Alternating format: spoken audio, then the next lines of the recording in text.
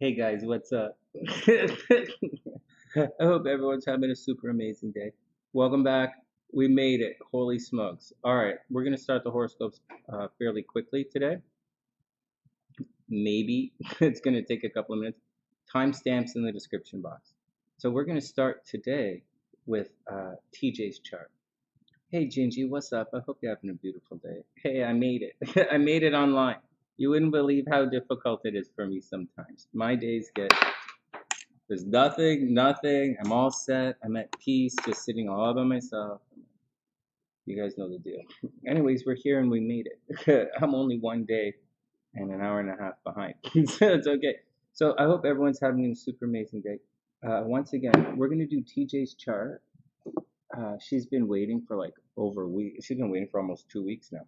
And you know, TJ, long time SunnySide at TJ. Hey, Memes, what's up? We're going to start off. We're going to do TJ's chart. She's been waiting for a little bit. We see her. You've seen her under. We usually use the name TJ. Oh, it's time for her transit. So we'll see what's going on with her, and then we'll do the horoscopes. The horoscopes are already done, guys. I'll show you. They're right here. If you guys want to speed ahead, or if anyone ever wants to see the written horoscopes, let's see if I can bring it up for you guys. Yeah. Oh, is this the right page?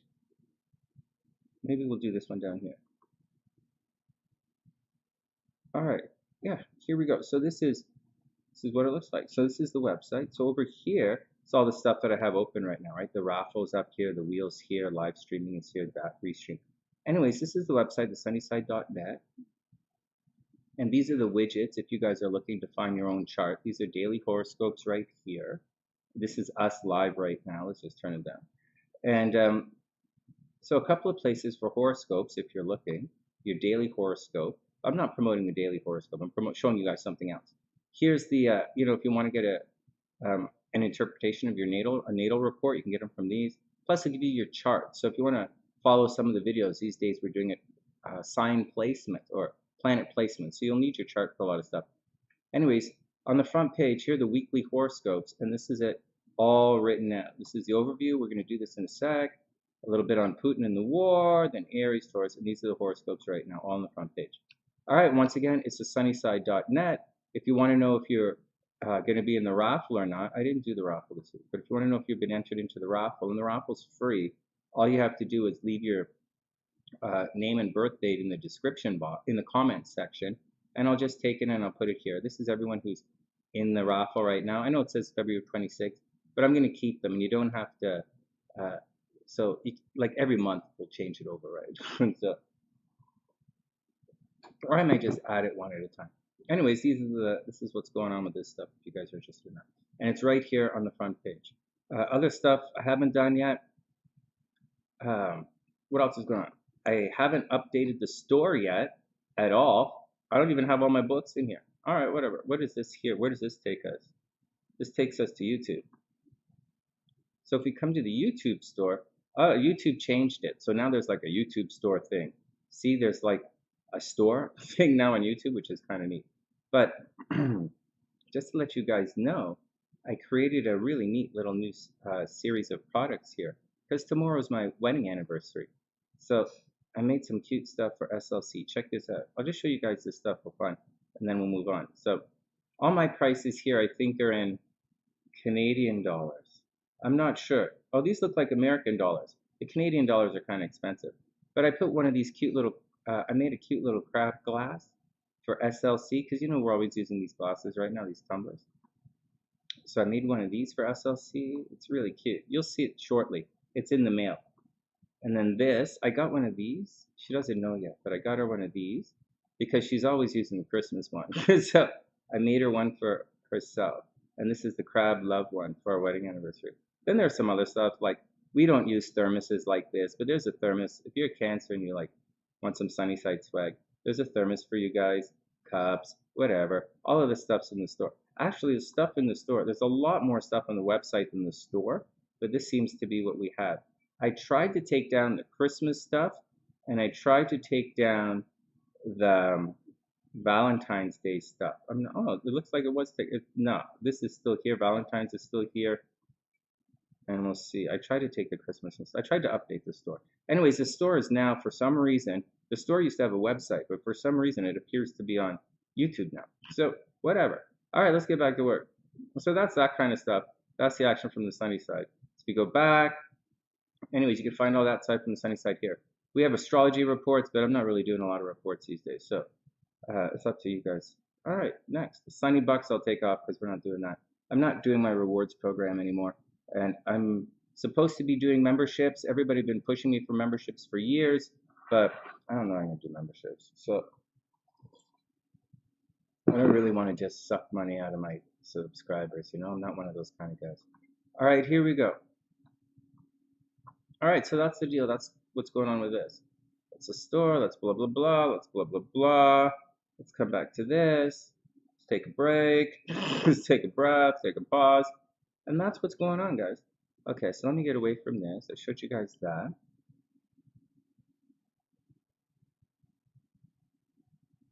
Hey, Gabrielle, what's up? I hope you're having a super amazing day. Oh, I definitely need to check out Capricorn. Capricorn's going to be okay means. Watch out, though. Capricorn's going to be okay. Whose chart did I read last night? Was it last night? I sat with a new SunnySider for a while. I went on pretty late last night, and she's a Capricorn, and she had some interesting stuff going on in her chart. Last night's reading were interesting. So she was a Capricorn, but I'd already written the horoscope. I hadn't shown it to her yet. Let's take hey Garnet, you got it. Oh, actually, we'll start. We're gonna start with TJ, and then we'll put you on the list. Garnet, TJ, then Garnet. You're in the description. Go. N-E-T. You're in the description box, Garnet. There's a timestamp for you right there. But I'm just going to say some stuff to memes first. So, and the Capricorns. So, yeah, there were a couple of charts last night that were pretty interesting. So, the Capricorn chart, she was a Capricorn, was an interesting one to look at. She had a funny chart. You know, she told me that there was like a cheating in relationships or something. And my eyes just rolled. And I'm like, don't tell me until I look at the chart. Because I'm going to get fixed on it, or I'll go looking for it. And sure enough, I got fixated. And there's like so many things about stuff, relationship problems in the chart. But it's not just about relationship problems in a chart. Her problems weren't actually problems. Her problems more like people had expectations for her. And what she wanted was a little out of, not necessarily in alignment with other people's expectations. That caused a little problem. But she had a wonderful chart. And then Priestess's chart, we looked at Priestess's chart, and not that I'm telling you guys to go back and look at anything, I'll tell you guys when we do the horoscope. But Priestess, she's a very, very early Aquarius rising. And so a lot of the stuff that happened on her chart, that I showed you guys last night on her chart, is stuff that most Aquarian risings will be going through. And on her chart, it was very easy to see the 12th house clearing out and stuff moving into the first house now. So after years of really, Capricorn really dragging down Aquarians, Priestess Aquarius rising. So it really, she should feel somewhat liberated now as an Aquarius rising. So those two signs, and I went on and on. There weren't a lot of readings last night, so I kind of spent a lot of time with everybody. And that's the deal. All right, neither here nor there. So we'll get back down to it. I'll tell you guys a little bit about what's going on today. You're waiting for an X-ray?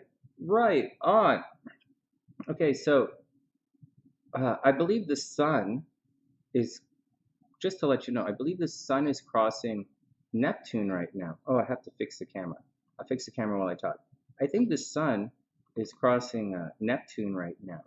This means you should be pretty close to some kind of dream or illusion.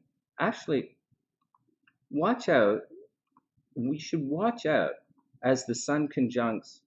Oh no, okay. You should watch out as the sun conjuncts Neptune right now. Watch out for a little bit of bullshit, right? Watch out for Neptune. Watch out for the sun highlighting Neptune. Now, there's a really, really good thing. Hey, Inessa, what's up? Oh my God, he's in the Ukraine? What the hell? Oh yeah, Inessa, oh my God. Well, yeah, you know the deal. Of course we'll look at the charts. Yeah, we're tapes. You know how I'm doing it. I'll just tell you guys about the charts, and we'll go back to astrology. I'm not stressing out about the horoscopes anymore and how long it takes. For readings during the horoscopes, I just weave them into the readings. I just take time with it.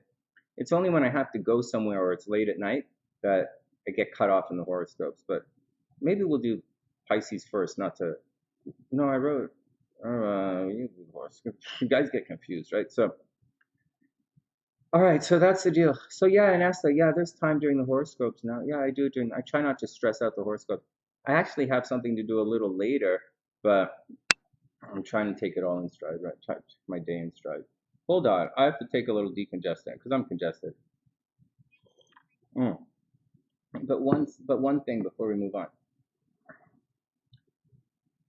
Today, okay, today, we talk a lot about goals on this channel because I was a hypnotherapist for a large part of my life, and I helped people with their goals, and I was specialized in removing stumbling blocks. That's it. Just and so, or helping people reframe their ideas in a way, and I would do it in a way that they don't necessarily know they were front, or that's the way it works. And so for that, so anyways, right now we should, you guys should be pretty close to some kind of goal or situation in life. And again, we kind of talked a little bit about it uh, last night as well. But the sun is going to highlight some of these things, some of your wishes, some of your dreams, some of your illusions, some of the things you want to go for, some of the things you want to be. If you want to be a rock star, today might highlight some of that rock star in you. If you do something, again, Neptune, if you sit on your ass, it's not going to happen. It's not Venus, it's Neptune. So, me personally, I've been trying to get back in shape, and today I am 1.8 pounds away from my goal. Yeah, I'm really proud. 1.8 pounds away from reaching my target weight that I was hoping for, that I've been working on for the last 6 months. Really quietly, trying, but not stressing it out. Yeah, I ate cake. Yeah, I ate cookies.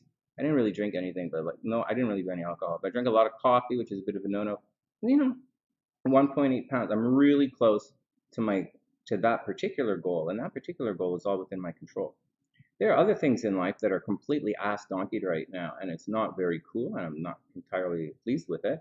But that's what's going on, and taking the steps in our lives to resolve these situations.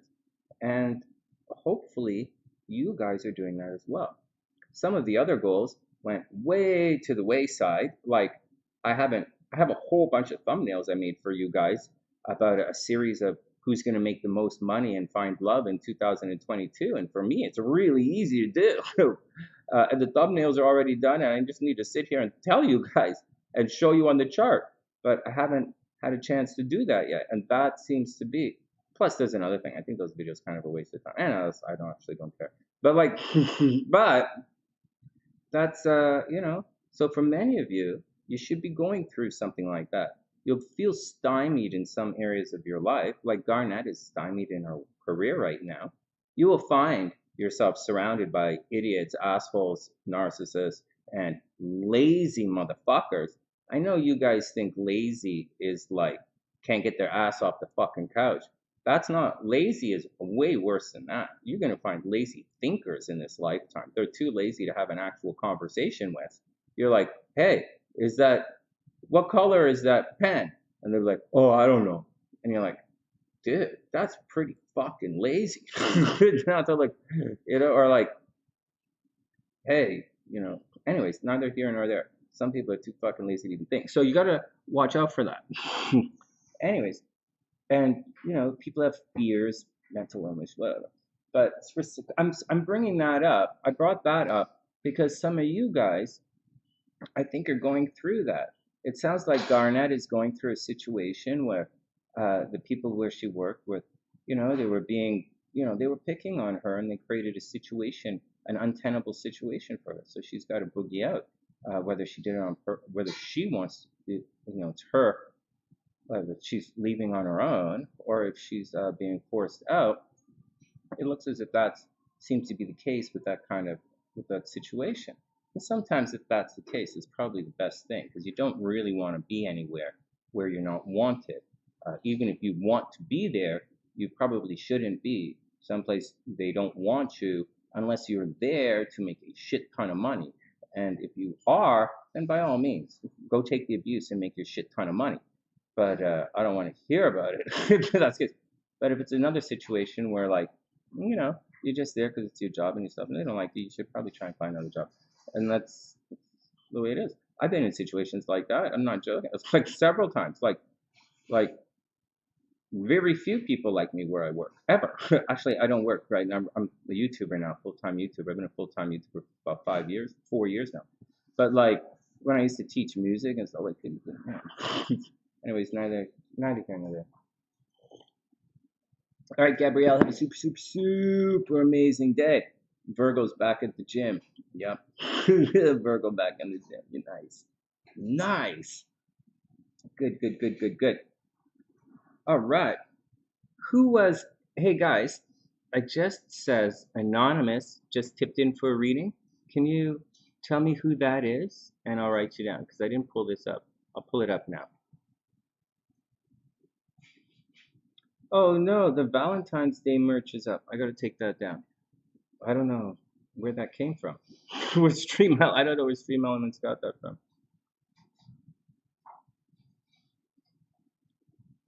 I got you, Inessa. Inessa, can you type in your brother's information, please? And I'll type it in right. I'll put it all together right now, and then we'll get down to TJ's reading. I'm just popping it in right here. Now, where am I going to put this so I don't lose it?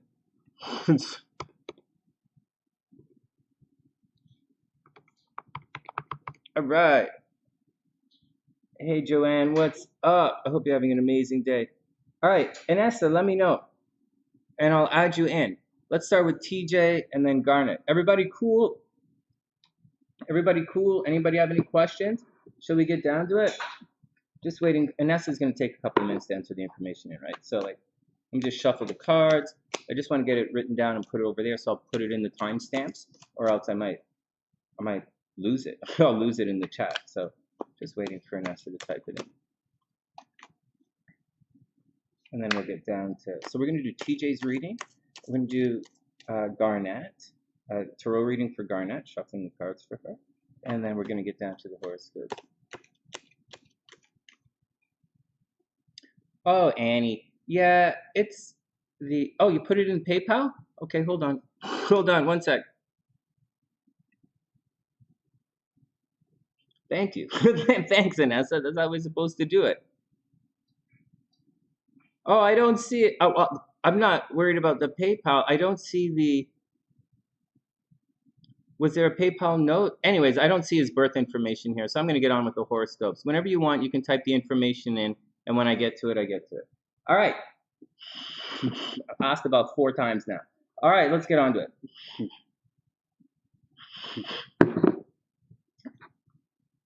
Hey, Jeanette, what's up? I was just talking about you. We were talking about your chart. I was looking at your chart last night and how a lot of, stuff, important, interesting stuff coming from your chart. All right, we're going to get down to we're going to do TJ's chart, then Garnet's chart, and then we're going to do the horoscopes. All right, here we go. Oh, thanks, Joanne. That's really sweet. Everybody ready? Where's the... Let me pull the first chart up. Give me a sec. There's all these charts down here. You guys are going to laugh. Look at this. I did. I really did. Here we go. Let me pull up the overview. Oh, shit. Is this the overview? March 14th. That's today. Damn. Why didn't I write overview on this? The next one is little Aries thing. Just give me one sec. I know I'm slow to enter. Full moon? The hell is this? Oh, this is in a couple of days. Well, where the hell is Aries? Hold on. Holy jeez, how many of these full moon things did I do? Oh my god, where the hell is Aries? 1, 2, 3, Aries. There we go, Aries. All right, good, we're good to go. Holy jeez, Sonny, seriously. We don't really need to know the full moon. Okay, let's do it. We'll start with the full moon, but the full moon's not really in the overview horoscopes. All right, let's start with the full moon. So, like, let me get the horoscopes. Oh, no, we didn't. Nah, Jeanette, I didn't really talk that much about your stuff. I just said we should all look out for it. Thanks, Inessa. I got it right here. Inessa, brother. And he's in Odessa. Oh my God, you're from Odessa as well. Okay. Oh my God, he's in Odessa. Isn't that where? Okay, okay. Oh man, that's brutal. All right, I got it. Okay. Roman is born. So I'm guessing it's February 10th, 1967. Inessa's here. I'll do it live so you guys can see what I'm doing.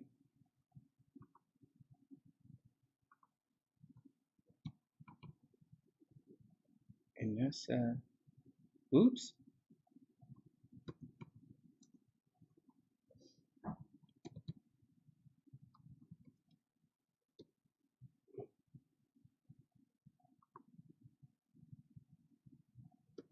All right, and he is February 10th, 1967.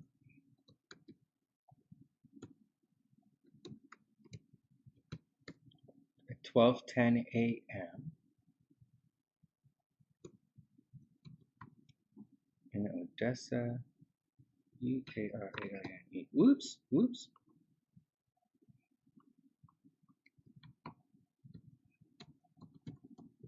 Good. Oh, we got it right there. All right. Sounds about right. -3. There we go. So I have Roman being born February 10th, 1967 at 2:10 a.m. All right, here we go. Here we go. What was that? Okay, now I'm going to put it in here so I don't lose it. Okay, let's do them after Cancer. Here we go. All right, Inessa, he's in the description. He is in the description under Roman. TJ is up. All right, let's do it. Let's watch all these spaces. It means in the dream in Finnish. Oh, that's so pretty.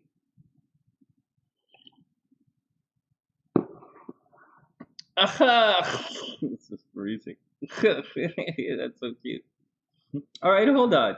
That's really funny. It's funny because, like, I think Inessa's in Florida now. It's just, I think it's so funny. Because I'm moving from all the frozen stuff to Florida, but I think it's funny. Okay, let's look at TJ's chart. This chart's still so small on the screen. It's still stressing me out. But my old monitor is actually a TV, and I don't know where it is. It's been in storage, or when I was away, maybe. I don't know where it is. But I should just go to Starbucks. They might show from Starbucks again.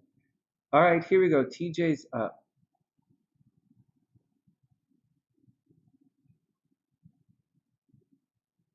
Okay, guys, take it easy. So just to let you know,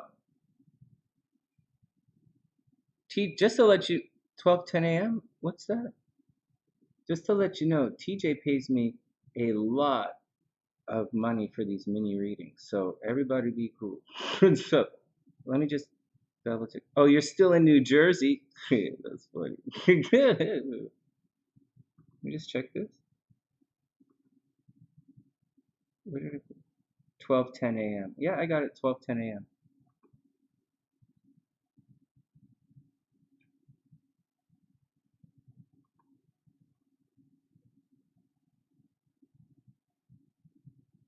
All right, let's take a minute and look at TJ's chart and see what's going on. Just to let you guys know, TJ pays, she pays private reading prices for these. So everybody be cool. So this chart, this reading right here, she's paid 135 for. It's why I take time for, it's like why Ruby gets extra time, and why, like, if we're gonna read Annie H's chart, like Steph, we're gonna sit with it for a while, or like win one, we're talking about it. They really donate a lot of money in the background, and TJ donates a lot. So we're gonna, and that's why I don't just jump on and do it. I do it when there's time. But this is really, and I know I have to do the horoscopes. I don't really have, but I gotta do TJ's chart. So one sec. I'm just gonna top up my coffee and then we'll begin.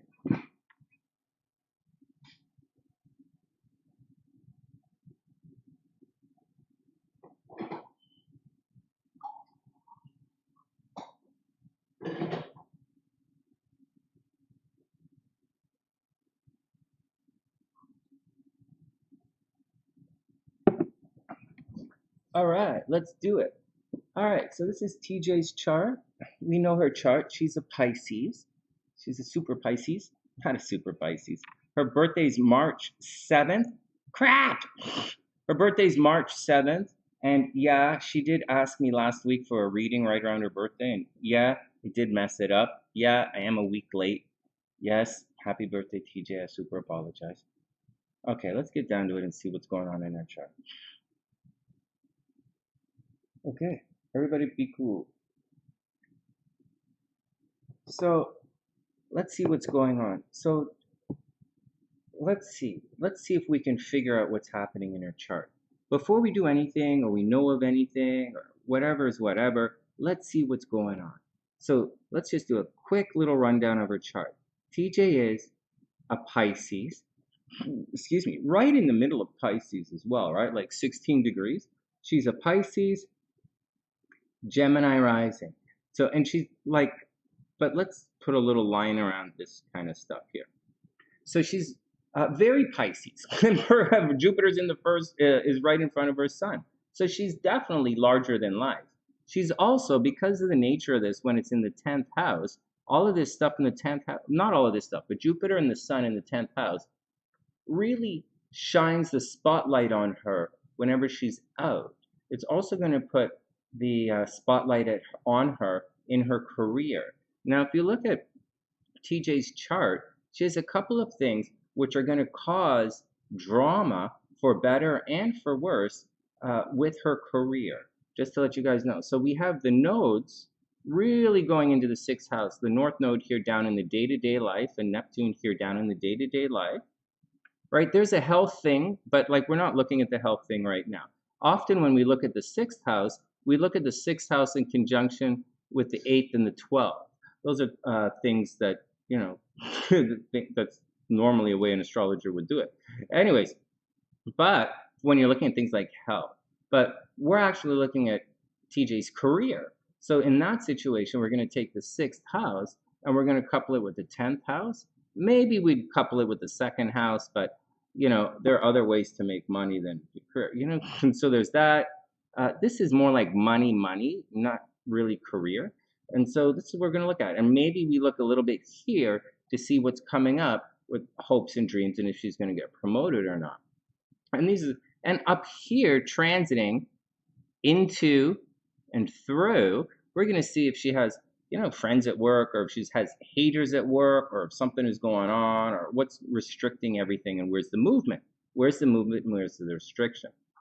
So in this particular chart, I want to show you guys something that you might not, oh, and it stretches just a little past.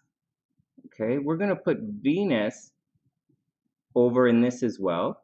And Venus, because Venus is at 15 degrees, and this chart is really at 14 degrees, it switches over. But that Venus makes a really, really nice aspect in there to the Neptune, right? So that's just a heads up on that. So what does this mean? All right, what does it mean to have the Sun, Jupiter in 10th house? Is it so good? It's like, or what does it mean to have Venus right here on the cusp between the 10th and the 11th house? What does it mean to have that in Aries and the Sun in Pisces? What does all that mean? And so what is it, you know, what's going on? So you would look at this and you'd say, oh my God, she has Jupiter in the 10th house. She's going to be famous. Or she has the Sun there. Everybody's going to see her everywhere she goes. Now, she has Saturn. Okay, so Saturn in the 1st house here is how people are going to see her. That's what they're going to see. But they're going to see her out in the public all the time. So she's probably like high visibility somehow. Now, again, I'll go back a little bit. I know you guys are like, oh my God, Sonny, how do I get Venus in the 11th house? I want to have lots of friends. I want to be famous. I want to have lots of friends. Or I want to be big on social media. Or the Sun in the 10th house. Oh, Sonny, I wish I was famous. I wish I got that promotion at work. Or Jupiter in the 10th house. Wow, I wish everybody notices me everywhere I go. Yeah, that would be a nice wish. Not for me, but that would be a nice wish for some of you. Now, where you find good things in the chart, you're also going to find very, very negative things in the chart at certain times in your life. And all of these things, Venus in the 11th house, there are certain, in Aries no less, that Venus is going to cause problems at certain times in your life. The Jupiter at the top of the chart is going to cause problems at certain time in your life, and the Sun at the top obviously is going to cause problems. So that's what I'm trying to tell you guys. Now, in this situation, yeah, she's going to be very popular at times, extremely popular, but she's high visibility. So people are going to literally come up to her, literally, and try and occupy her attention. There are times when she has a lot of support, a tremendous amount of support. There are times she's going to make a ton of money. And then there are times that all of that, there are times when all of this comes under attack. So let's just say this Venus is in Aries right there. And I'll give you an example for you guys. TJ knows this already. And for a long time, SunnySide Hats, when we've looked at this, you know this already. When Saturn was back here at 15 degrees, this was about 2019. Back in 2019, when Saturn was, so when Saturn was in the 15 degrees Capricorn, that was the summer 2019, or the beginning, she could have gone through, at that time period, she could have gone through a divorce at that time period, or she could have gone through lost her job or divorce or really big problem in life at that time. And so that's the deal. So that's why these things are important. So even though, oh my God, Sonny, I wish my Venus was in the 11th house so I could have all these friends and, okay, Chiron's there. Let's remove Chiron. I didn't even talk about that. So, oh my God. But no, man, at times it's going to be really difficult for you. And I remember back when I interviewed Kay Shrinker a long, long time ago when Kay was alive. This is about 10 years ago now, 10, maybe 12 years ago. She said to me, and I asked her, I said, yo, Kay, what's the deal? What's going on? And she said, Sonny, it just means drama. If there are planets there, it means drama. And I'm like, what? And she's like, and she kept going on and on and on. All she would say, no drama, no drama. Sonny, it's drama. And I wanted to hear things that you guys want to hear. I wanted her to tell me, oh, it's good. Venus in the 11th house, good. Or Mars in the 12th house, bad. I wanted her to tell me those things, but that's not what she said. She said no drama. And when I talked to other astrologers, in certain things, I wanted them to say, hey, Venus in the 11th house, Sonny, good, go for it. Or Venus in the 2nd house, good. Or or Venus in the whatever. But they don't say those things to me. They'll say things like, well, is the Venus strong? Is it attracting? Is it retrograde? Is it debilitated by anything? What's going on? What sign's it in? What part of the chart? What's it got? Like, that's what they say to me. So, that's what I'm saying to you. And I'm just here telling you guys and teaching you guys, telling you that it's not all hunky-dory. Where you find these things in your chart, you're also going to find drama. All right. And sure enough, I think TJ is going through a little bit of, well, I'll tell you, if I didn't know, I'd say she'd probably be going through a little bit of work drama. But forget the work drama thing right now. So that's for you guys. I thought I would share that with you guys because, guys, I know you guys are looking for placements in charts to find things. I'll show you guys another couple of things in TJ's chart that you may or may not be interested in. So, and then we're going to get to the transits because she just went through last year a very, very big transit in her life. All right, so next. So Saturn in the 1st house, it's going to make her, so people who have Saturn is not that bad in the 1st house. Oh God, Sonny, Saturn's in the 1st house. Well, in classical astrology, Saturn actually rules the 1st house. The hell you say, Sonny? Yeah. Saturn in classical astrology ruled the 1st house. Saturn, Jupiter, Mars, Sun, Venus, Mercury, Moon. It's not that fucking complicated. So there you go. Now, Saturn in the first house, however, it's going to make, and now her Saturn is retrograde. It's a little bit debilitated. It's not the greatest Saturn in the world. And the Saturn, her Saturn, does make a fairly negative aspect to her Venus. And so what's going to happen is, anyways, let's get back to Saturn in the first house. So Saturn in her first house is a situation where she's going to come across as a leader. She's going to come across as focused. She's going to come across as disciplined. She might be a little grouchy at times. Well, she's a Pisces, a little grouchy. She's probably playful and fun, right? Pisces is not always grouchy.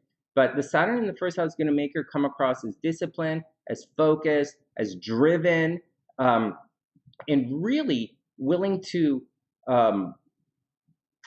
really set hard boundaries. Okay, again, Jupiter in Pisces, Sun in Pisces, Gemini rising. This is not a woman with a lot of boundaries, right? This is a woman who cares about other people and goes to care about and helps other people. She's a sunny sider. She cares. Now, but the Saturn is going to put walls around, a little bit of walls. She has the ability to wall up at times and focus on what she wants to do. Mind you, the Saturn is retrograde. So it's not the greatest Saturn in the world. It's not the great, that particular Saturn is not the healthiest Saturn. Now, having said all of that, Saturn makes a really difficult angle with Venus. And when you have a square like this, it tends to, I know people say an opposition is either or, because it very clearly looks like either or is an opposition. But I've found in my experience that unless people are completely numpty brains, when you have an opposition, you can actually have compromise. When you have an opposition, you're starting at different sides and you're looking out and you can see where you have to be, or you can see the compromise. You can tell it's opposite. You can tell it's opposite. One person wants anchovies on the pizza. The other person doesn't even want pizza. So there you go. And so that's what an opposition means. And somehow you guys are going to have to find a compromise if there's an opposition. Oh, maybe we'll only put anchovies on half the pizza.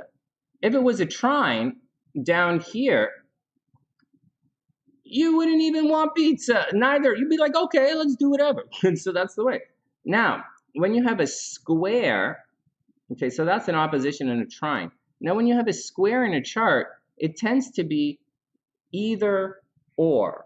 And that's where the problem is. Now, this is Saturn versus, or let's say Saturn square, but versus kind of is easier for you guys to understand, I think. Saturn versus Venus here, because it's a square. And so when Saturn, and so they're going to fight. You're going to want to do one or the other. Opposition, you just wrong. Okay, they want something else. You want something. But a square generally indicates it's either or. So in this situation, it's either love and harmony with the friends, right? 11th house, friends and career, friends, career. It's either love and harmony, or else it's discipline and hard work because of the square. Is it like that for everybody? Obviously not. But in this case, she has it. Now, some things that happen, and that's some things that are much or significantly more common, or this is not uncommon. Venus squares Saturn twice a year, so it's not like that uncommon in a natal chart. Something that's a touch more common that you guys have to watch out for, or equally common, I guess, is Mars square Venus. Now, she doesn't have this in her chart, but for those who have Mars square Venus in their chart, this is a really difficult situation. And I'm going to use this as a juxtaposition because although Mars and Saturn are completely different, you guys, they both cause problems. If you have Mars square Venus in your chart, which TJ doesn't have, I'm using as an example, it's a tendency, those people have no idea what they want. They put their Mars in one energy, in one place, the Mars energy in one place, wherever it is in their chart, so that's what they're doing. but their Venus is how they want to get along. And so they treat you like this and they do this and they want that, but they actually kind of, the rapport is like they want to love like that. So Mars Venus square, you can look at that in a natal chart as a person has a bit of a love-hate relationship going on. But it doesn't have to be love-hate. It could be simple as lazy versus competitive, or whatever. But so you could say they have there's a bit of a love-hate in their chart with the Mars square Venus, but the reality is they don't know what they want. That's the bottom line. That's why people who have Mars square Venus have a lot of problems in relationships. That's why people who are Mars square Venus, their partners tend to die young. That's not new. I've been saying that a long time. Mars square Venus partners die young. Mars square Venus people have problems in relationships. So TJ doesn't have Mars square Venus. She has Saturn square Venus. Now, if Saturn was trine Venus, I might not get the horoscopes done today. Let's use a triangle for trine. Make it easy for you guys. If Saturn were trine Venus, then she would put a lot of hard work, Saturn's hard work, Saturn's discipline, focus, taking care of things. So if her Saturn was making a trine to Venus, she'd put a lot of energy, or she might be a little the person would be a little grouchy, right? Saturn trying to, a little grouchy, a little cold. They'd have a very Capricorn vibe. Like a Capricorn love in this kind of Saturn trine Venus kind of way. Because Saturn rules Capricorn, it shouldn't really be that complicated. I don't really need to debate about something this. All right, so there's that. Now, what does it mean? Let's get back to TJ. So what does it mean now if there's a square? So we know Mars square Venus, very easy to understand. You don't know what you want. And we have Saturn trine Venus, easy to understand. You put, you take care of the other person. You feel a very strong responsibility in love. That's Saturn trine Venus. Now, what's the deal if there's a square? So TJ has a square. This means she is either one or the other. It's for her, it's either going to be hard work, it's going to be discipline, it's going to be focus, and it's usually going to be at the expense of love and rapport. And that's the deal. That's what the deal is. It's that simple. I'll give you another example. And this example is a very practical example. And you guys are going to be like, what, Sonny? That's it. I'll give you a really simple, practical example that might have existed in her situation. So this is, let's say it's in the 11th house of friends. The friends want to do this. It could be something as simple as the friends want to go eat a particular type of food. We're doing this restaurant theme today for some reason.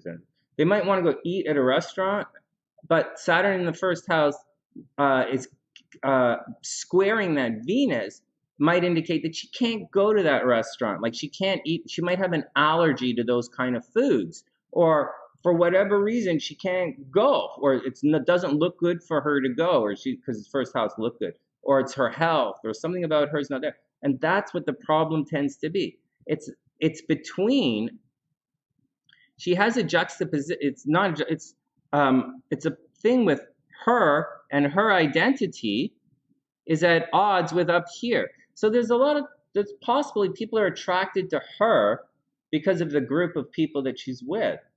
And anyways, that's the square, just saying TJ square like that. All right, now they're here, some stuff. A little bit more, basic astrology stuff. Well, this is not basic astrology, it's a little more advanced than basic astrology.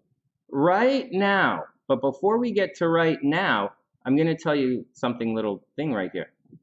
So she has Mars and the moon in the 8th house of death and, let's say, other people's money. Let's say death and taxes. And that's in the 8th house. So when you have Mars in the 8th house and the moon is really difficult in the 8th house, letting you guys know. The moon in the 8th house makes an extremely investigative person. She can be investigative. She can uncovers things. She could be psychic, have a close association with the occult, but she attracts death. the occult, she attracts things that are behind the veil, let's say. The 8th house is kind of the veil.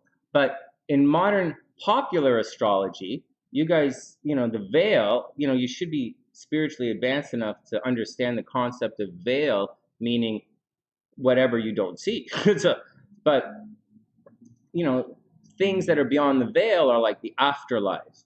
Dying, death is beyond the veil. The 8th house is also sicknesses that are behind the veil. It's sickness that you don't see. It can also be unexpected things you don't see, and that's the 8th house. You just see the person dead, and that's what's going on. So with the Mars in the 8th house, TJ might have some kind of illness in her body. Like maybe she has MS or diabetes or something that's, it's a difficult situation for her. On top of that, the moon in the 8th house, it's going to bring her close to death by water. So she has to watch out for people drowning. She might have a fear of water. She's got to watch out for water. Okay, so that's the thing.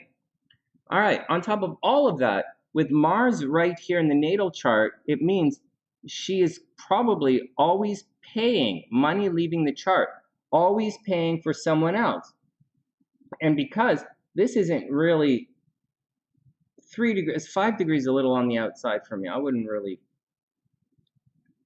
I mean, you could put it down here, like this Mars really squares Uranus. We're going to be talking about that in the horoscopes in a minute. This is going to have unexpected problems with children down here. Like TJ's, she's a little older than this, but like she would have, accidental pregnancies, abortion, problems with kids and that kind of stuff.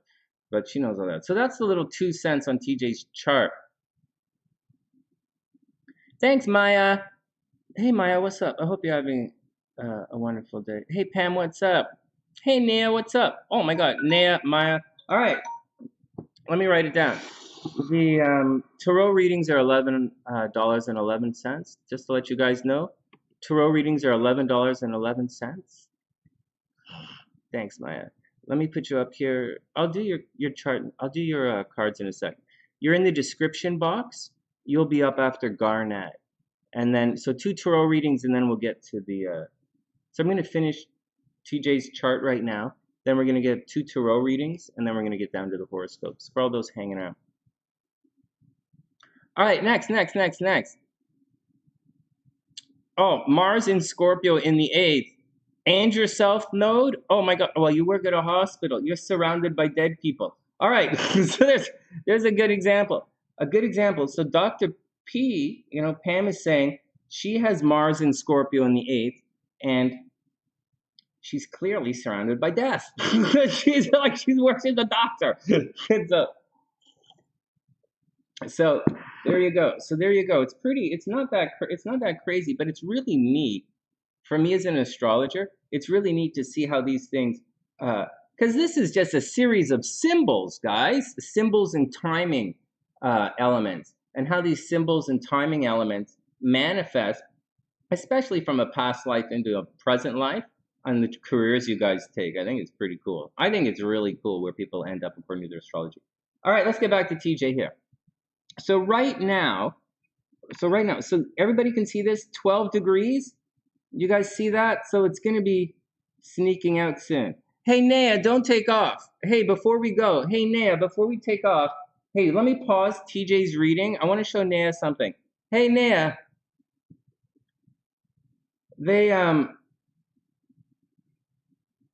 Nea, watch. Not in this chart. In the transits, what do you think? Just a quick thing.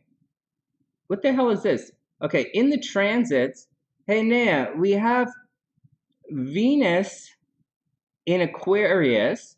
Okay, Venus in Aquarius is about to square Uranus in Taurus.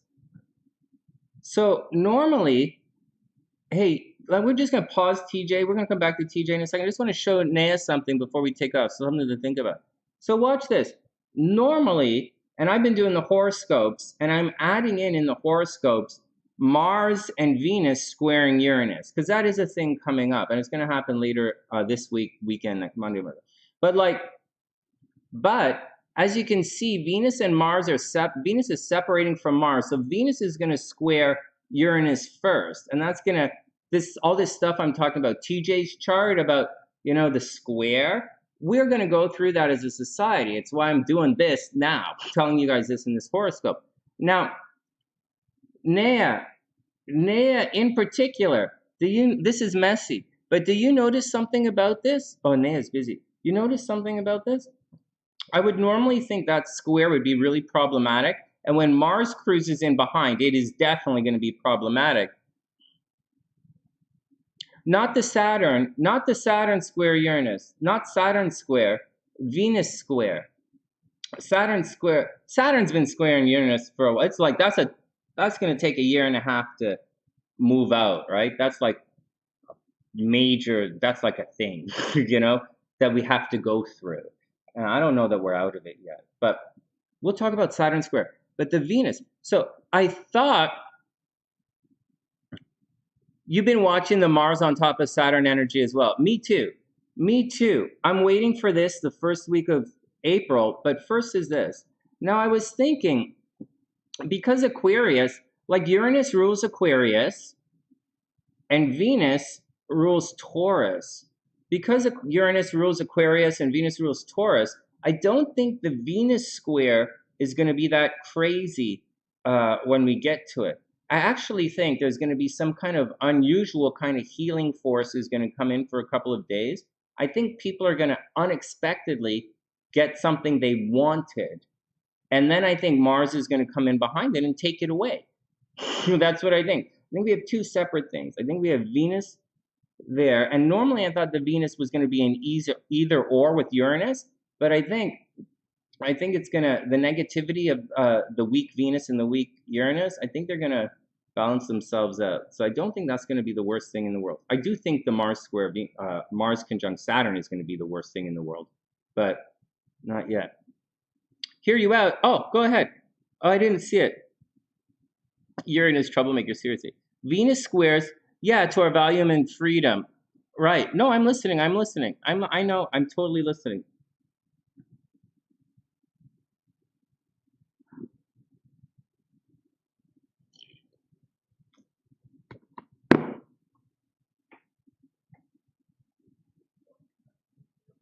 What I'm saying, though, is although I could be mistaken, but these guys, I think, are going to form a mutual reception. And I think if they form a mutual reception, the stuff you're talking about that, our values and freedoms, I think we're going to get a softer landing. I think something unusual is going to happen with our values and I think it's going to be interesting. But then I think Mars is going to come in and mess us up. I thought it was going to be I'm bringing this up because I thought it was going to be very negative. But I think it's going to be slightly positive.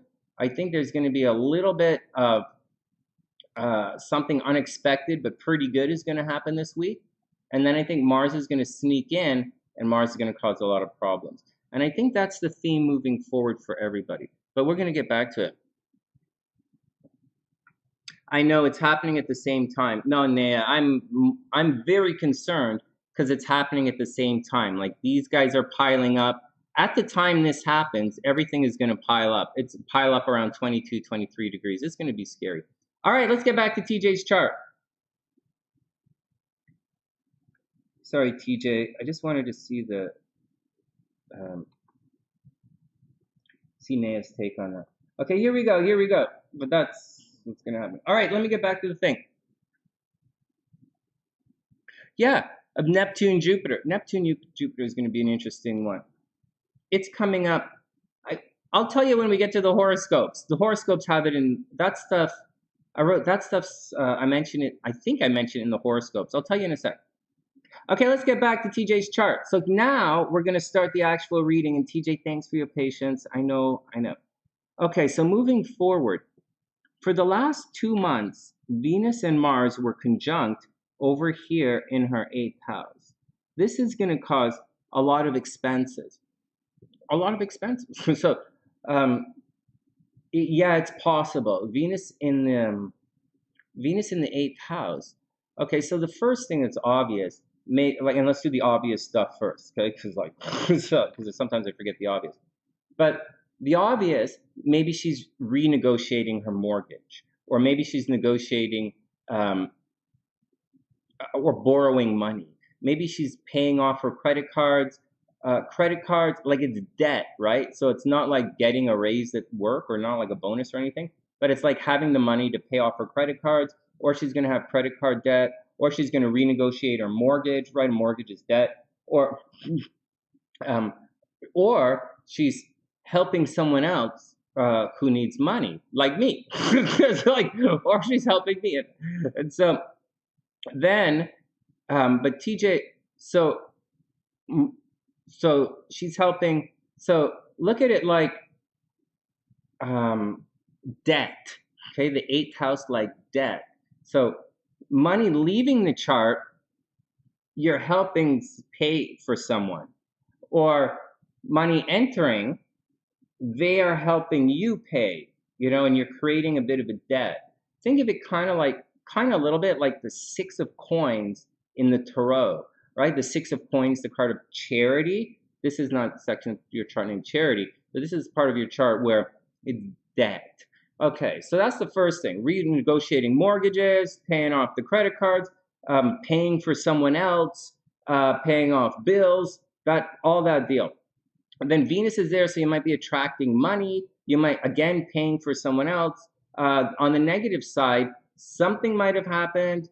If you have Venus in this part of your chart, natally, it's transit here, but natally, that would indicate someone who spends all of their time living in someone else's house, right? So just wave that off, just letting you guys know if you have Venus in the 8th house, you'll be renting for a long time, or you'll be living with someone else.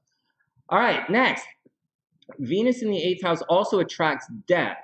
Now, this is a yearly transit, so I'm not going to say every time Venus enters the 8th house, someone is going to die, or else every single year for 50 years, someone's going to die, right? That's like life, and astrology doesn't work like that. But we've had an elongated or an extended conjunction. So normally if you put the Mars in here every 2 years, and you can see she's going through her Mars return. Every 2 years, Mars is back here, and every year, Venus is here. So right now, because it's been going on for 2 months, there's a lot of, in joint finances, there's a lot of stuff.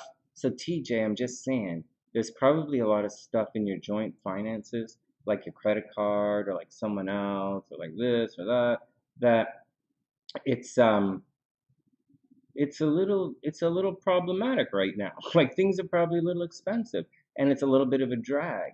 So be careful.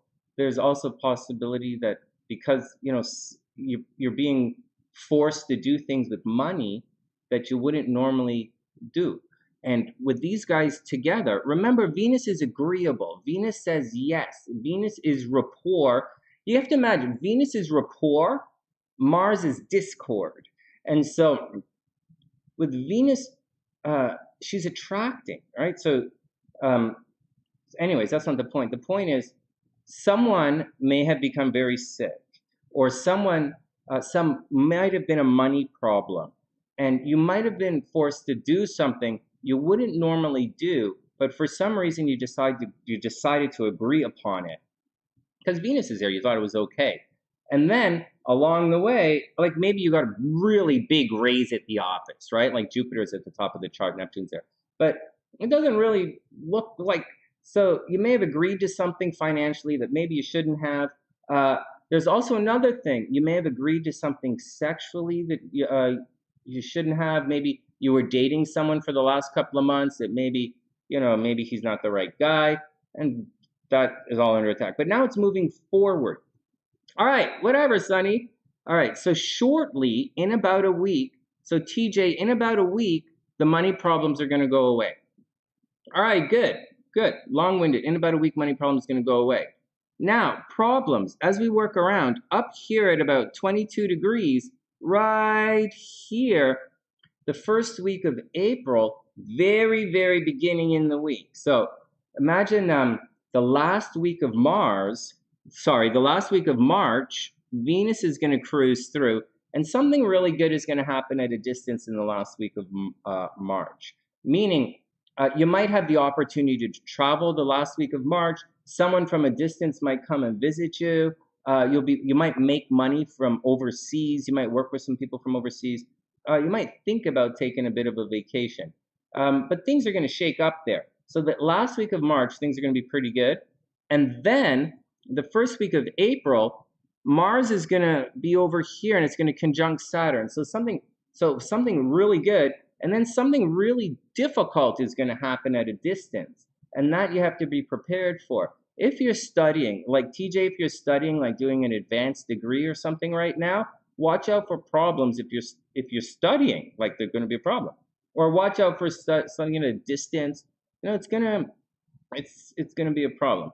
On top of all of that, watch out for crazy flake stuff happening in your social network. That's gonna be a little cuckoo bananas. And that's what's going on. Hey, I just want you guys to notice something. We talked about a lot of stuff in this chart, and I didn't mention any Saturn stuff because she's not really, you know, this is not the time for all of her this is not the time for it. And you know, I didn't really mention any node stuff. Last year, she went through a big node thing. Last year, she might have had a very big scare in her health. Last year, she would have had to change up her lifestyle and her habits. Also, for the last year, again, she's probably had mental health situation. Like she's probably feeling depressed for the last calendar year, feeling depressed for the last 300 days and alone and isolated, and it really sucks. So stressed out for the last little while. Hey, Sue, what's up? Yeah, Naya, there you go. One area of your life is going to be under duress, and the other is going to be dreamlike. Oh, hold on. Yeah, something extremely good and extremely bad at the same time. Good luck, guys. Something extremely good and extremely bad at the same time. It's what I'm trying to tell you guys. All right, here we go. Yeah, there's definitely a lot of either or happening. You guys catching the vibe? It's a very either or kind of vibe. So for everybody, it's a very either or kind of vibe until this time next week. And then you guys gonna have to do it. All right. So this is stuff that was last year. The Saturn stuff was last year. This is the big stuff moving in from here. So money's gonna get a lot better. All right, money's gonna stop leaving the chart. There should be significantly less distractions with all of that. And then, so travel might be on the agenda. Traveling, going back to school, and then over here, which is the big deal. This is the really big deal that's going on. There's a lot of energy that's happening at the very top of your chart. This is a really good year to change your career. So if you're looking, TJ, if you're looking for I don't think you're looking for a new job at all. But if you were looking for a new job, very, very, very good time to get a new job. You should be in very high demand. People should be you should make a lot of money, and it's good. People are looking at you very favorably. There's a bit negative, like the Saturn is kind of technically behind your sun, so people might be blaming you for things. And when these guys cross over a little deeper towards Saturn in a couple of weeks, people really gonna blame you for things. Like you're gonna get blamed for things you have no idea what's going on. So TJ, watch out. You're absolutely gonna get blamed for things you didn't do. So that's a bit of a no-no. That's a bit of a no-no. Not you, other people. And then Jupiter is going to push through. So right now, it's career. If you really, like, I know you're always asking me, should I go, job, should I move and that kind of stuff. I think this is a pretty good time. You'd be very, very, very successful as far as career stuff is concerned right now. But it is a lot of work. As you can see, this year, it's 27 degrees. TJ is going through her Jupiter return. So imagine back to 12 years ago, TJ, on what was happening in your life. Probably something big in your career was happening. Now, when you go through these Jupiter return, guys, because we're going through and you're seeing it in the world. And you guys are saying things like, all right, Sue, have a wonderful day. You guys say, oh, and it's both happening in April, yeah.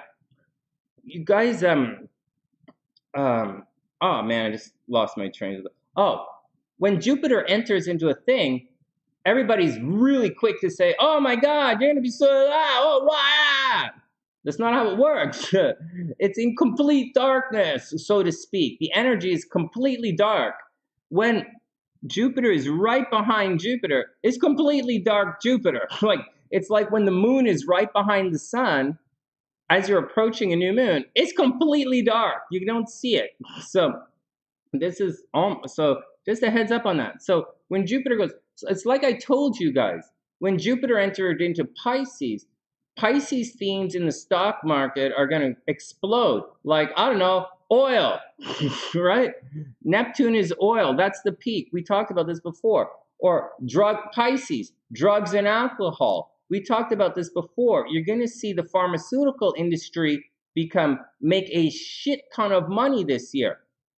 I don't know. Maybe they're selling, maybe the governments around the world bought a shit fucking ton of Rona vaccination. I don't know.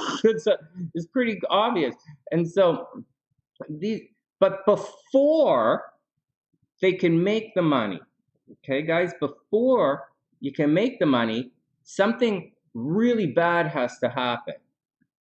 And so, and I'm saying this to TJ because she's going to go through her Jupiter return. So before she's going to really make all that money, before she's super larger than life, something tricky has to happen. And it's the same for everybody. And that tricky thing for TJ might be getting a new job. You know, it's a pain in the ass. Might be getting a job. Am I going to do this? Am I going to do that?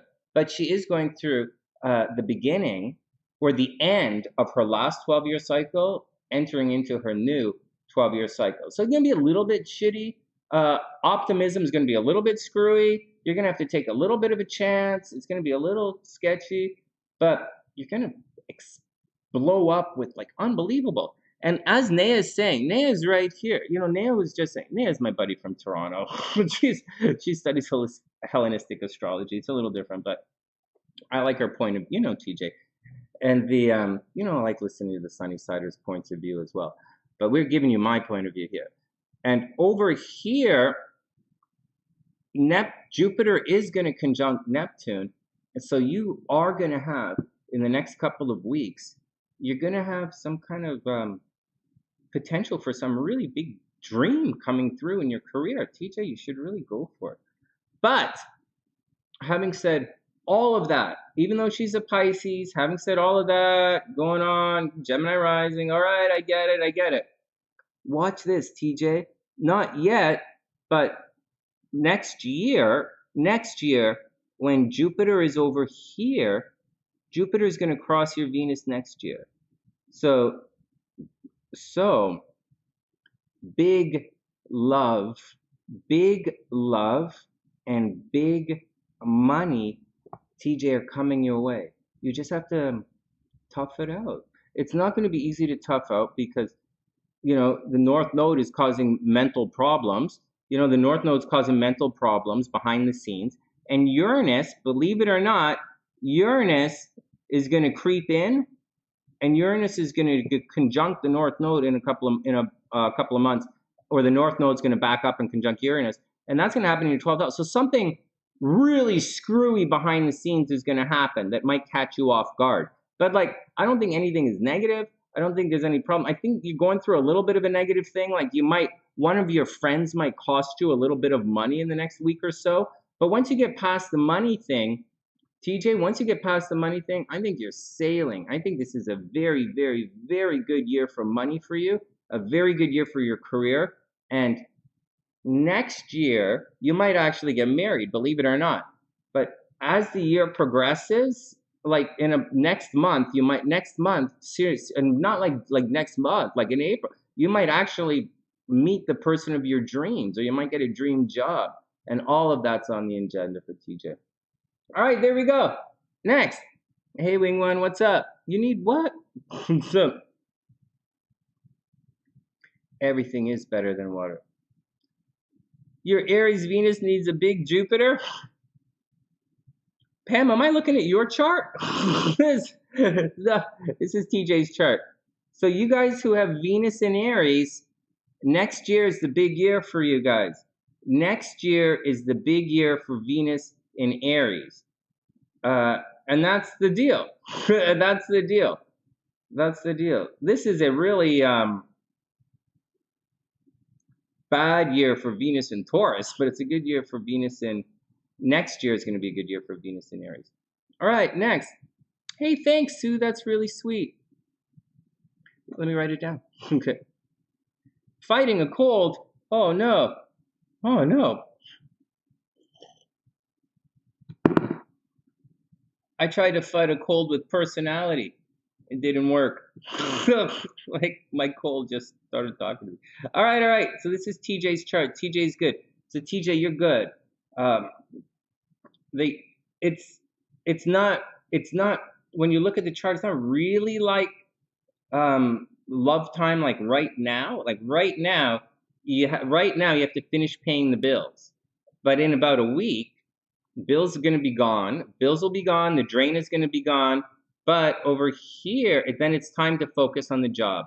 Just job. You're going to have a travel thing come up, or people at a distance, or people are going to question you. But aside of that, after that, it's job. And if you want to find a new job, it's also a good time to find a new job. All right, next. Okay, so TJ is good. TJ is going to be okay. All right, TJ is going to be okay. So we're going to do a couple of tarot readings now. This is March 14th, right? This is today. All right.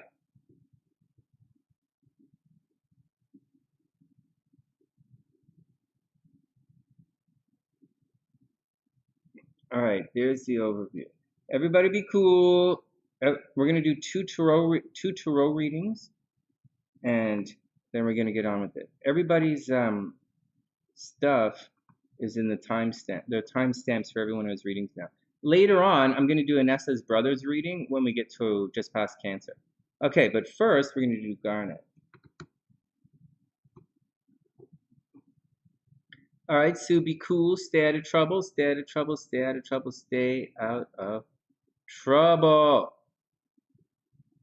Garnet, timestamp. I hope everything is cool, Garnet. One step at a time.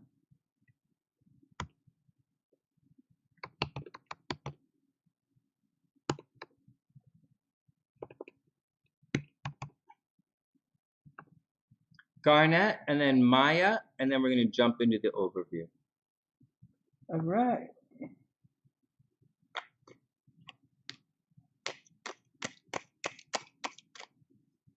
Oh man, I'm almost out of coffee. Oh, after I finish these two tarot readings, I'm going to make some coffee. So, here we go. Garnet, here we go. First up, Page of Cups. This card comes up a lot these days. What are you guys going through? Page of Cups, here we go. So pages are all kids, right? They don't necessarily represent kids. Kids tend to be the Six of Cups, having kids, Empress, whatever. So Page of Cups, though, indicates a learning curve. It can be an emotional period, Garnet. You're going to be dealing with new emotions. Page of Cups, new emotions. You're going to have to deal with emotions. Depending on the rest of the reading, people might be treating you as if you're a little bit naive. Someone might be a little bit emotionally insensitive around you. You might be extremely emotional right now. And, you're running around. There's also a possibility that someone is being emotionally childish right now. And then we have the Ten of Cups reversed. Ten of Cups reversed, not the greatest thing in the world. It's Ten of Cups is one of the greatest cards, is one of the better cards in the deck. But the Ten of Cups reversed indicates there's a bit of a delay. Or things aren't working out. So look at this. The Ten of Cups indicates you had the potential for something really good, Garnet. Like really good. Like this is, to me, this is the card of happily ever after. But it's reversed.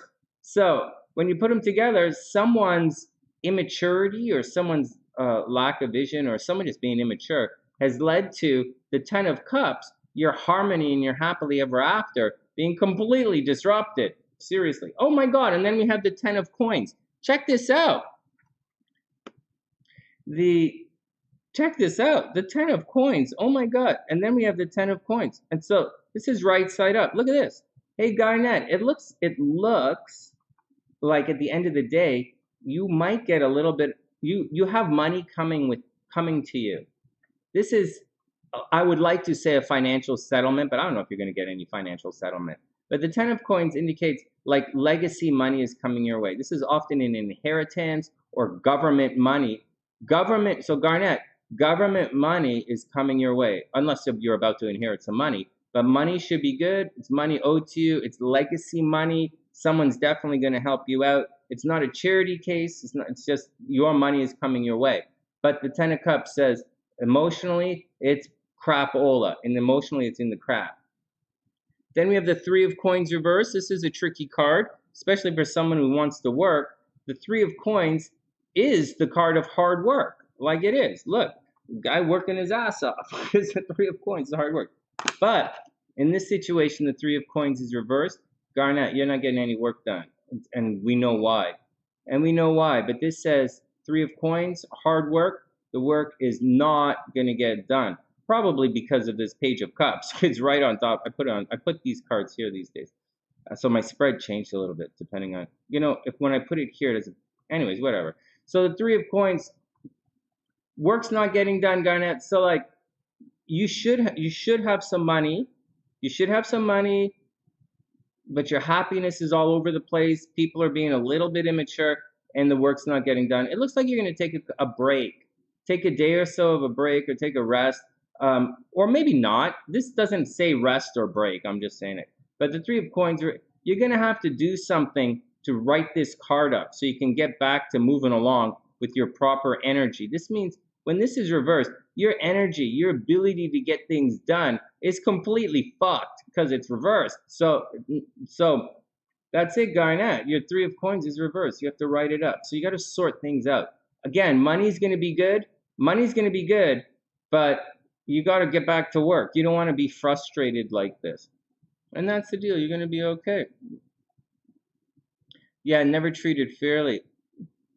Hey, Priestess, one more tarot reading. One more tarot. Shit, I don't have any filters in the fucking car. Okay, I got to figure that out. Oh, okay, so. Oh, definitely you're depressed. No, I'm going to do one more tarot reading, and then I'm going to start the horoscopes. I'm going to make coffee. It's all written out. Just to let you guys know, if you can't wait, obviously I'm going to turn this into a video. But if you can't wait, there's a, it's on the website, thessunnyside.net. All right, next.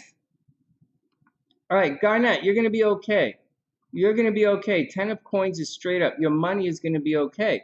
But your happiness is not good right now. It's definitely not good. And the Page of Cups says you're working with you're surrounded by some immature people who are treating everyone like they're kids. And you have to get past that somehow. And by getting past it, I don't mean you have to accept it.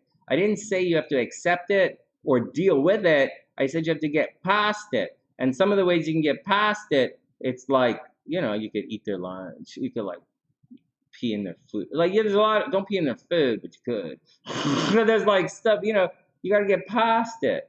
And so that's the deal. All right, next. So that's Garnet. You can, Garnet, that's the deal. Now Maya is up. Maya, 1/19. Timestamps in the description box, guys. Maya's next. You left. Yeah, it's probably for the best. It depends, if you don't, sometimes you have to put up with it, sometimes you have to put up with it. Sometimes you have to do it. Sometimes people don't listen to you. Sometimes people just pick on you. And sometimes the environment's not good for you. And it's not for anybody. Like, are they going to find someone to replace you? Yes, they will. Are you going to find a new job? Probably. Are you going to be in a better situation? Maybe, maybe not. And so But you'll be away from those fucking assholes, that's for sure. Maybe, maybe not. So that's the deal. I don't know what to say. I really hope, Garnet, it works out for you. I really do. Okay, Maya's up. Maya, let's see what's going on with Maya. Maya's cards, and we're going to get down to the horoscope. Hey, Steve, what's up, play? I hope everything's cool, man. Welcome to the live stream.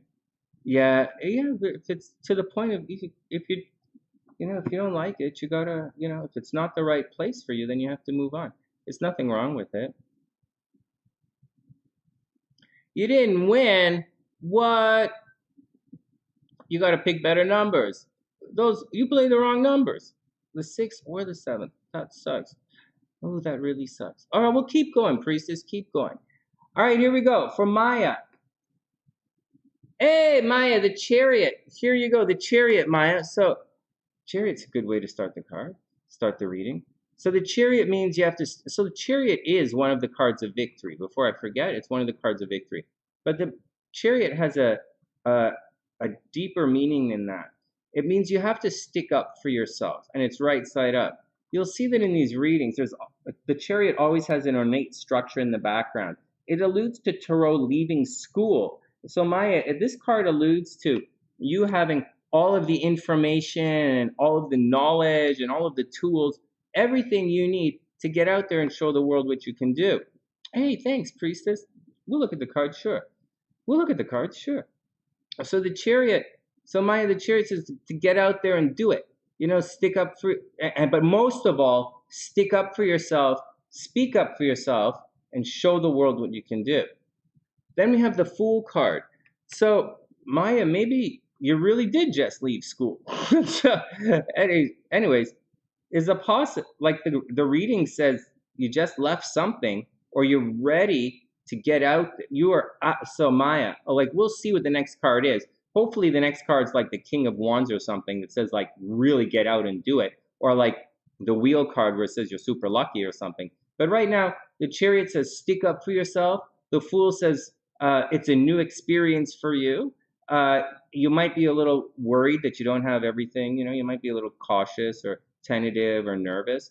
But I don't think you should be nervous. So according to the tarot reading, I think you're all good to go. Then we have the Queen of Coins. This is an interesting card. So money should be good, Maya. If you need money for anything, it should be there. It's nurturing. Take care of your money. Just nurture it. You might need to nurture someone else's money. You might be taking care of other people's money here. It doesn't say you have to save your money. Not at all. I'm not telling you to go spend like crazy because you don't have any lucky cards here. But not like luck in gambling or anything. But you do have nurturing. Take care of your finances. Take care of your money. Take care of your stuff. Maya might throw a little party where you take care of other people. Or you might throw like a party where you like a networking kind of party. Now, none of these cards are networking cards, okay? But I'm just saying you might throw some kind of situation where you're going to take care of some people. And it's a situation for you. And then we have Temperance Reversed. So Temperance is all about making things work. It's about juggling the pieces to figure it out. To temper something is to soften it, but really what you're doing is you're creating a new substance. And that's what's going on, Maya. Unfortunately, it's reversed. So there's a possibility you have to meet someone more than halfway, or there's a possibility someone's not doing the work. It's not the 10 of clubs, but someone's not doing the thing, or you're trying, or for Maya, you're trying and you're trying and you're trying and you're trying, and like they're not meeting you halfway. Or it might feel like you're doing everything and it's not coming along. So you got to do something. Maybe you have to do even more, but whatever's happening is things should be pretty good. It appears as if you're starting something new. You absolutely have to stick up for yourself and show the world what you can do. But Temperance is reversed. So nobody's giving you a break right now, and nobody's really giving you a chance. So you're going to have to fight for your chance, Maya. And that's all there is to it. You have to fight, and maybe not a Temperance. Temperance right side up. You'd really be doing your best to make things work. But right reversed, people aren't really helping you. So maybe, when you put the Chariot, really does mean to plow through. So maybe, Maya, you should just plow through. You have the skills. You have everything you need to be successful. So just let it, just plow through it. All right, next. let's do, while we're grooving through these cards, let's do Priestess.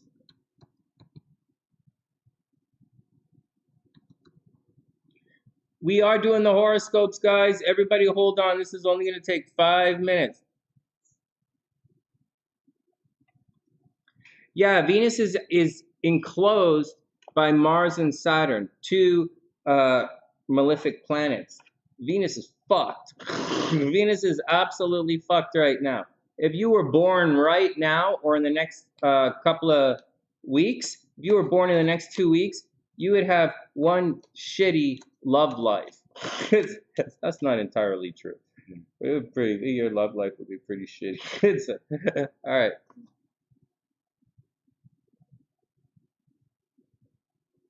That is the big energy. Naya, that's why I've been focusing on this. I've been focusing on the Mars-Venus thing for like the last 3 weeks.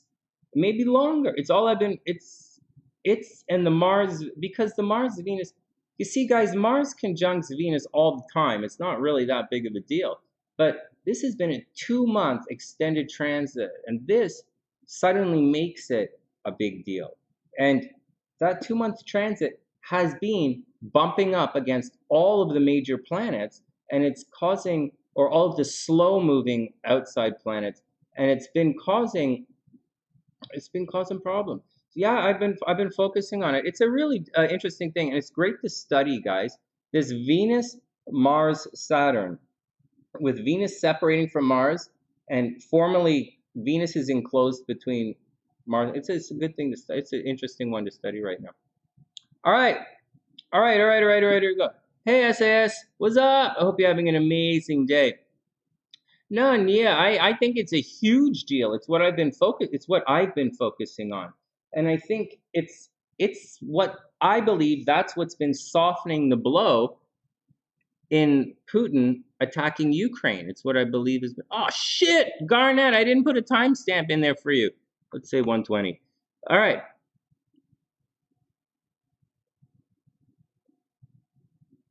Oh no, I did. I'm just getting confused. Okay, okay, so Garnet is there.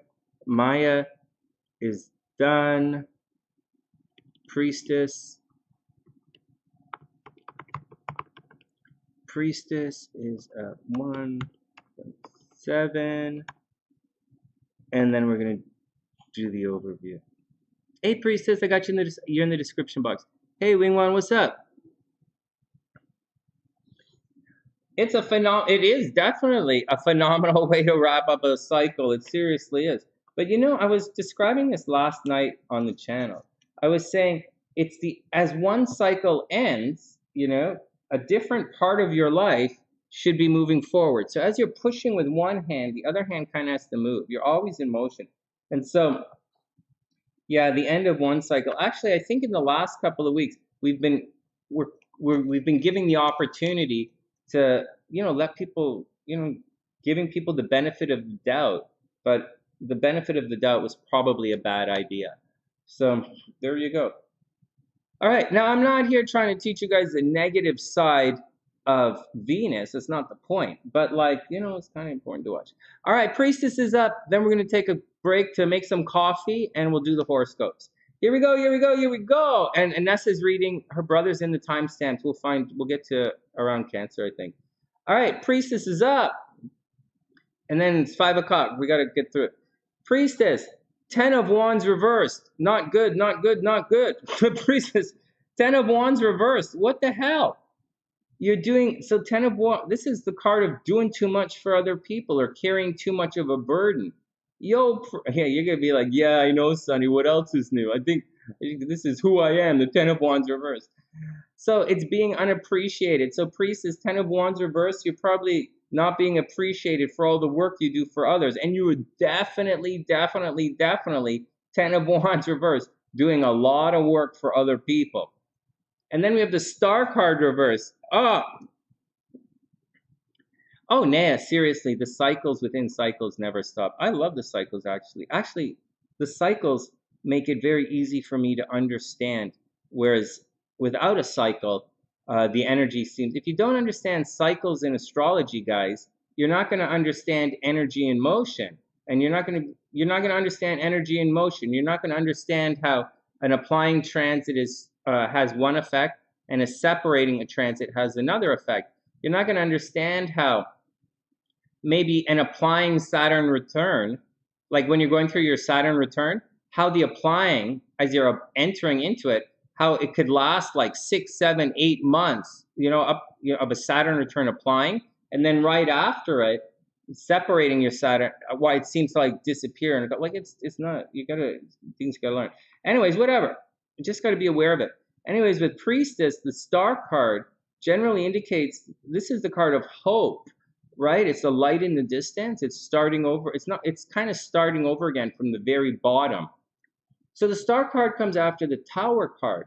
In the tower, everything comes crashing down. And in the story of Tarot is standing with the high priestess outside the tower, and they notice this celestial being doing what you see in the card, mixing the elixir from the universe.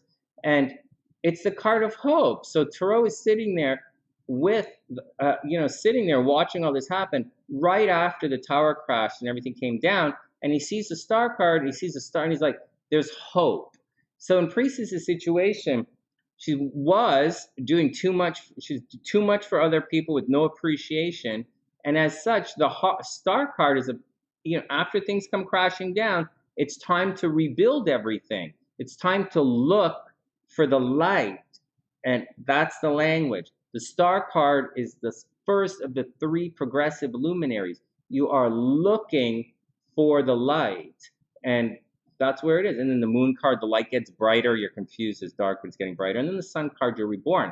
So right now, it's the darkest part of the story. Right between the tower and the stars, it's getting to the darkest part of the story. And then, so Priestess, it might feel a little hopeless, or it feels as if you're surrounded by sabotage. I don't really know that anyone is sabotaging you. I'm just saying it might feel like there's sabotage going on. Holy geez, goodness. Then we have the Fool card. So this is, wow, look at this. So Priestess, endings and beginnings. The star card's reversed. It comes right after the tower. And then we have the Fool card straight up. So it looks as if it's time for you to get into some new kind of action, Priestess. The Fool card straight here. Get into some new kind of action. Find some new trouble. It's time for a new adventure. Very sincerely, time for a new adventure. And don't worry if you're not prepared for it. You're going to be okay. Fool card says, don't worry if you're not prepared. The Magician might. I feel like the Fool card says you're okay. And then the best card, one of the best cards in the deck, the 6 of Wands, Priestess, the card of victory. So at the end of the day, you are definitely going to win. Definitely, definitely, definitely, you are going to emerge super victorious. And that's just the action, Priestess. You're going to win. All right, let's move on. I think you're going to be awesome. This looks like you're at the end of the cycle, right? 10 of Wands, you did too much star card, crashing down, kind of stuck. You don't really see a way out. But the Fool card says it's time for something new. And the 6 of Wands says you're going to be good at it. So I really wouldn't stress it out. Plus, you have all of that energy piling up in your first house. I think it's time for you to break out and do something. All right, next. It's horoscope time. What's up? Yeah, running from sabotage. That's okay. That's okay. And Naya, you're right. It's not always roses. That's the deal. It's not always roses. All right, here we go. Here we go. Here we go. Horoscope time. Shuffling the cards.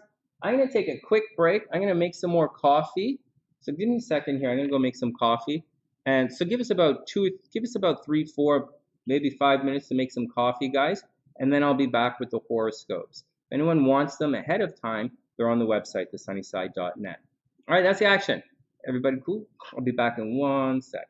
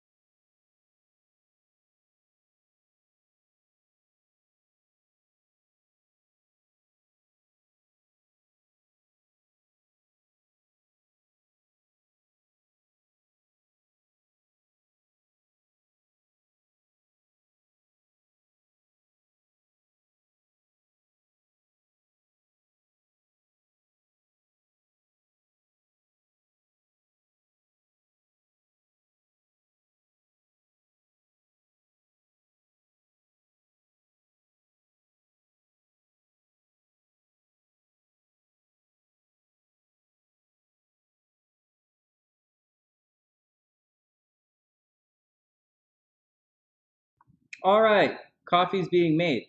I'm out of filters, so I reused the filter. I don't see what's so weird about that. I'm a guy. It's not like guys don't reuse things. So there we go. So I gotta go get it in a couple of minutes. We'll take a break after the. We'll take another break in a couple of minutes. All right, lose that. I don't need that. Let's get on with it.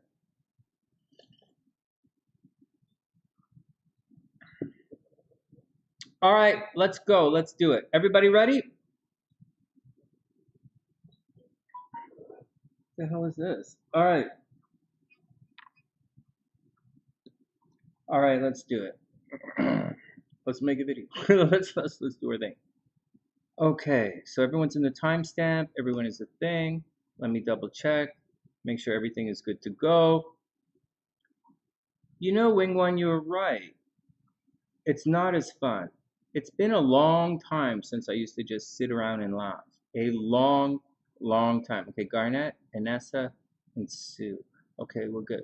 So, oh, Rocktober's right there. Oh, thanks, Rock. I didn't even see you there. I thought you were... Rock. Check the Libra Okay. I wrote a lot for Libra. Libra's got to watch out. Okay, I got it. Rocktober's there. Okay, let's get down to work. Thanks, Rock. Okay, so here we go. Let's get down to work. Okay, I got to Rocktober one at a time. Okay, he's gonna be okay. You guys are gonna be okay. All right, here we go. I think about. So here's the little thing before we shoot the video. Yes, I do think of you guys when I write the horoscopes. I've been doing that for like 12, 13 years. I always think of you guys when I write the horoscopes. All right, here we go. All right, let's get down to it. Oh no, Wing One, you're right. I remember saying a long time ago, I don't really laugh anymore. It's stressful for me not to be laughing, not to be creative and fun. All right, here we go. I've got the horoscopes right here. So just to remind you guys, when I get into the horoscopes, I don't always see the chat.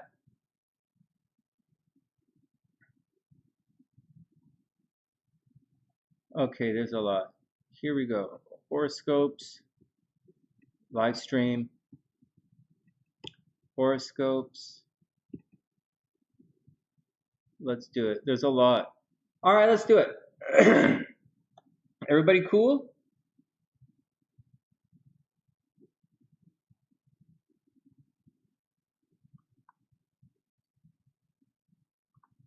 Let's do it. Hey everyone. Hey everyone. Welcome back to the Sunny Side. I'm Sonny, and these are the weekly horoscopes. The weekly horoscopes for the week of March 14th to March 19th, 2022. Hey guys, what's up? I hope everyone is having a super amazing day. Just to let you guys know, this video is shot live, so if I get distracted, it's because the Sunny Siders are distracting me over there. Excuse me. In addition, there are timestamps in the description box, so feel free to jump ahead to your sign. If you're new here, we do the overview first. We're going to do an astrological overview, then we're going to do a tarot reading for everyone, then we're going to do the astrological reading and tarot reading for each individual sign. Once again, there are timestamps in the description box. Please share the video, please subscribe to the channel, and if you want a personal reading, then just hit the PayPal link and or tune into one of the live streams where at nighttime where I'm doing readings for you guys at night. On top of all of that, what else do you guys need to know? There's some neat stuff in the store. I created some fun stuff for cancers. If you're a cancer, you might want to check the SunnySide store. There's some new merchandise for you. And that's about it. I hope everyone is cool and everyone has a super amazing day.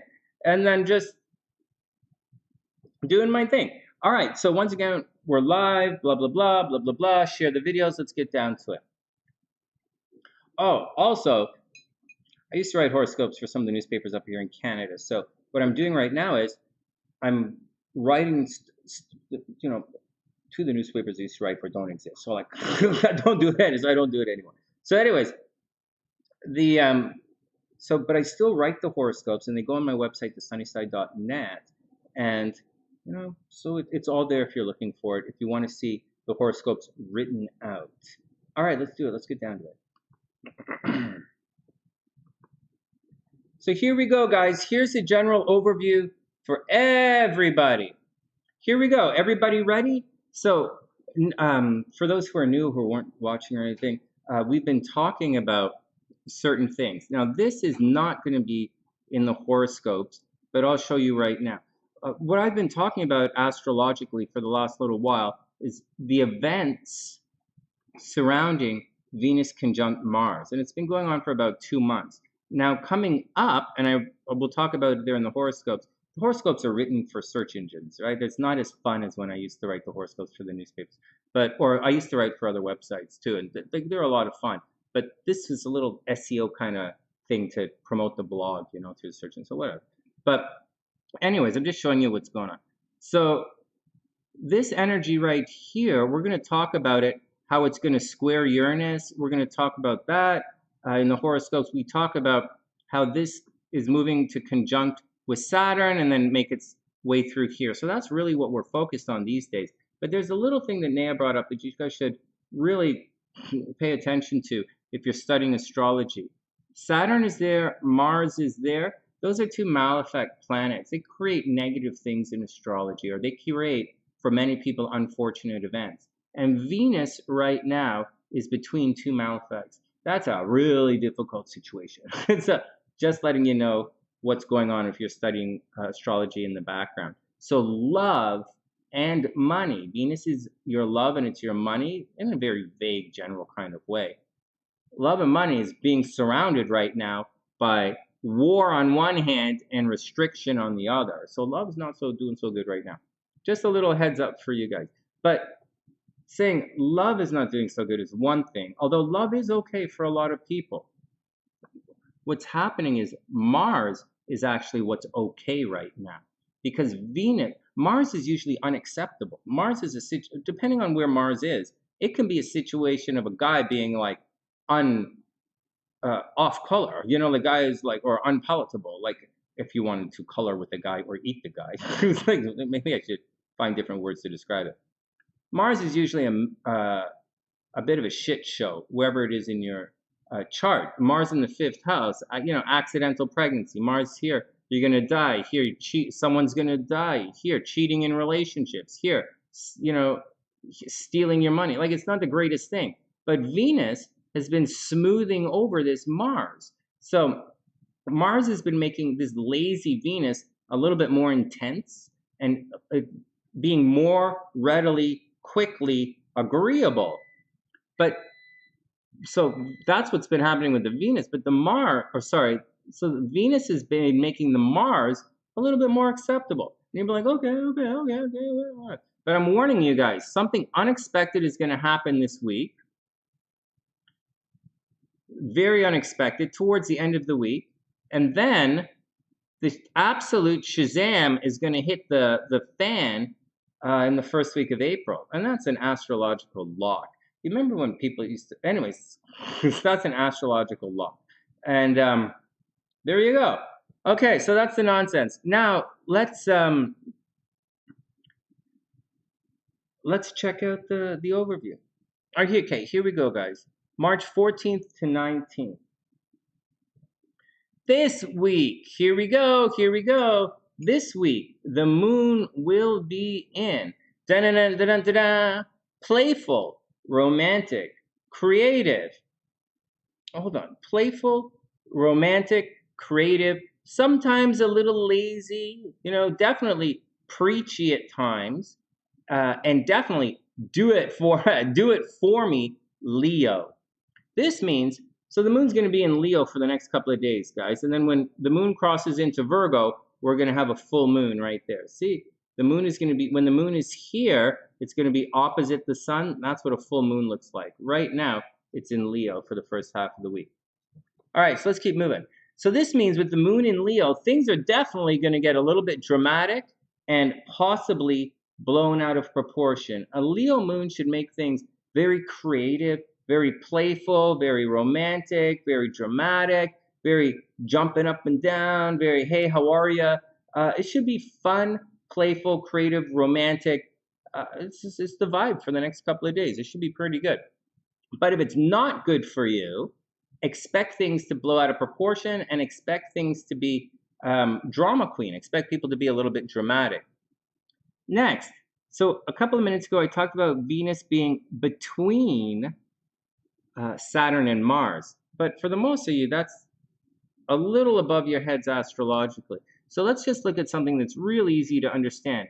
Venus, right here, this green guy, is separating from Mars. See, it's at 7 degrees and Mars is at 6 degrees.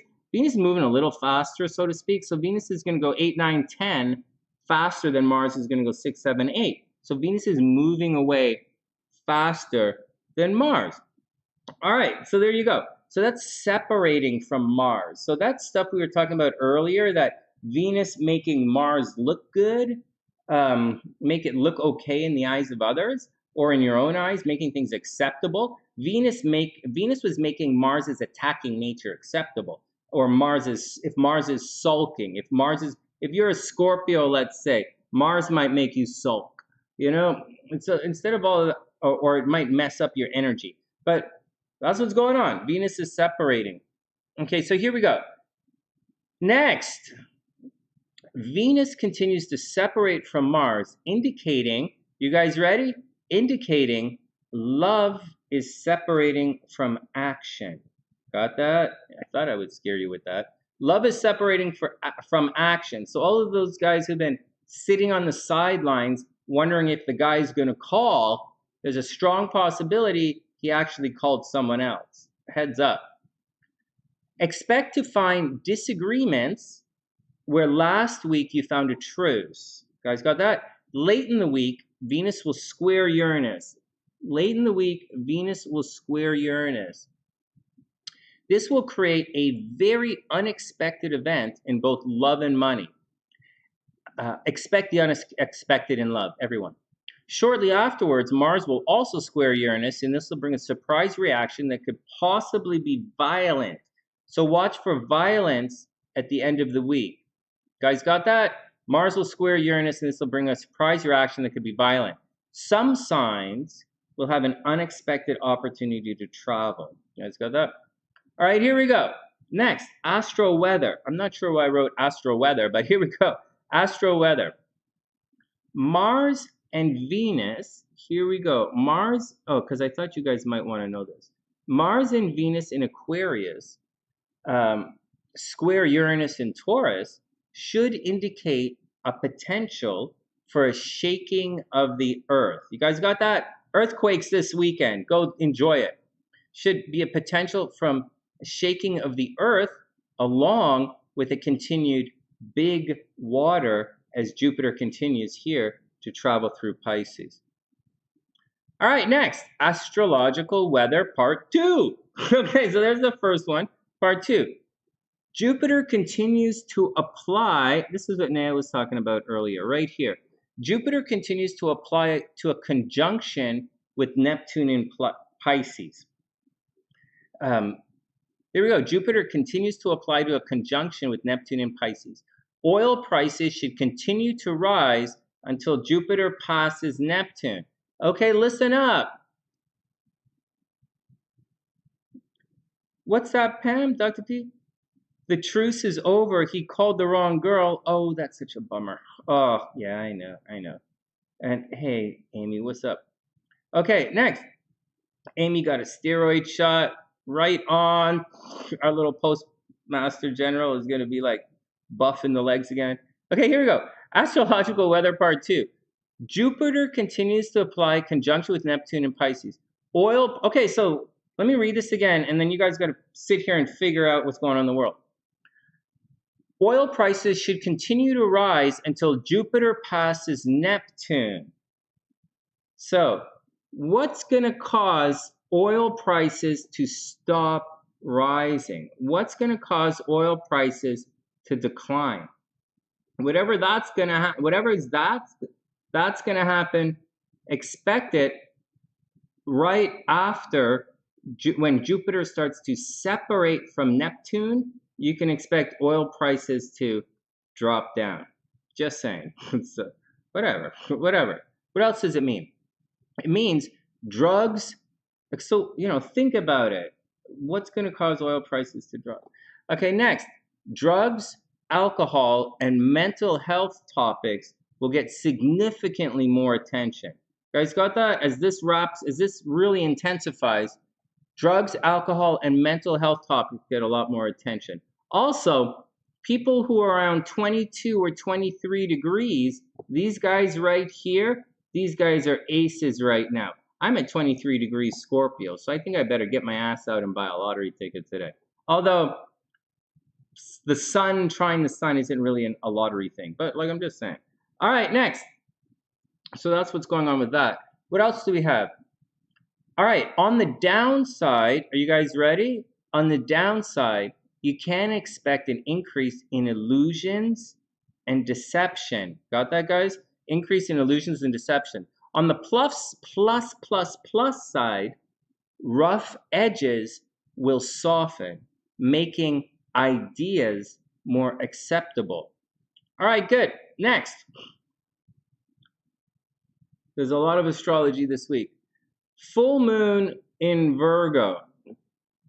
Full moon in Virgo late in the week. Here we go, guys. Late in the week, there'll be a full moon in Virgo. This will highlight or expose, right? So it's going to highlight or expose secrets and true intentions. Subconscious desires will be exposed. So some of you guys, subconscious desires will be exposed. Watch, I said Rocktober because like Rock's a Libra, and all of this is going to happen right behind your sun. So watch out. Something sneaky is going to get exposed for Libra. Something behind the scenes is going to go blah, and secrets are going to come on this, especially for Libra. So watch out. All right.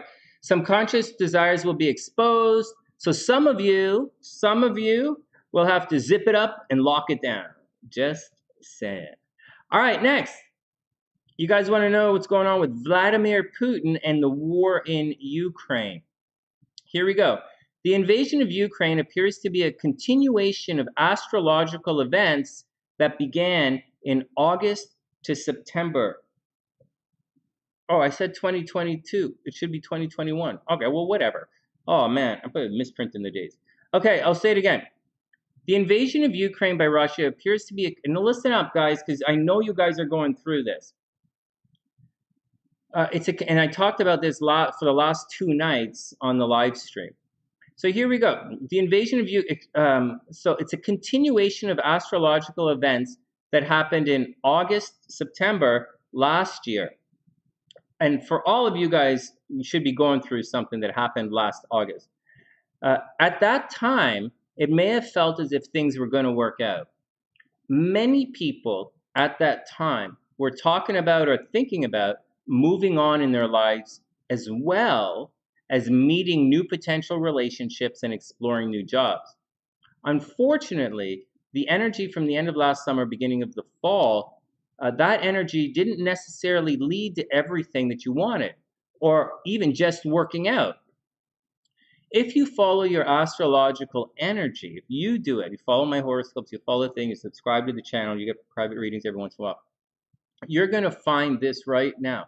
If you follow your astrological energy, then you will have been quietly redoing these same efforts or simply looking elsewhere. So we've seen on the channel today, some people, it didn't work out. They're looking for new jobs. Some people relationships didn't work out. And a couple of weeks ago, they decided to break up and move on. That's what's going on. Some people want things to work out, so they're taking the initiative. Mars conjunct Venus. You will take the initiative. All right, here we go. Next. So here we go. If you follow, then you'll quietly, okay, so here we go. When the attack on Ukraine formally began, Vladimir Putin was experiencing an intense yod in his chart. I showed you guys all this Putin stuff before. An intense yod in his chart, which pushed him towards his natal Pluto, which of course inspired him towards destroying things to rebuild them. Got that? Putin is going through a Pluto right now, not necessarily Mars, although Mars is influencing it. Pluto is tearing everything down to rebuild it. What he's doing is he's trying to tear down Eastern Europe to rebuild something. It's what's going on. All right, Mars would just be go bomb the place.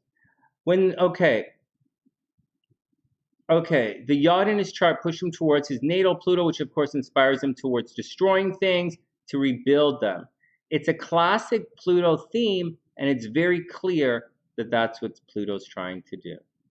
And that's the overview. Oh my God, I made it. I finished the overview. That was a lot. I wrote a lot for the horoscopes a couple of days ago. Oh my goodness. Next, here we go. So there we go. So that's the overview for everyone. Let's drop this down and let's get into our tarot reading. So at this point in the show, or this point in the horoscope, we take a moment and we guess the cards, right? So go ahead, guys. Let's guess the cards and see what we have here. I'm just going to quietly guess like four of cups, daydreaming about a better future. Let's say the Four of Cups. Let's be optimistic. Four of Cups. Let's be optimistic and pessimistic at the same time. Let's say Four of Cups and Eight of Swords. Okay, those are two opposite cards. And let's say in the spirit of being opposite, Four of, it's not very psychic, Sonny. Why don't you try and be psychic? Well, you got to keep going. You guys have to keep going and resolve issues right now. It looks as if it's time to resolve issues. I do think there's a communication void happening right now, a problem in communication. So I'm really gonna say Knight of Swords reversed. There's a problem in communication, and then so Knight of Swords reversed, and then three. I don't think you guys are finished. I think you guys are in a holding pattern, but you're not finished. And so I don't think Three of Wands. I think more along the lines of there's a bit more danger out there. So I'm gonna say Knight of Swords and Eight of Swords, although there's, there might be room for love. And I'll put love in the top. I'll say the Lovers card, someone's going to come along to change your mind. And because some of you guys really are getting pregnant and starting new things, I'm going to say the Empress. All right, here we go. That's me guessing. Rocktober says the Four of Wands. I think it's the Four of Wands, like getting on with things, right? It should be the Four of Wands. But I don't think it's as bad as the Eight of Wands. Not really a holding pattern. All right, I think I agree with Rock. Four of Wands. Okay, here we go. Rhonda says Temperance, Four of Cups, and the Tower. You say Four of Cups too. You guys have really got the fours going on. All right, here we go. Boom. Page of Wands reversed. Ah, crap. Well, Page of Wands, that's a learning curve, and it's reversed. It's a learning curve in stuff. It's like learning how to play Scrabble, or learning math, or learning astrology.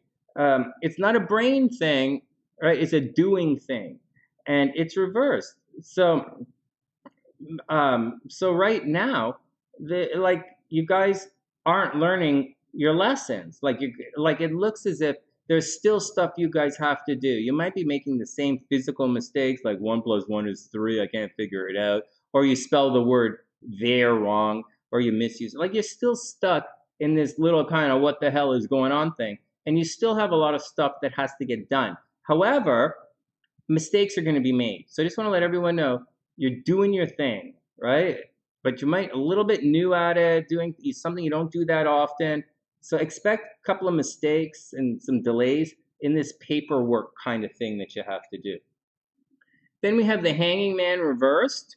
The Hanging Man is Neptune energy. It's the card of illusions. It means things aren't necessarily working out, and this card's reversed. So the question I get most often with this particular card is what I get most often this particular card is, no, it doesn't mean you're going to go naked bungee jumping. So like if someone says, hey Sonny, am I going to go naked bungee jumping, and this card comes up, I'm probably going to say no. So just letting you guys, just saying. Anyways, the Hangman is reversed. So it means for everybody, there's some illusions. Like, you remember, Neptune is being highlighted right now. Astrologically, Jupiter is applying to Neptune. So this is the drag, man, for everybody. Little fidgety things aren't getting done. Little, syntax errors. And the Hangman reverse says you probably can't figure it out. Something's stressing you guys out. So expect mistakes, expect delays, guys. Not a big deal. Not a big deal to stress. Just expect mistakes, expect delays, expect SOS. Same old stuff. Oh, yeah! What? Hey, Sonny, what is it? Sonny, what is it? Ah! All right, Ten of Swords. This is probably the worst card in the entire tarot. It means bad things. So everybody watch out for some. So guys, watch out. Unless, of course, you think this is a good card. If you think having 10 swords in your back is good, with vultures hanging over you, this is a bad card, guys. It means there's going to be a lot of stress going on. It means things aren't really going to work out. There's a possibility for someone stabbing you in the back.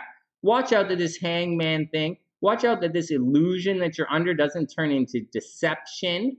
And watch out that this page of wands, these little mistakes aren't happening because there's actual sabotage. It does appear that someone is out to get you. Woo! And finally, wow, you are Uckfade. The Tower Reversed. Is this card reversed? The Tower Reversed. I'm not making it up. The cards are right here. You got it right here. So, guys, change is coming this weekend. It's probably going to be violent. It's probably going to be violent. It's probably going to be brutal. I would very much expect changes in the air. Things might not work out. And everybody is going to be looking to blame everyone else. Ten of Swords, it's going to be bad. Okay, this reading is done. Let's move on to Aries. Sorry, guys, this reading's not good for you guys. It looks like it's going to be a tricky week for a lot of people, which is really funny because astrologically, I actually thought this was going to be kind of a bit of a lull. That stuff that I was saying that's going to happen to you guys astrologically isn't actually going to happen until later on in the week. It's why I was thinking, it's why I was thinking there's going to be a lull in everything. So, good luck. Good luck. All right, and that brings us to timestamps. Aries is up. What's up?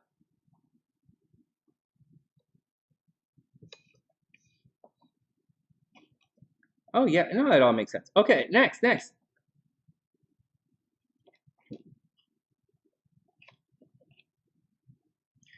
Yeah, I know, Pam. It's coming for the weekend. I think the energy, it's coming for the weekend. The plan was for the week. That's why I have this here. I created this is not the charts that I'm using for the horoscopes. This is a chart for Thursday. And it can't really do the weekly horoscopes looking at a chart next week. It doesn't really make sense. So, but this is what the full moon looks like. But our horoscopes, we're going to be starting it from here, from these dates here. All right, cards. Here we go. Hey, Rhonda called the tower. Yeah, you called the tower. Super good work. Good work, Rhonda. You are definitely in the zone. All right, here we go. Let me put the Aries timestamp there because I don't think I put the overview timestamp. Nope. So,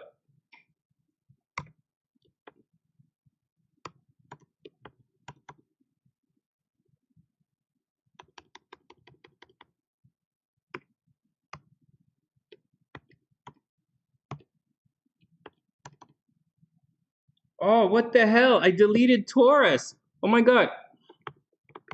All right, Taurus is good. Okay, next. Aries is up. Let's read Aries. Okay, Aries, here we go. Oh my goodness, I deleted Taurus. I would have forgot all about it. Okay, here we go. Everybody ready? Dear Aries. So this is the action going on right here. And that's the action. And then this square is coming up that you have to watch out for. And then you have to watch out for, we talked about the moon and then the full moon. All right, dear Aries, the moon in Leo, Aries, the moon in Leo should fill you with fun, frolic, and playfully romantic desires. It should be good for Aries, actually. Venus in Aquarius, here we go. Venus in Aquarius right there will square Uranus and Taurus late in the week. and that's going to indicate for Aries a surprise encounter. Aries, think romance. It's going to be a surprise encounter, Aries, with a potential internet friend. Aries, you might meet someone on social media and hook up later on in the later on in the week. Here we go. I'll just read it instead of doing this. With the moon transiting your 5th house, Aries, a creative project gets a renewed shot of energy, right? You're going to be very creative. Aries is very creative and romantic right now. All right, with the Sun, Neptune, and Jupiter in your 12th house, Aries, secrets and private affairs will consume your attention.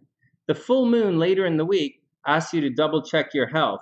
Oh, Aries, oh my God, Aries, so you're going to actually have to watch your health. So Aries, you're definitely in a friends into lovers transit going on right now. But Aries is in a friends into lovers transit right now. There's a strong possibility they're going to start dating their friend from the group.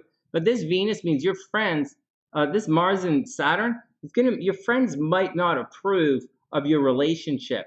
And you're not going to, like if you're dating one of your friends or you're trying to make money from a social network or some kind of internet thing, it might not work out right away, Aries. But when Venus passes Saturn towards the beginning of April, and Venus is on the outside of this energy here, then it's going to get a lot better. So right now, Aries, you know, it's a really good time for romance. It's a good time for you to start trying romance. It's going to get really good in 2 weeks. Not really good, but you're going to be free from the negative influence in a week and a half, 2 weeks. So keep going with it. Keep going with it. It should be a friends into lovers situation, but your social network is a little mixed right now. A little bit good, a little bit negative. I do think in 2 weeks, you're going to have a major ending where something very difficult is going to happen in your social network, Aries. You might find that your friends are going to raise the pitchforks and come after you. So be very careful with what you're doing, because you're going to attract the ire of a lot of people when you're going through the situation, as you go through what you could do. So be very careful with what you do. Anything else you need to know about? You're going to have a major shakeup in your finances in about 3 months. Aries, watch out, major shakeup in your finances coming. But for this week, okay, and finally, for this week, all of this energy is happening behind the scenes. So it's not really like doing stuff yet. It's Mercury is the real act. So people are probably gossiping about Aries in secret. They're gossiping about Aries, talking about Aries behind their back. Just watch out for it. Next month, when all of this cruises into Pisces, it's going to be very difficult for Aries.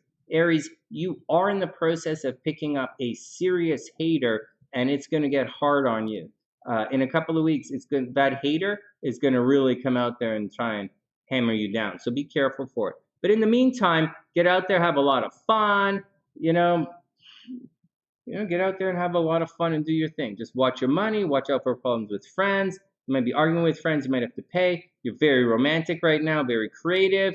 Later on in the week, absolutely, without any question, Aries, check your health. All right, next.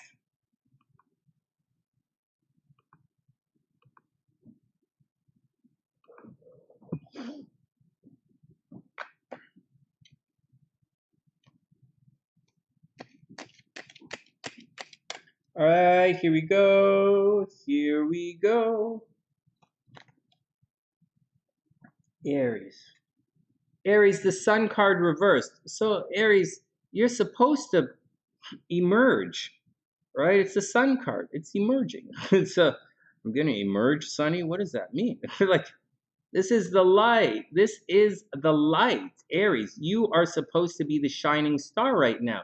This card, however, is reversed. So for whatever reason, Aries, even though you're supposed to be the light, you're supposed to be the shining star, you're not. So for whatever reason, Aries, someone's making you hold yourself back. So watch out for it. Then we have the wheel card reversed.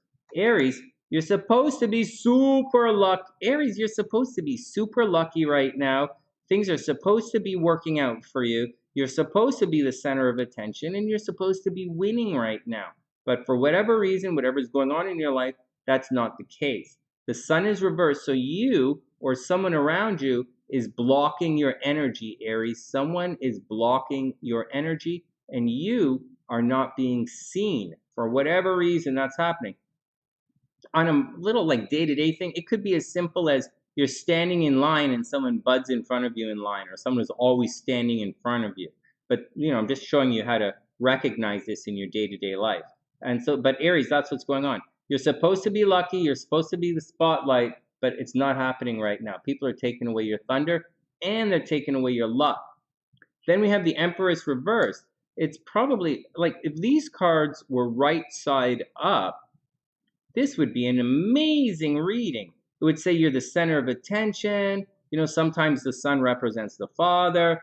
Sometimes the sun's the father, the Empress is the mother, and the Wheel of Fortune is you being successful. Like if you could look at this as if all of these cards were right side up, you could look at a family beginning to form, or there's a possibility of pregnancy. But with it reversed like this, Empress is reversed as well. I think it's difficult, Aries. You might end up breaking up in a relationship. We already know astrologically your friends are going to cause problems. So watch out. So your money is under attack, your light is under attack, and Empress, the way you love and harmonize with everything, Aries, is under attack. It is a possibility for accidental, unwanted pregnancies. Empress is the card of starting something new, and it's a card of pregnancies. In the story, ideas and things are born between the priestess and the Empress. The magician and the high priestess, that's part of your subconscious makeup, your internal makeup. The magician is your body, and the priestess is your soul, so your internal state. And then you're born into the Empress here. You're born by the Empress. Anyways, that's what's going on, Aries. So you've got this kind of like, this energy is all reversed. So probably things should be, you'll look really good or not, but it's just going to be reversed, Aries. Your energy is all over the place. So you got to somehow sort it out. Don't worry about it. Don't fight it. Just do your best to deal with your friends, and everything is going to work out. Just know that you're picking up a hater, so you're going to have to be careful. All right, next, Taurus is up.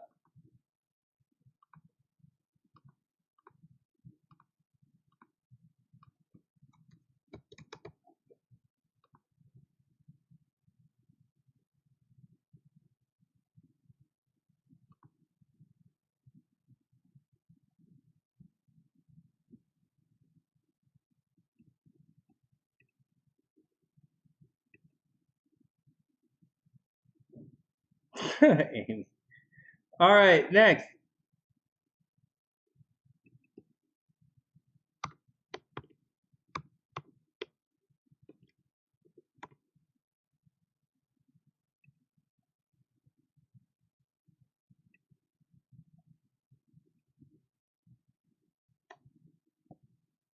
All right, dear Taurus. All right, Taurus. So here we go. Venus and Mars, Taurus, are going to be transiting your 10th house. Venus and Mars transiting your 10th house, Taurus, would normally thrust you into the public spotlight, Taurus. But Saturn is also in your 10th house, making all of this attention more like a chore or hard work than playful fun. So Taurus, this is supposed to be fun and creative and getting out there. Mars and Venus in the 10th house is like going to the movies with your friends. If you're going to go have fun, or like, let's go watch the fireworks. So let's go down to the pier and go on the, go check things out. Let's go down, see what's going on. Let's get out there and check it out. That's Mars conjunct Venus in the 10th house. It's also possible office romance for Taurus. It's also possible getting a new job in a very harmonious way, like forced to get a new job, but you're going to be acceptable. You're going to accept it. It'll be agreeable for you. But this stuff is coming up. It's about to cross Saturn, which is big deal. But moreover, work right now, your career, instead of being fun, it's probably like a lot of work. Like you're putting the hours in, you got to do it. It probably sucks. And you're just doing your thing. It doesn't necessarily suck, but it absolutely takes your time. All right, here we go. So what else is going on? Okay, so it's more, work requires more attention. You might get into an office romance. You might lose your job. Okay, next. No, Taurus, things aren't suddenly going to get better.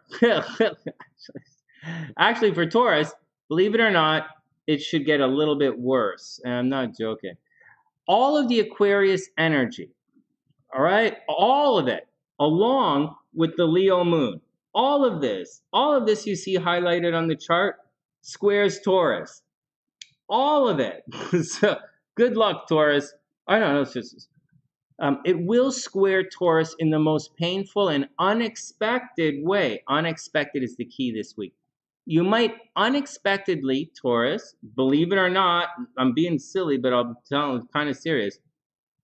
Taurus, you might unexpectedly change your name. You might unexpectedly get a haircut. You might unexpectedly injure your head, Taurus, watch out. You might unexpectedly put on a uniform. Doesn't mean you're going to war. You might go work for UPS. Or, Taurus, you might unexpectedly just freak out. So watch out for that. Finally, Taurus, your career might be in trouble. But if you look closely, there's a major, major, major opportunity waiting for you as well. Remember what Naya said earlier, guys? For many of the signs, you're going to experience a major heartbreak or a major setback in the next 2 weeks. But some of you are also going to experience extreme highs and euphoria. Euphoria means feeling really good. And so you're going to experience that. Good luck. For Taurus, the active energy is now squaring everything about Taurus. So you're not really looking the best right now. Taurus coming across as a little weird, a little aggressive, maybe a little inconsistent. But that's just the stress of the game for what's going on. So Taurus, just be cool, take it easy, and be cool. A major, major change is coming in a couple of months. So right when the nodes are going to, North Node is going to conjunct Uranus in your first house, it's going to cause a major, major change. So right now, Taurus, just take it easy and do your thing. All right, let's check out your cards.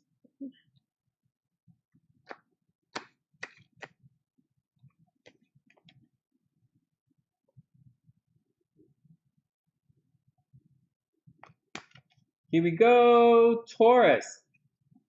The Chariot again. Hey, Taurus, the Chariot. So get out there, Taurus, get out there and show the world what you can do. Not a big deal. Again, the Chariot is Cancer energy, Taurus, so a Cancer might come into play. I don't think anyone is jealous of you. I just think you have to fight for yourself. When you see the Chariot card, you have to show people what you can do. So maybe people aren't, and you have all that energy at the top of your chart.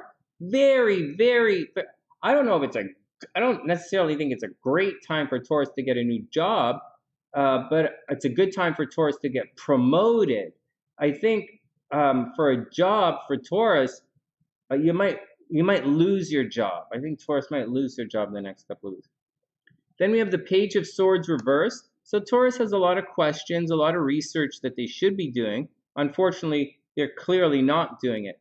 The Page of Swords reversed indicates someone might be a little immature in their words, right? Someone might be a little bit immature in their words, maybe even in their actions a little bit, immature in their communication. Someone's probably a little cavalier in the communication, and the language lessons aren't being made. So Taurus, if you're looking for a new job, don't be the Page of Swords reversed. Don't speak in colloquial expressions. Don't use words like, if you're applying for a job at the bank, don't say grand for 1,000. You're not a drug dealer, you're a banker, is a difference. And so don't speak like that. So that's what's going on. So Taurus, good luck, good luck, good luck. So, and then the Ace of Swords. So at the end of the day, Taurus, at the end of the day, I do believe things are going to work out for you, and I'm not just saying that because I like to say nice things to Taurus. It's Ace of Swords indicates one, you should be very lucky. Two, you have the potential for a lot of success. Ace of Swords is communication and research, but you got to communicate to talk to somebody. So you got to communicate with someone. Unless you're Francis DeZazy, you can't just sit there and talk to the birds. And so Taurus is gonna you've got it. You might meet someone. Taurus, you might meet someone. There might be a breakthrough. Go get it. But work is going to be tough, then good. I think you should be applying for new jobs. I think, Taurus, you should get out there and show the world what you can do. That's what I think. All right, next.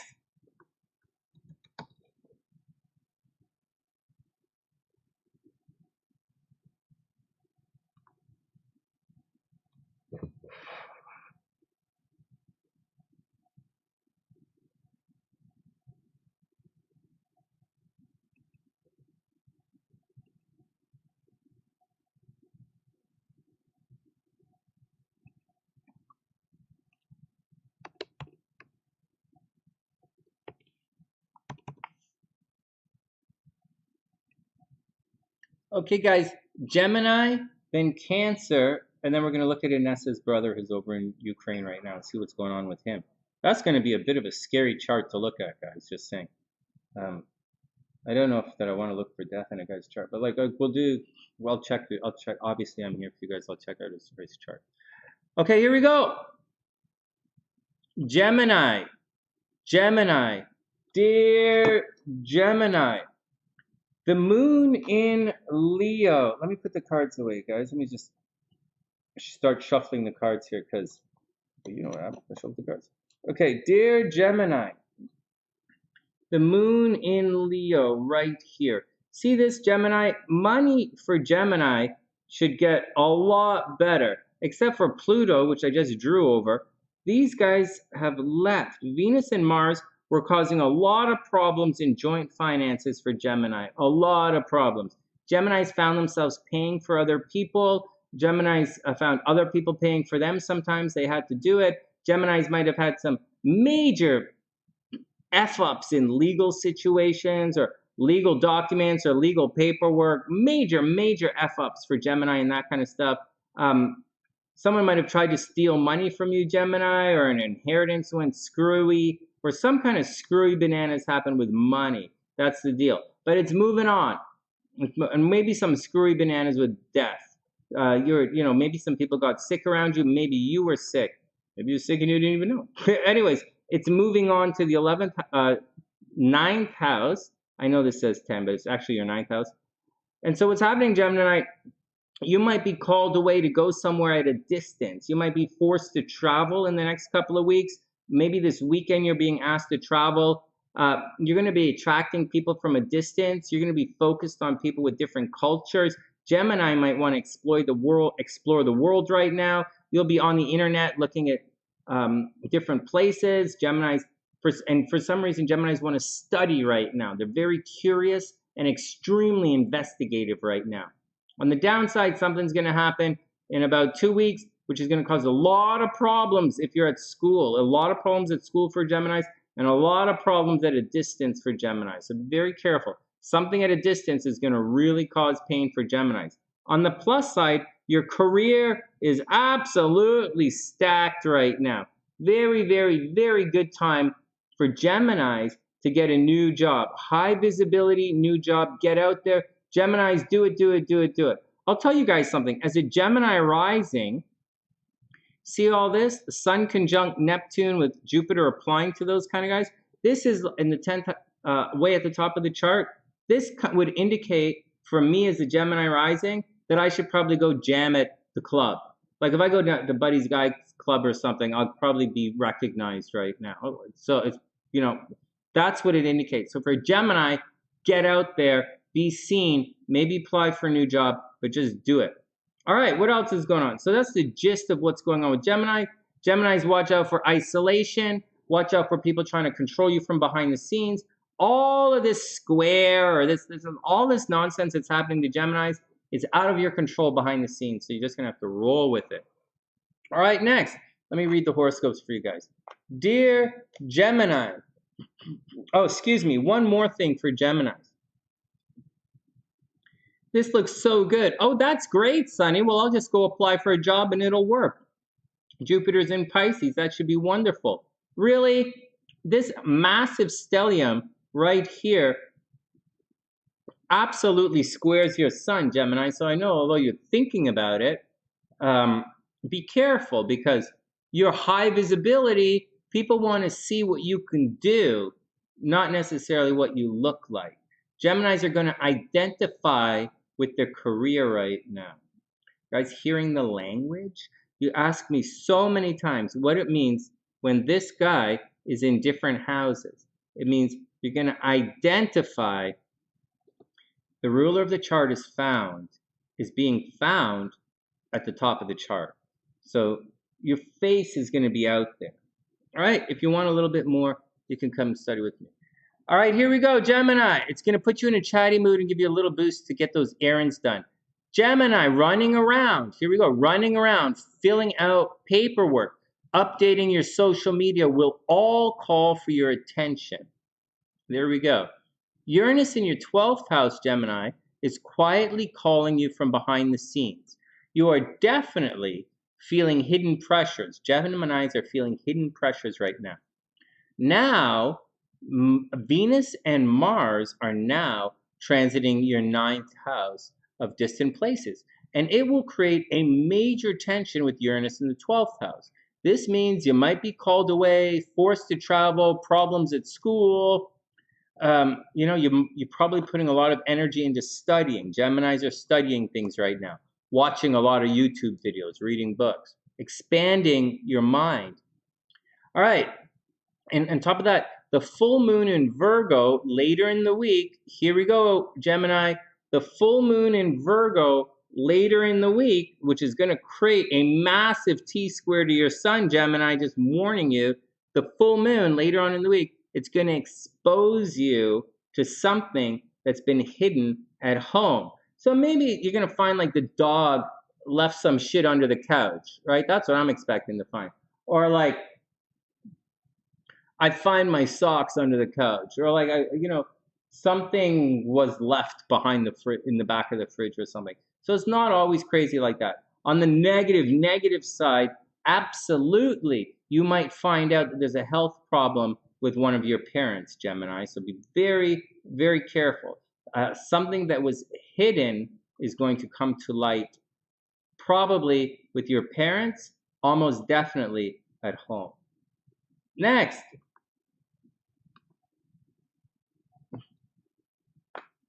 Here we go.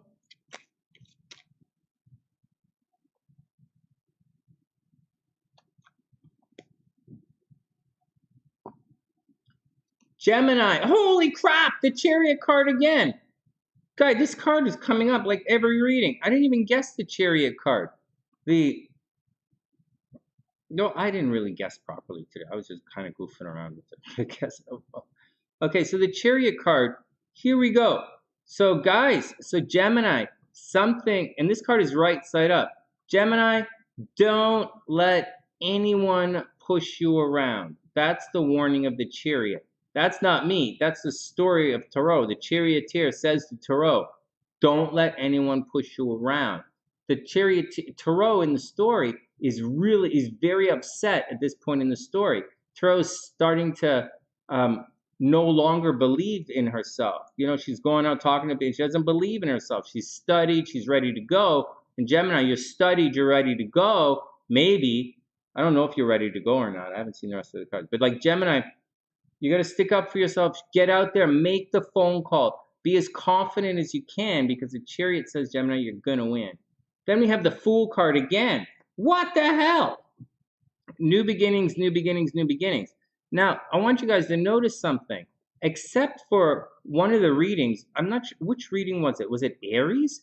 Except for that reading which had the, the 10 of Swords and all that crazy. Someone's going to get ass blown out of the water. But for Gemini, this is okay. Gemini, new beginnings, show the world what you can do. New beginnings, show him. Gemini, new beginnings, go get him. 9 of Wands reversed. You have a little fight left in you, Gemini. So 9 of Wands. This actually makes me feel pretty good as a Gemini rising, except that I know what's coming on with other things astrologically. So on one hand, very optimistic. On the other hand, not so optimistic. 10 of, oh, sorry, wrong card. 9 of Wands we have. So the 9 of Wands, you're almost there. See this, Gemini? Exiting a tunnel? You're almost there. But Gemini, your journey, your race, your whatever, it's almost run. Unfortunately, this card is reversed. So obviously, Gemini, you're going to have a little bit of a delay before you can get onto your thing. And that's the deal. I got to tell you guys, as a Gemini rising, I am very quietly holding out optimism. I'm quietly optimistic for some things that I really hope for. Like we paid our lawyer a lot of money, and you guys gave me a lot of money, and my parents gave me a lot of money to pay for the lawyer to do the stuff. But in my own opinion, I don't really think that I'm under the impression the lawyer didn't do the work. I think he took my money and ripped me off. Or more than likely about not doing the work. It's more likely that it's just incompetent and they screwed it up, which in my book is even worse.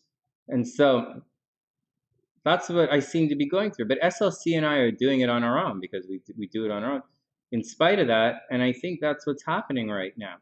The Nine of Wands is reversed. There's a bit of a delay, and it's Wands. You're going to have to, Gemini, deal with some kind of fuckery and incompetence. And that's just the way it is. But don't worry about it, Gemini. The Chariot, go push through. The Fool card, do your thing. And then the Nine of Wands. You're almost there. There's just a little delay, one more bump in the road, and then you're going to be okay. All right, next, Cancer's up.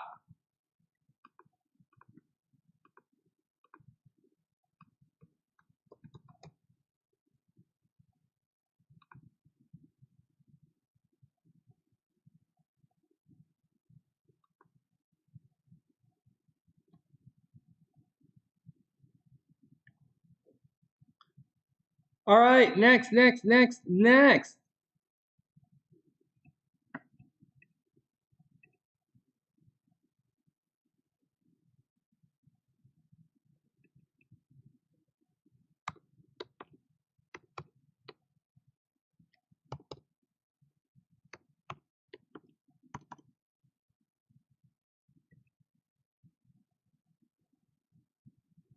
All right, Cancer's up. Here we go. I just want to remind everybody that in the SunnySide store on YouTube, it's really Teespring, right? But YouTube works with Teespring. So I'm shuffling the cards. I created, hey, reminding everyone, if anyone wants a personal reading, obviously hit the PayPal link in the description box. Let me just take a moment and show you guys something. Whoops. So for Cancer, what the hell? So right here, let's see if I can get back to the, oh, maybe not. Oh, wow, this sucks. All right, way to go, Sonny. So anyways, I created some really cool Cancer love stuff. So for those who don't know, my wife's a Cancer, and tomorrow's our 4-year wedding anniversary, as far as I can remember. And so I made her some cute little stuff. I didn't make her the hoodie, because I know it's our wedding anniversary, but I can't really afford all this stuff here. These are in American prices. It usually shows up on my computer in Canadian prices. It's a little expensive for me. But I made her the cool glass, mugs. I made all this stuff because she's always using this one. She really likes this, but I only have the Valentine's Day, or I think I have the Christmas one. And so I made this for her so she can, SLC can drink her coffee and make her shakes in this. And anyways, that's for Cancers. I'll make the hoodies and stuff for you guys a little later on when I can, get the money to like buy it for myself. All right, next, let's get back to work.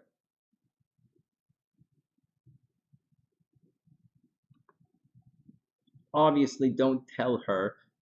Obviously, don't tell her because, she's not watching, and she'll get it. She'll get it before our anniversary, like tomorrow. So like, don't tell her. So if it was like, I didn't tell you guys when I did this 2 weeks ago, I'm telling you a day before. Okay, so don't tell her. All right, here we go.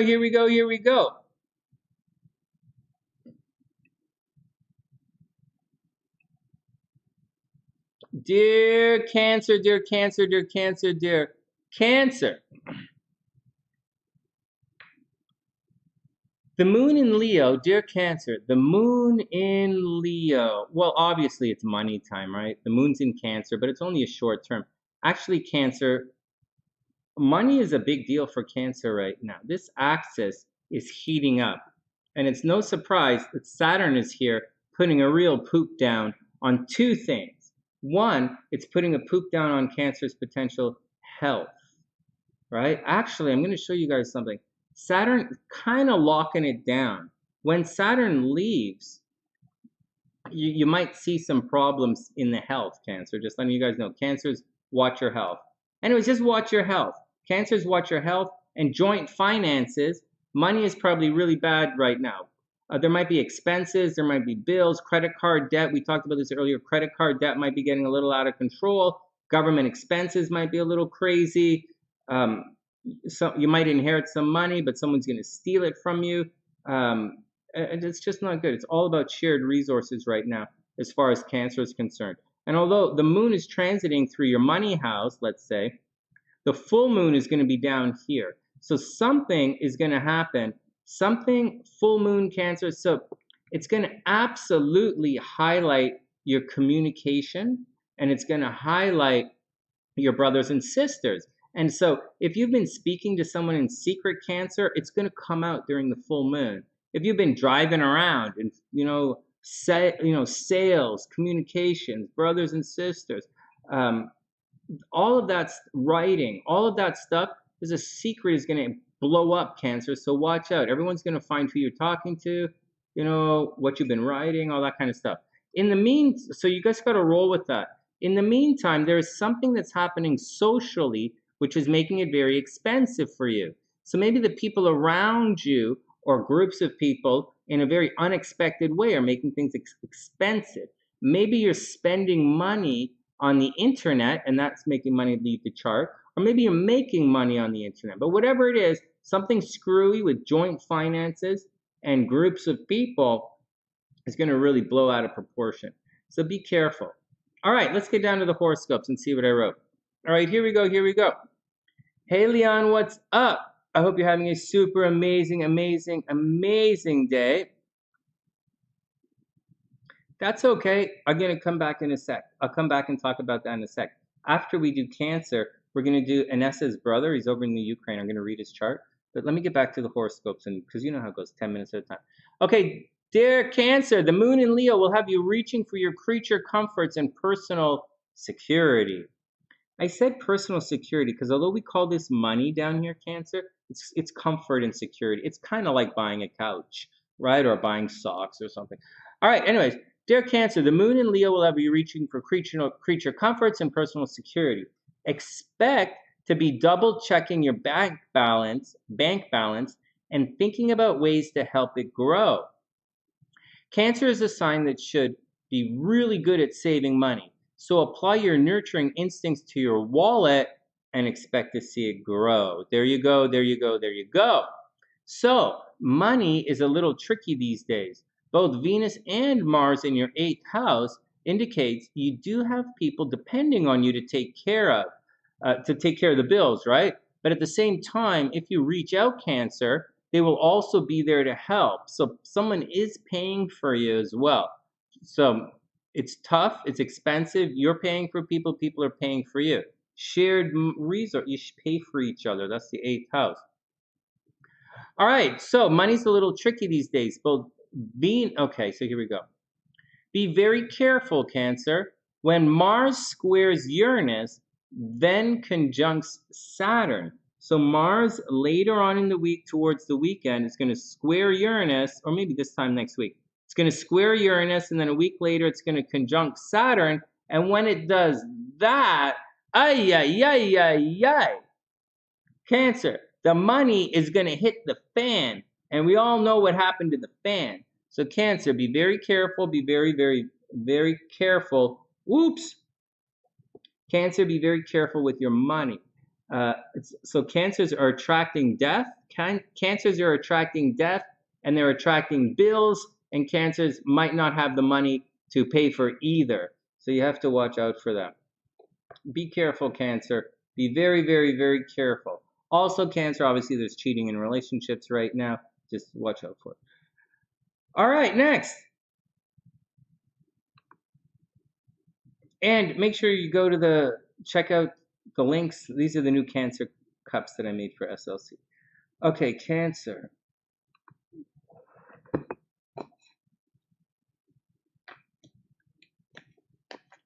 Wingman says she sold the table today. What is it?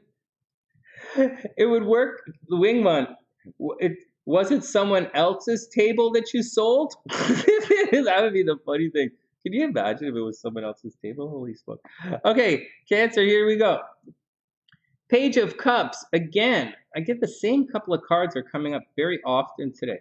So the Page of Cups, Cancer, this is going to be, you know, an emotional, someone is probably being emotionally, it doesn't mean they're like being, they're emotionally immature. It doesn't mean they're immature in a negative way. It's just they're a little immature. Someone might be really moody around you, Cancer. Maybe you're a little moody. Moody? What the hell is moody, Sonny? Cancer, maybe you're a little moody. Maybe you got to take it easy. But whatever it is, absolutely. Cups, Cancer, trust your intuition, trust your intuition, trust your intuition. Things are going to work out. Then we have the Seven of Wands. This is a very tricky card for Cancer. It means you're victorious. Cancer, you're victorious, but the peeps are going to rise up and second guess you. So your entourage is not happy with the decisions that you made recently. It could be simple as turning down the heat and everybody's grouchy because they're cold. Or it could be something more serious than that, like you went to do something and they don't like your decision. So be careful, Cancer. Ay, ay, ay, ay, ay. And then we have the Eight of Swords. So Cancer, there's danger all around you. Eight of Swords. It's just you don't see it. Or maybe you do see it. See if she's blindfolded? Maybe you do see it, but you just don't care. Either way, Cancer, any way you slice it, watch out. Trouble is definitely on the horizon, and you're not seeing it. Your eyes are closed. For whatever reason, you closed your eyes to the situation. Just watch out. People are not happy with you. Seven of Wands. All right, next. Let me grab my coffee, and then we're going to do Inessa's brother. And let me put Leon in the description box. What happened, Leon? You were being psychic? Leon said she was at home and the light switches itself on. No way. You were watching your hair after a bleaching. Wow. I do that. I'm due for a bleaching soon. Wow, that's a lot of energy. Oh my God, Leon. Well, definitely the psychic stuff is in the air. So definitely. Let me put you down for a tarot reading. We're going to read Roman's chart right now, and then we'll do Leon's cards. And Leon, L-E-O-N. LLeon. Okay, Roman. Let's take 1 sec and look at Roman's chart. Did I pull his chart up yet? Okay, that's TJ. That was earlier. Roman. Here we go. All right, here we go. Timestamp. We're going to do a mini astrology reading for Inessa's brother, Roman, over in the Ukraine. Then we're going to do a tarot reading for Leon, who is experiencing a major psychic breakthrough. And then we're going to get back to the horoscopes with Leo. All right, here we go.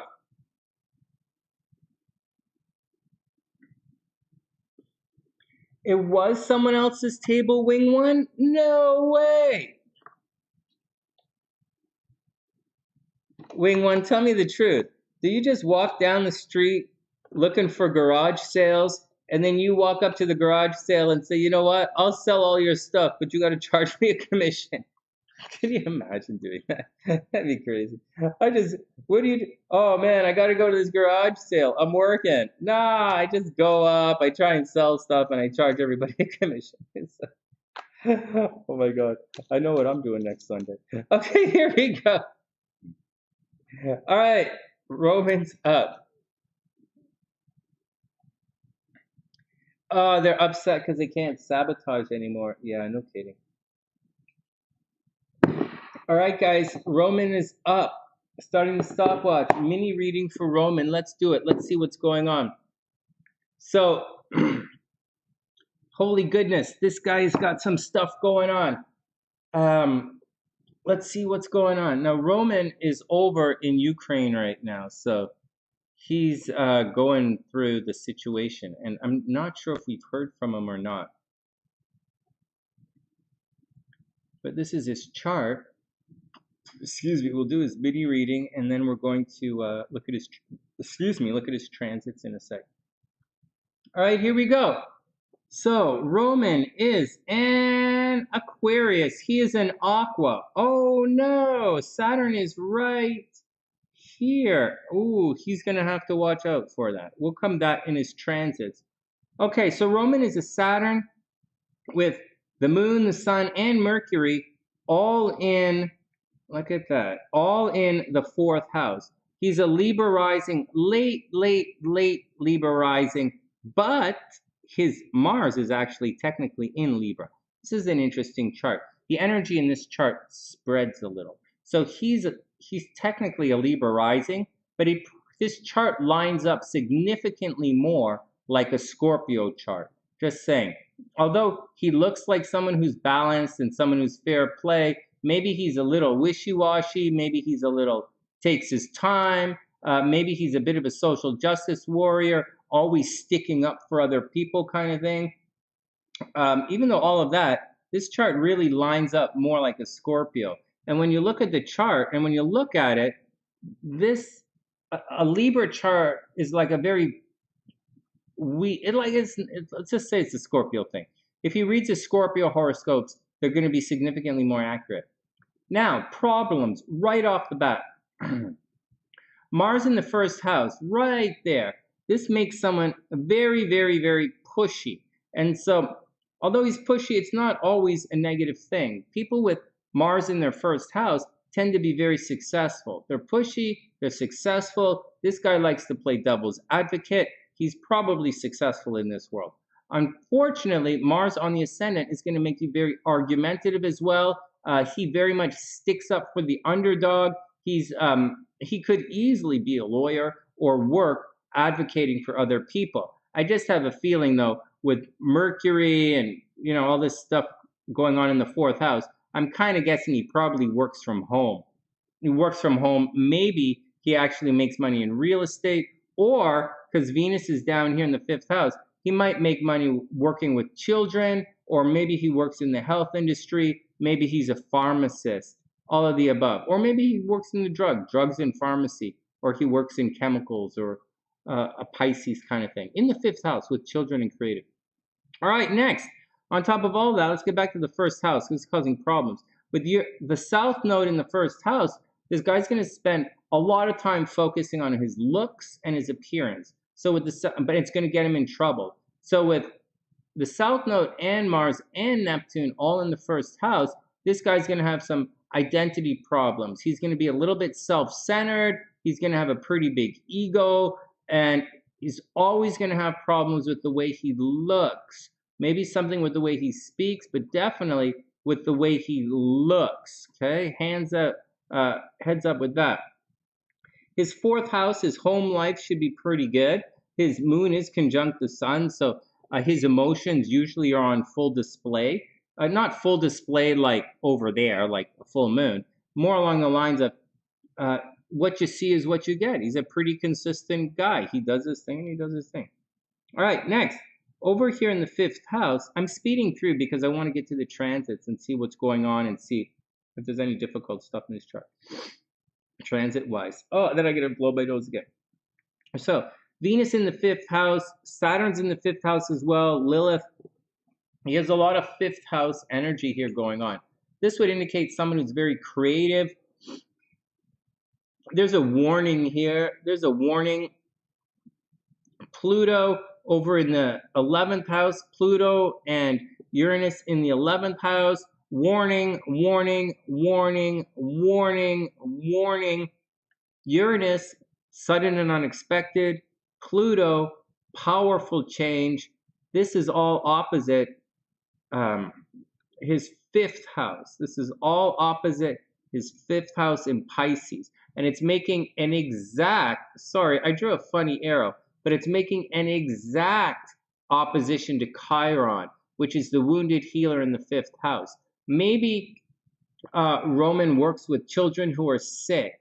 Maybe he's a teacher. I don't think he's a teacher, but maybe he works with kids who are sick, or he works healing people somehow, or somehow children are always a sore point. With Saturn in the 5th house, there's a possibility his children get taken away from him. The North Node over there in the 7th house, maybe he got divorced. There's a potential for divorce. There's a potential for taking relationships for granted. There's a possibility his kids are going to be taken away from him, although he is very creative. Now the outer world is going to come in and really unexpectedly damage some kind of thing. But he has a wound that he carries with him with regards to children. He has a wound. We'll just leave it like that, and that's what's happening with that kind of stuff. His health is okay. Maybe he got divorced. Jupiter in the 9th house retrograde.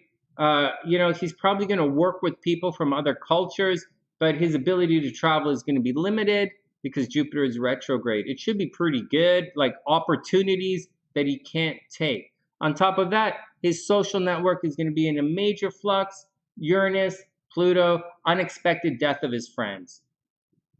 Nice and blunt, unexpected death of his friends. He has to, in this lifetime, watch out for headaches, watch out for hitting his head, watch out for nosebleeds. Those are all on the agenda. All right, let's go see his transits, because that's what we are checking out.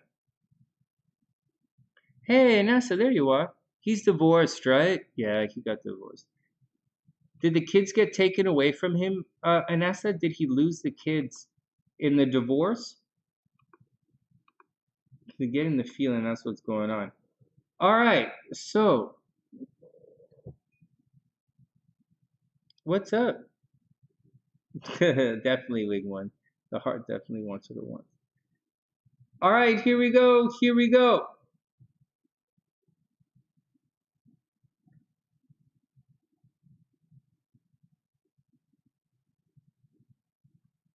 Wing one, the question is not the heart wants what it wants. The question is, why do so many guys carry their hearts around in their crotch? That's the question. How do you hold on to your heart? You just wrap it around that thing. All right, listen. Your niece was taken to Bulgaria? Yeah, his children are taken away from him. Okay, let's see what's going on in his life right now. So he's got to watch the kids. So let's see if anything crazy is attacking him right now. So next year, later on in the year, okay? Later on in the year, he's going to go through a major change. So later on in this year, he might get very sick. He's going through his node return. Later on this year, not like November, December, like June, July, like he is going to go through a major change. Something is going to happen in his relationships, key relationships, which will make him change his entire life. His appearance, his identity is in major flux right now. Something major, again, major and unexpected is going to happen with this guy in relationships. Maybe he's going to get, hey, Inessa, is he like formally divorced yet? If he's not formally divorced, he might get formally divorced this year. So if we have all this energy is moving through right now, and you can see it's at 5 degrees, it just entered. It just entered into his 4th house. So right now there's a lot of energy. So this is a bad day for him. Inessa, this is a bad day for your brother, just to let you know. Saturn is absolutely crossing his sun, and Saturn is right here.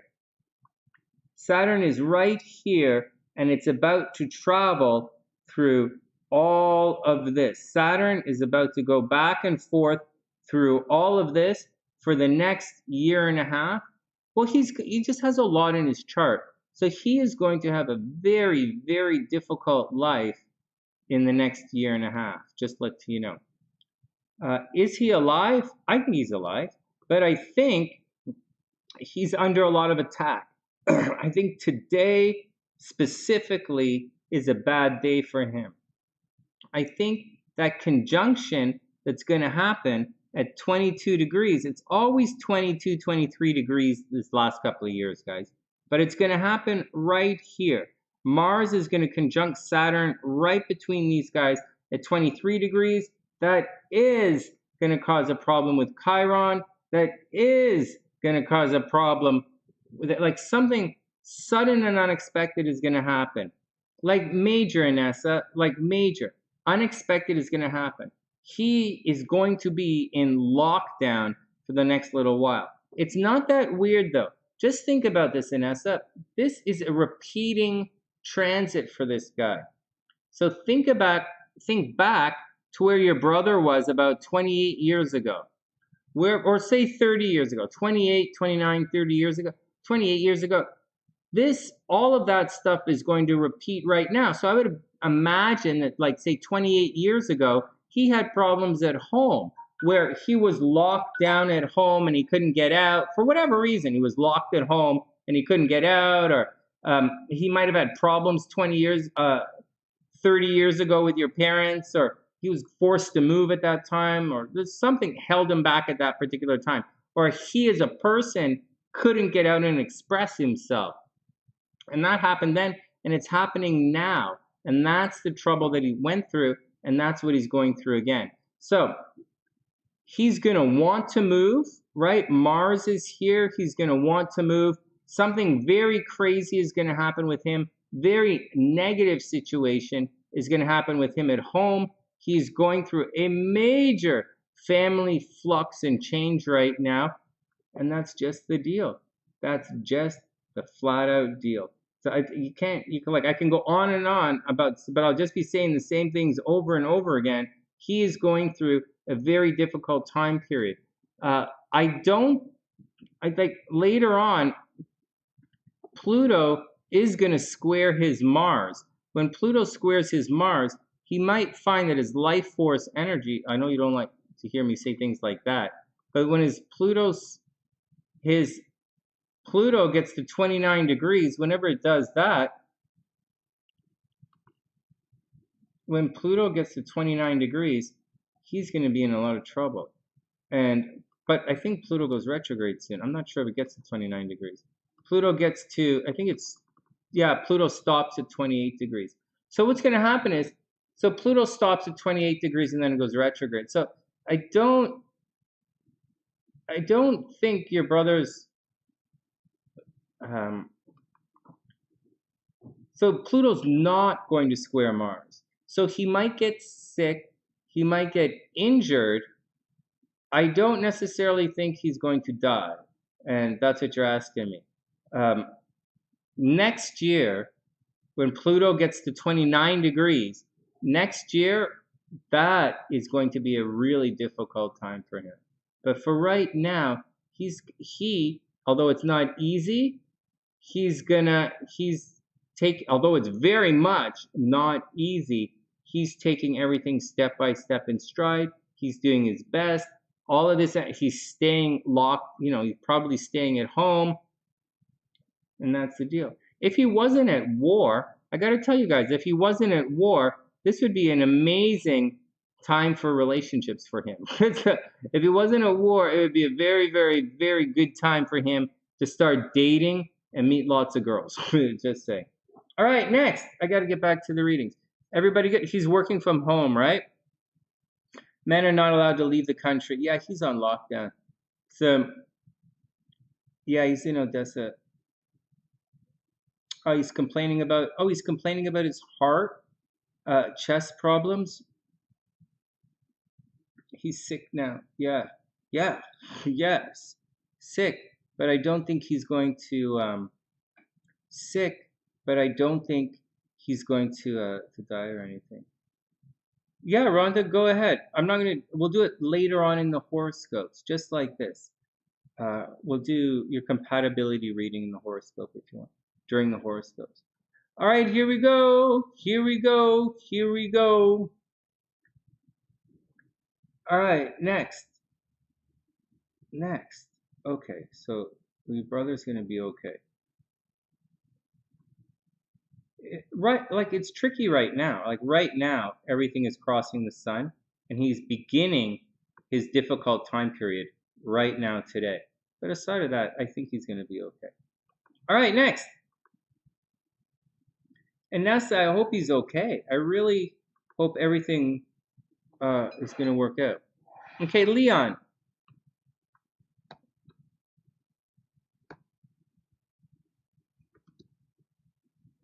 All right, Leon, here we go. Time stamps.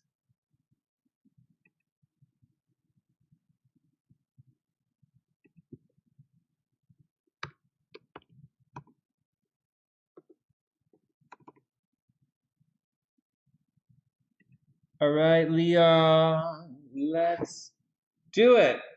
So Leon just had a psychic experience. I think what's happening, Leon, is you're surrounded by a lot of energy, like like like electrical energy, like chi, life force energy, Leon. You've been studying all this psychic stuff, or you've been studying astrology and all this stuff. When you spend a lot of time immersed in this ethereal divine, I like to call it, or you immerse yourself in all this psychic energy, psychic things tend to happen. It really does. And I think that's what you're going through. I really do. So just be cool, Leon. Just be cool, enjoy it. Just be cool and enjoy it. Talk to the spirits, Well, I say talk to the spirits, but I'm not afraid of spirits.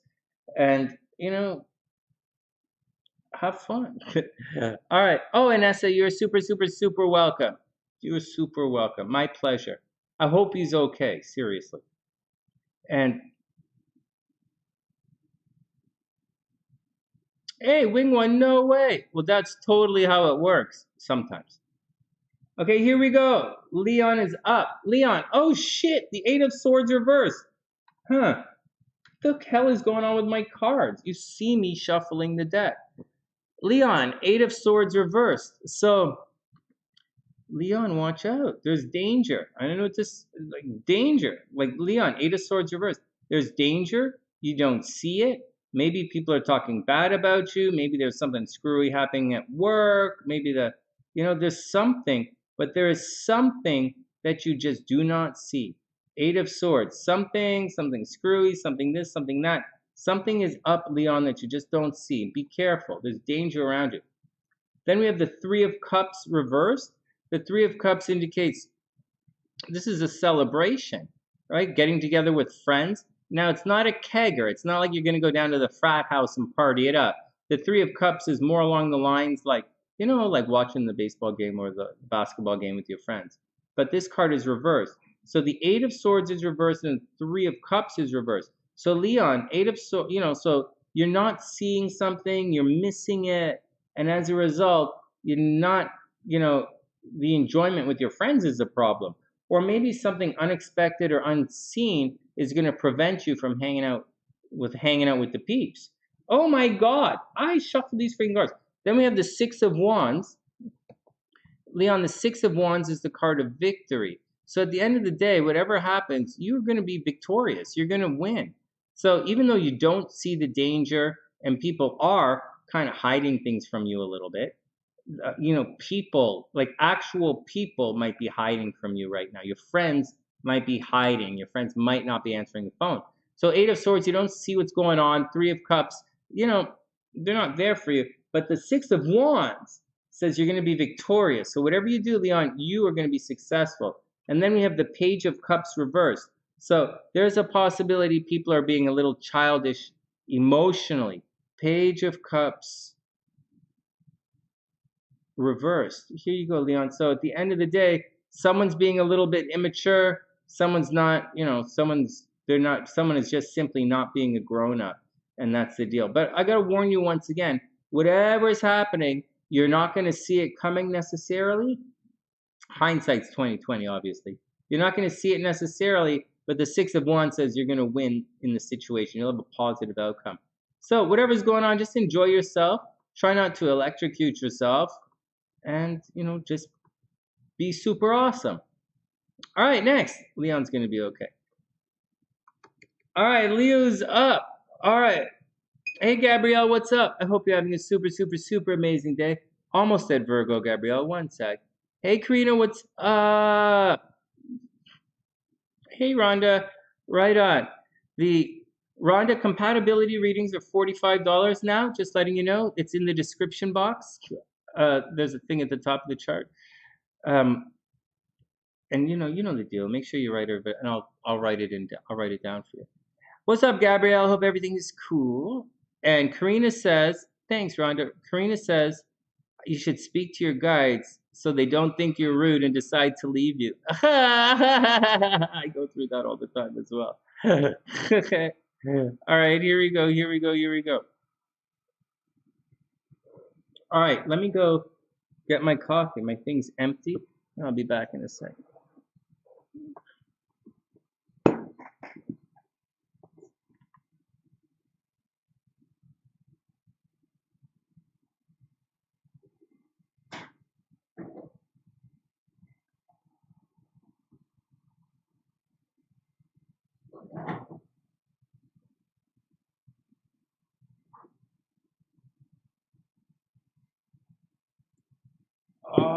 Right. Thanks, Rhonda. Hey, Rhonda. Well, you know the deal. Take your time. Rhonda, you're a Sagittarius. You want me to do your thing right after Sagittarius? Okay, we're going to do Leo, Virog, Libra, Scorpio. Then how about right before Sagittarius after Scorpio? Because it's going to be a long time. You're going to have to wait an hour. I'll put it after Sagittarius so it makes more sense. Okay. I know it seems weird, but I like doing your horoscopes. I like doing your readings close to your horoscopes so you guys can figure it out. So hopefully it makes more sense. It's actually better if I put it by your rising sign, but sometimes not. Sometimes not. Okay, Leo's up. Rhonda, you're in the you're in the description box. I got you right there.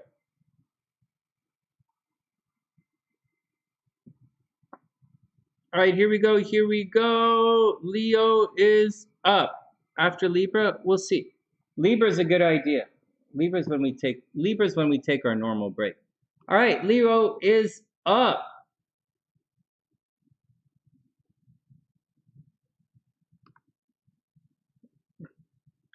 Can you type in everyone's all the birth information? No, Rhonda, don't worry about it. Don't worry about it. Don't worry about it. Don't worry about it. I'm hearing a lot of things about the Google stuff, messed up. Go ahead, type in the information. Type in everybody's stuff, and I'll put it in.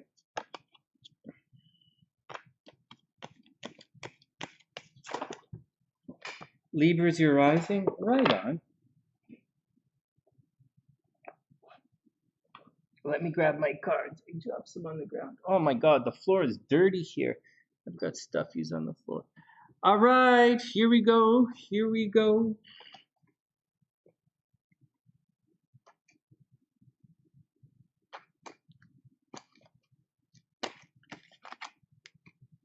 I'm going to warn you guys, for everybody, I have a very hard stop here at about 7:30. So I have to finish the horoscopes. So if you guys don't enter your birth information, I'm not going to wait for you. You're going to have to come back. You're going to have to come back. Just letting you guys know.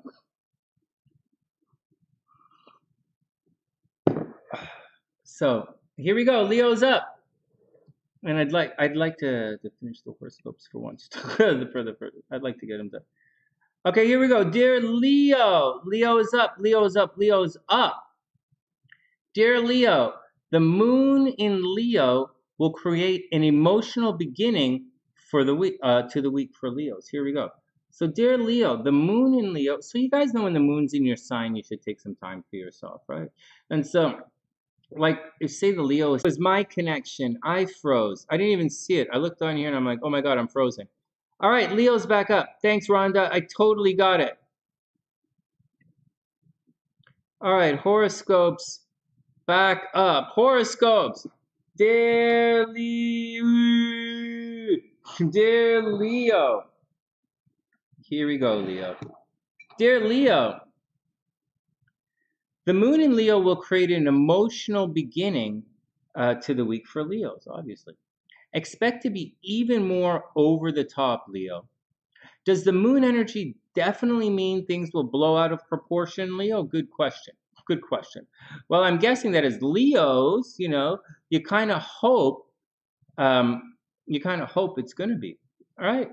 Anyways, well, what a weird thing that I wrote such a weird thing. It made so much sense when I was writing. Anyways, dear Leo, the moon, it should remind you that despite Mars and Venus causing trouble in your 7th house, all right, despite Mars and Venus and Saturn all causing problems in the 7th house, and Leo's, a divorce is on the horizon, Leo, a possible divorce, breakup, major breakup, cheating in relationships not so good for Leo right now.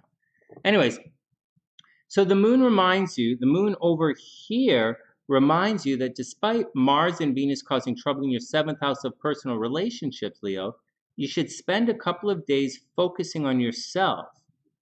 Got that, Leo? You really should be focusing on you because the moon's in Leo. You got to focus on yourself. The very plus side of all of this, Jupiter approaching Neptune in your 8th house indicates big money should be coming your way. There you go, Leo. So Leo, love kind of sucks right now. Actually, money should be coming from your relationships right now, which is a little bit crappy because Mars is there. It does appear as if a relationship is going to end, Leo. So you're going to have to deal with all of that. And then way up over in here, it looks like financially, this should be a pretty good time, Leo. So investment should come through. Leos might inherit some money. They might win a legal battle. It does appear as if Leos are stuck in some kind of legal battle right now. Are you going to win the legal battle? I think the first week of April, Leos are going to find out that they very much are going to lose that legal battle. It's going to be very difficult. But down the road, right after you get past that first week of April, Leo, after you get past the first week of April and you settle into that, right? Like this is a very immediate fight happening. But when you're past the immediate fight, you have a lot of rewards waiting for you. So just be cool, take it easy, make it through the fight. Be there for everybody because people are dying around Leos. You have to watch out. Leos might be getting sick right now. Leos are probably spending all of their time trying to be, trying to be popular or trying to get by at work. I'm going to warn you guys something. Leos may have received a new job recently, but it does appear as if there is going to be a problem. Like something unexpected is going to happen in the work side of things, Leo. So your high visibility is getting a little weird. So be careful with all of that. You might want to travel, you should inherit some money, problems in relationships. You might be getting divorced, cheating in relationships, but it's all going to resolve itself.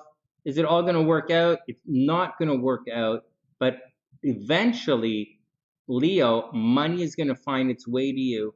Eventually, you're going to get a new job or you're going to change something, make something up in your career, and then it's going to work out. But for now, take it easy. Leos are definitely, and that's it. Take it easy. It's all about money, joint finances, doing taxes. You might find that an investment made money. It's all good. Money's coming your way, but death is also coming your way. But death is not coming your way right now. Death is coming your way next month. So be careful. All right, let's do the cards. Hey, Jaylynne, what's up? I hope you guys are having a super, super, super amazing day. Gabrielle, you guys still frozen? Oh, no, we're up and running. Yeah, we were frozen. Well, there you go. Priestess, the Leos. What are you going to do? That's funny. Okay, here we go. Shuffling the deck, cutting the deck. Here we go. Leo, first card. So let's put this down. See what's going on with Leos. Leo, the Hanging Man reversed. So Leo, there's some kind of illusion around you. Things are not making sense. And I do believe with the Hanging Man reversed, even if, Leo, you had all of the information, things still aren't going to make sense. It's reversed. So then maybe some people are behaving irrationally. So even if you use your intuition and nothing works out, Leo, I have a feeling it's not going to work. It might work out, but things aren't going to make any sense. So just be careful. Oh, goodness. Then we have the Seven of Swords, Leo. So someone might be stealing something from you. Or moreover, the Seven of Swords indicates a situation where someone might be stealing your ideas, Leo. They're stealing your ideas. What the hell, man? So for all the Leos out there, watch out that someone doesn't steal your work or that someone doesn't, lie to you, right? It's ideas. Watch out, Leo, that someone doesn't lie to you or steal something from you. And then we have the Emperor reversed as well. So Leo, this is tricky, The Emperor indicates that you can't take control of the situation. You want to take control of the situation. You should take control of the situation. But the Emperor is saying, maybe not. You might not be able to do it. So be cool, Leo. Be cool. But be fair, right? The Emperor is a tough love, not as hard love as the Hierophant. The Hierophant is a stern taskmaster. The Emperor is just, tough love. And so it also takes care of things. But right now, Leo, you're probably in a position where you can't take care of things. You have to figure it out. I have a feeling someone lied to you. Leo, someone lied to you, or there's some kind of deception or some kind of nonsense, and someone along the way let you down behind the scenes, and they didn't tell you what they did, and everyone else around is treating you like this, but you probably don't even know why. And that's the deal, Leo. It probably wasn't your fault, but you're definitely getting punished for it. Next. All right, Virgs. Veruga. Veruga. Veruga.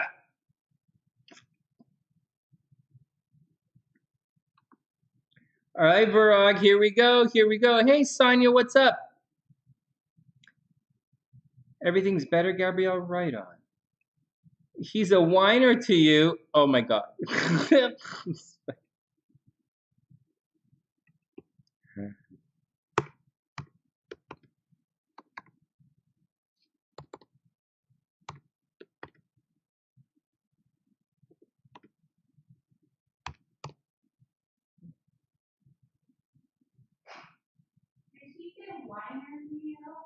Mm-hmm.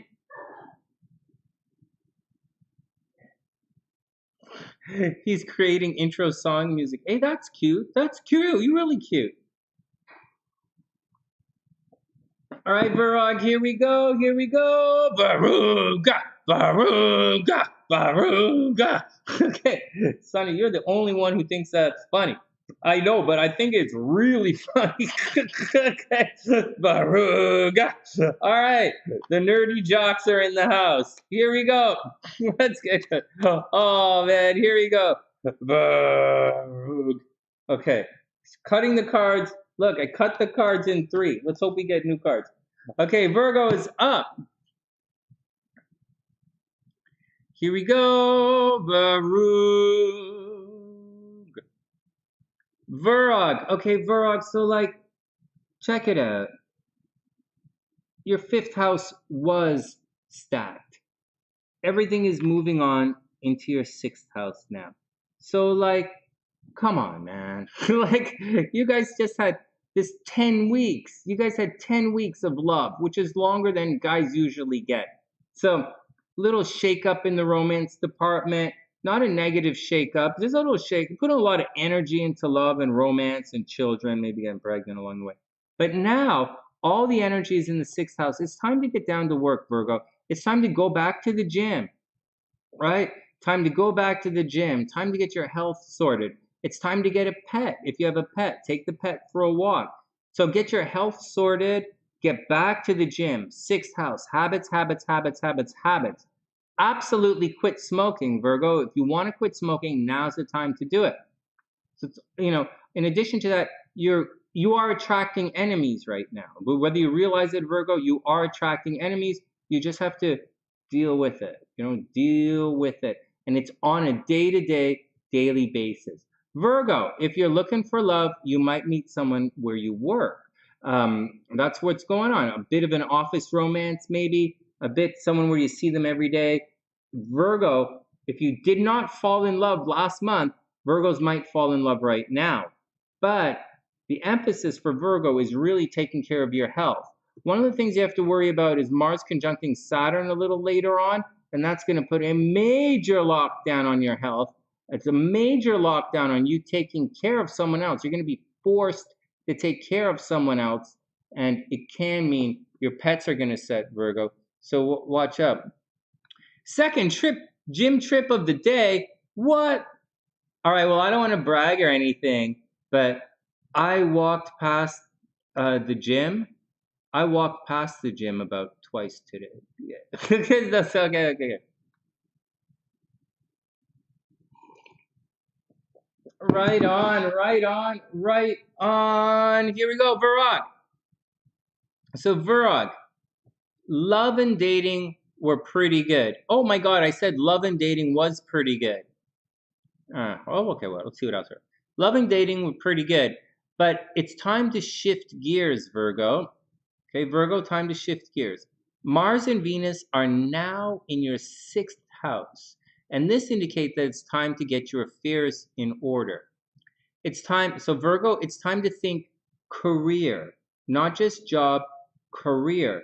And you see, the North Node is up here. You're still super high visibility. There's still very good things possibly for your career right now. All right, let's do it again.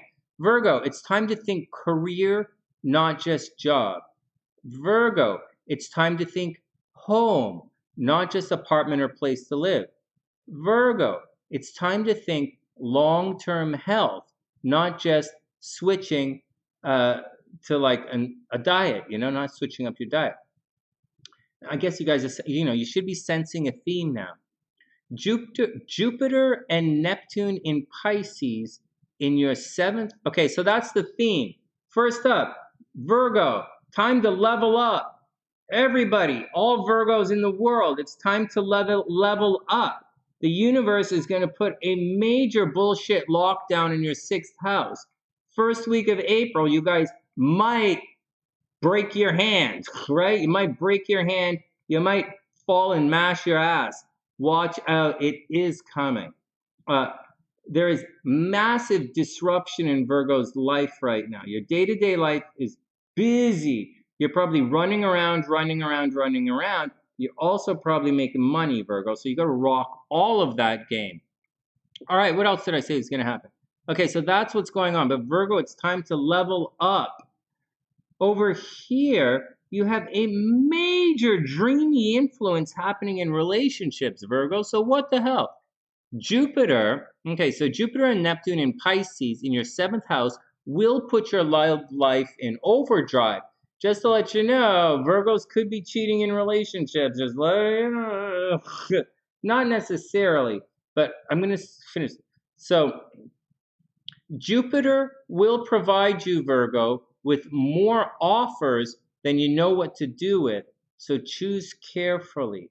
Virgos, people want to hang out with you right now. They want to partner up. They want to work with you. They want to hang out with you. So choose carefully, choose carefully, choose carefully.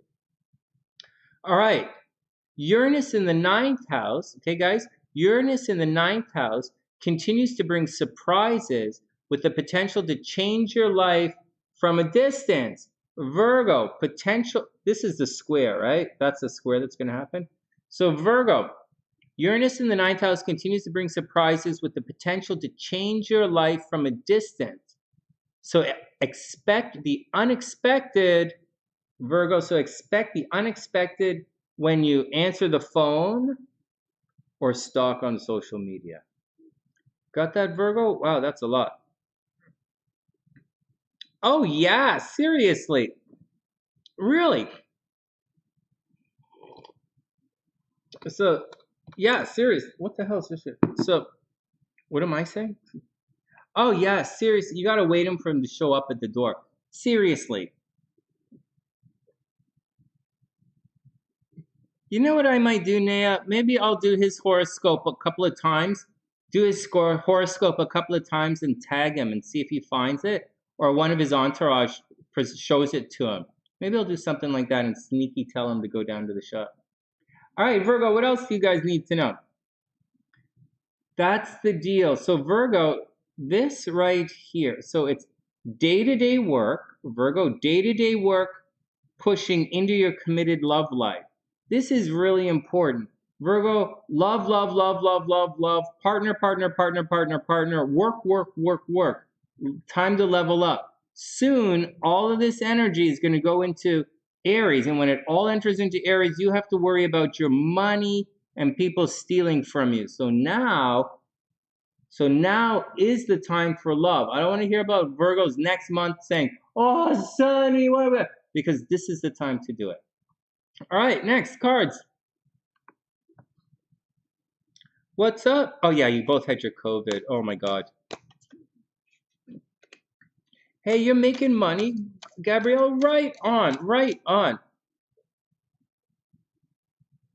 option Scorpio or Scorpio? Well, Sonia, you know what you like. You like what you like. Here we go, here we go, here we go. Virog! Tower reversed. Guys, this is not a good card, Virgo. Tower reversed. It looks as if change is coming. I mean, your horoscope. We had a very, very optimistic horoscope. But this card is the Tower reversed, guys. Change is coming. Something, Virgo, keep your eyes open because something is going to come crashing down and you're not going to be able to do anything about it. Virgo, once again, something's going to come crashing down and you're not going to be able to do anything about it. So be cool. So be cool. Take it easy. Then we have the Knight of Swords reversed. And the Knight of Swords reversed is rushing around, energy. So Virgo, it looks like you have a lot of questions. Oh my God, this is not a good reading for Virgo. What the fuck? So Knight of Swords. So Virgo, Virgo, something is going to happen to you. The Tower reversed. Something is going to come crashing down. There is going to be a definite ending, Virgo. Unfortunately, the Knight of Swords is reversed, so you're not going to have any ending or clarity or anything that you really want. So Virgo, be careful with all of this kind of stuff. Really, Knight of Swords reversed, the Tower reversed. It's gonna, you're not gonna get the answers that you want, and it's gonna really crush you. Virgo's not gonna like that. For some signs, you might say, I don't give a shit, but Virgo very much does give a shit. Then the Ace of Wands. So out of all of this, you're going to have the potential for a new beginning. Maybe you're going to have a restructuring. It doesn't say you're going to have to talk or this or that. Things should be pretty good. But this is a reading out of the blue, guys. Astrologically, things look pretty good. But this is a very consistent, somewhat negative reading, all out of the blue. So Virgo, watch out. Something out of the blue is going to come along. The Tower is going to crash things up. It's going to smash it up a little bit. And then the Ace of Wands. But the Ace of Wands says you're going to be able to rebuild. So the Aces of Wands not about rebuilding things. But when things go crashing down, Ace of Wands says something is going to be there of great value at the end of the day. So watch out for it. When we were doing the overview earlier, Naya was saying how there's going to be something you're going to have both, guys. Very, very negative situation and a very positive situation happen. And so just keep your eyes open with it and try not to go too crazy. Try not to implode, especially you guys who have Virgo moons. Try not to implode in all of this. All right, next.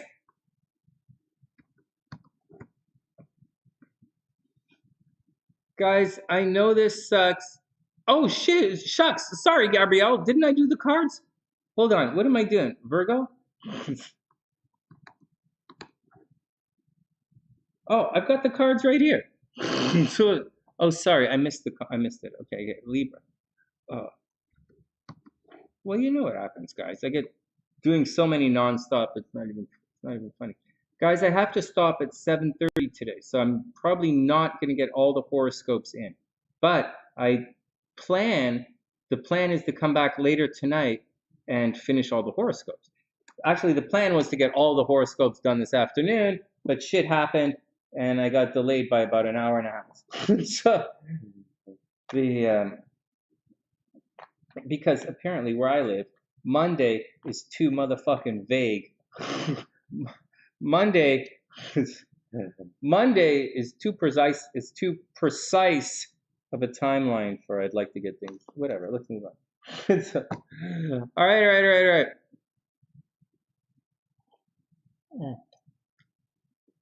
Oh, that's cool, Gabrielle. It's all cool. All right, Libra's up. Timestamps.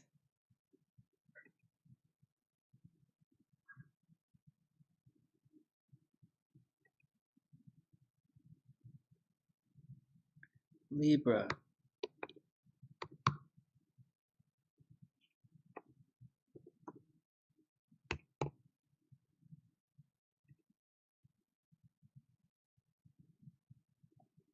Libra, let's do it. Hey, Karina, what's up? Libra's in the house.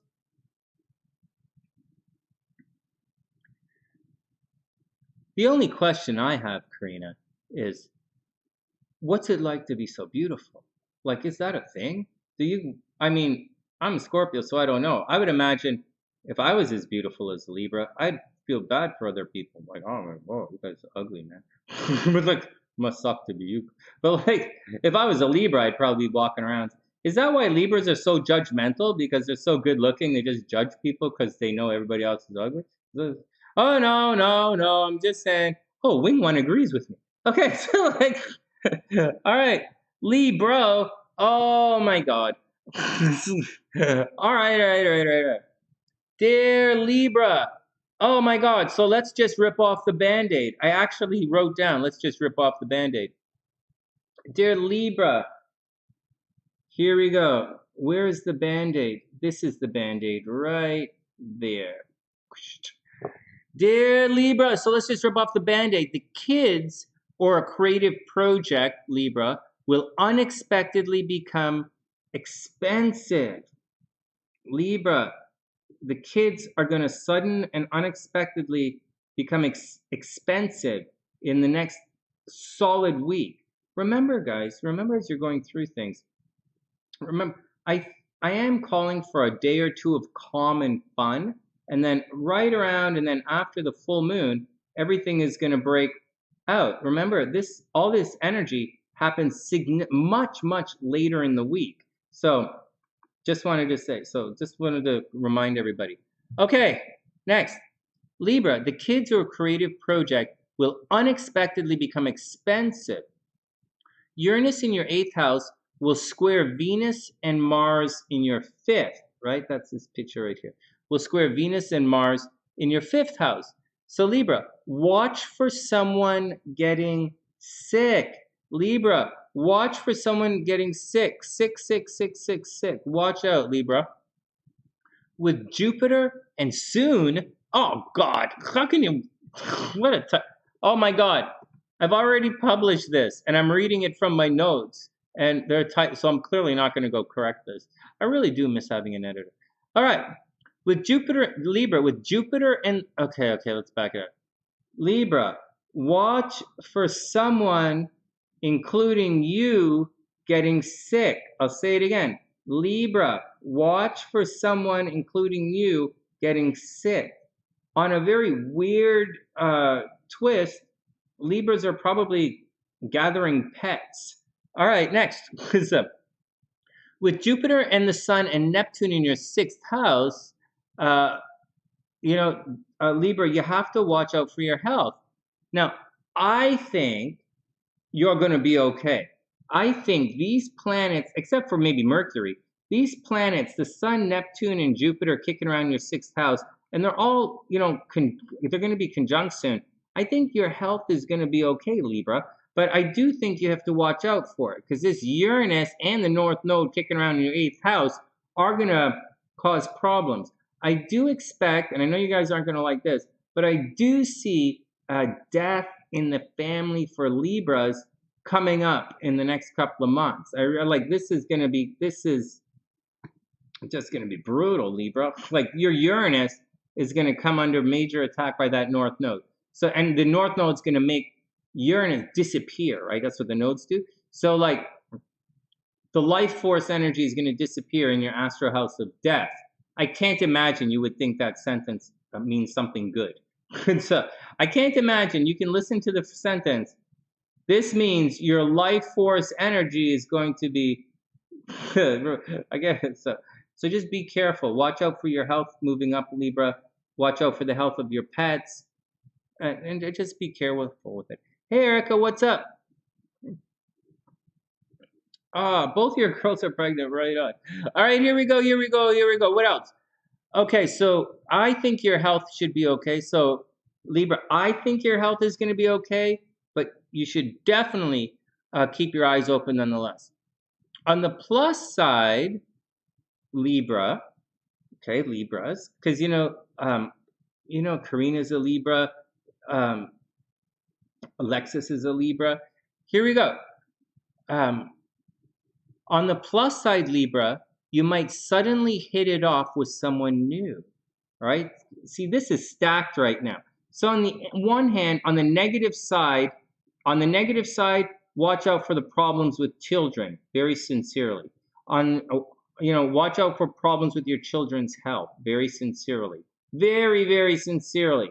A Libra, death is on the way, so be careful. Problems with the children is on the way, or something in a creative project is going to be stalled out, Libra, so watch out for that. Unexpectedly stalled out. What else did I say? Oh, also possibility of a romance. Libra, you might actually meet somebody right now. So get out there and check it out. Either way, it's going to be eventful. And finally, for Libra,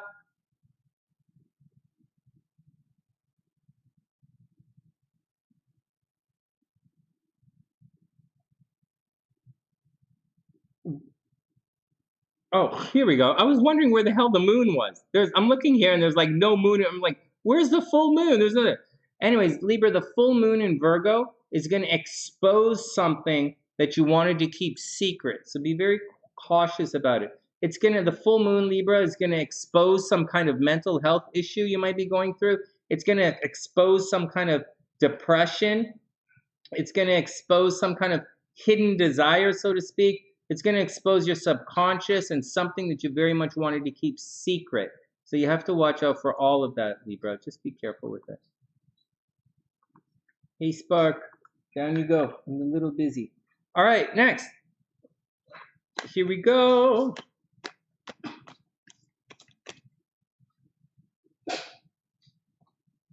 Down, Spark. Down. All right, here we go. Yeah, I hope everybody is okay. What's up? You had the corona last week. Whoa. Oh, and you bought a fish? You really are doing it, Karina. You really did get to the... Yeah, Libras might be getting pets. I know, crazy, right? Okay, here we go. Libra, Page of Cups reversed. Okay. So you might be feeling, a little childish. Like you might need some, not childish, childish, like you might be feeling like you need some emotional support right now. The Page of Cups is reversed. So whatever's going on in the life of Libra right now, you might feel as if you need a shoulder to lean on, or there's some kind of emotional thing that keeps happening all the time. Maybe Libras are becoming sad and they don't know why. I'll tell you why. Usually when the moon cruises through Virgo, especially a full moon, Libra is going to feel sad, right? Mental health, you'll feel sad. It's usually a Mercury thing, but it's also a 12th house thing to an extent. Then we have the Seven of Wands reversed. So Libra, people are arguing with you. Not like, it's not the Five of Swords. It's not like they're just arguing. The Seven of Wands, Libra, it indicates they're not really happy with what's going on, right? The peeps are rising up and it's reversed. So maybe like, it could like the condo board where you live, or maybe like some group that you belong to, maybe even your friends. But Libra people are acting up. So be careful. The peeps are acting up and they're not exactly happy with you. Hey, Bunny, what's up? I know it's Pi Day, right? Happy Pi Day. I tweeted it out on Twitter. All right, here we go. And then Libra, finally, holy crap, 10 of Swords reversed.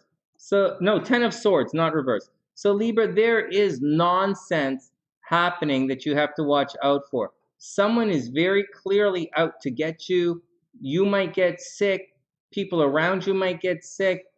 There's nothing really good happens to the 10 of Swords. It doesn't mean the guy in front of you in line is going to die. It's more than likely like he dies and they run out of the thing you're buying. So it's going to really suck. So Libra, watch out. 10 of Swords say it's going to be a little bit of suck-ass experience. If people are up against you, Libra, they're being very negative.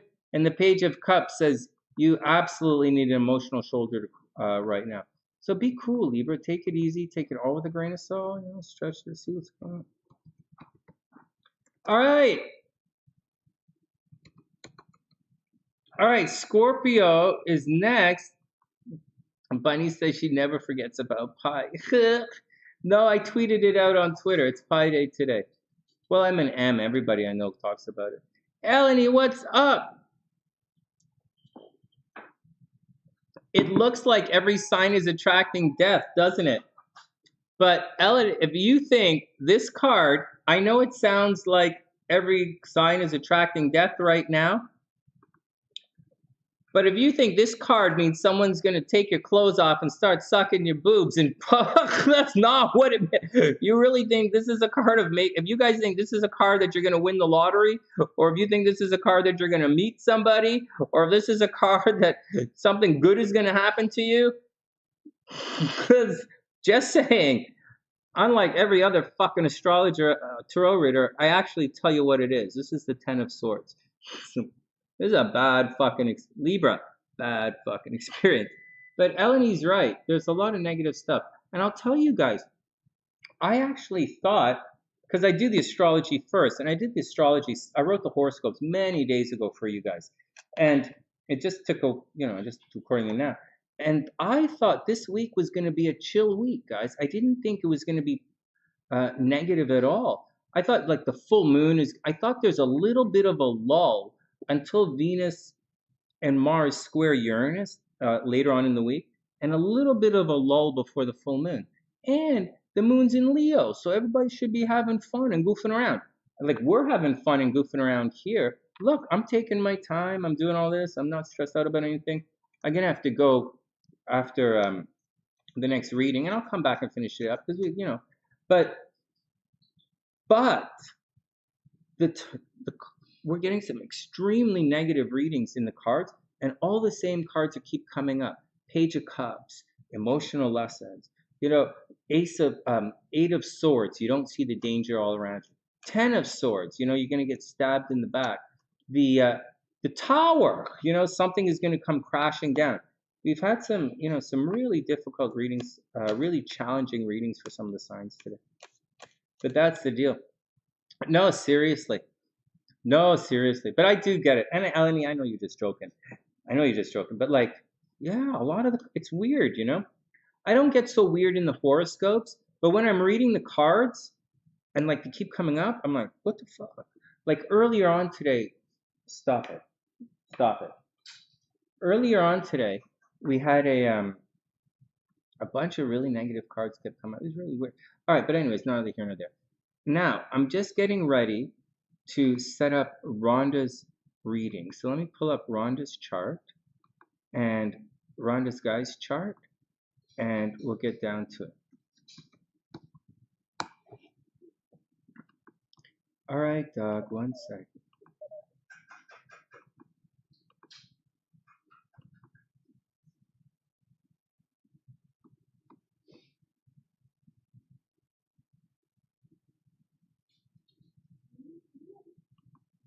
Oh, shuck, this is not Rhonda's chart. Hold on, Rhonda, find a good chart.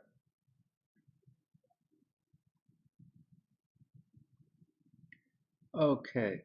Yeah, no problem. Let's do it.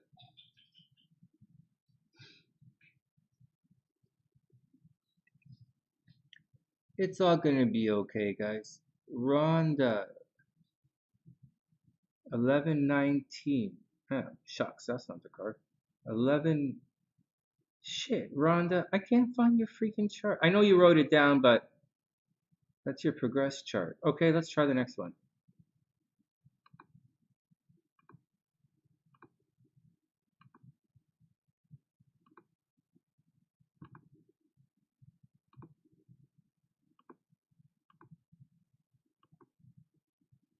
Rhonda, here we go.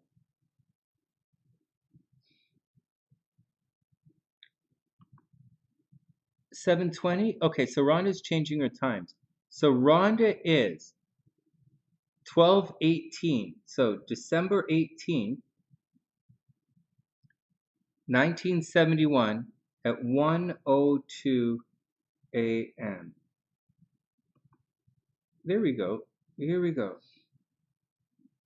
Let's delete this one.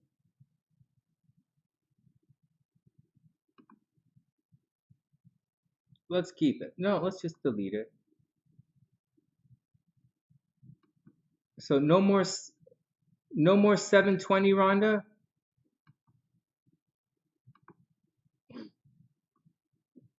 Okay, Rhonda is December 1871 at 1:02 a.m. We've got you. And Rhonda's guy is, let me just find out where I put his chart, because I do have his chart somewhere, and I'd rather just update it than to keep scribbling in multiple charts here.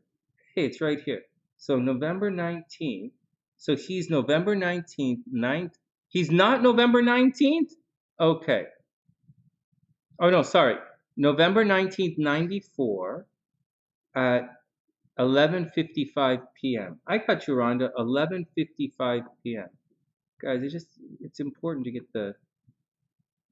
as much information as we can. 11:55 p.m. And he's in Ondo. Okay, November 19th, 94, 11:55 p.m. in Ondo. All right, we got it. Now, everybody be cool. We saved the file so that I don't lose it again. And then we save Rhonda the file because we updated. No, we don't want another copy. We've got her chart is good. All right. Timestamp. Rhonda. Okay, Rhonda, I have to move you in the timestamp. So you're here, Rhonda, you're after Libra. After Libra, before Scorpio, and your timestamp is 3:52. All right, let's do it. Compatibility. Rhonda, I might make a separate video out of this. I might edit this and make a separate video. That's cool, Bunny. Oh, all right. Here, let's go. All right, next. All right, let's do it. Hey, so when I come back later tonight, so I did TJ's chart. I know we didn't finish his horoscopes. I had to do TJ's chart. She pays full private reading prices for mini astrology readings. I have to do her chart. And so, and plus she's a long time Sunnysider who looks out for me.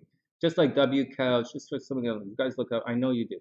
And so, Karen and all of this. So we're so we did TJ's chart. I'm glad I got it done.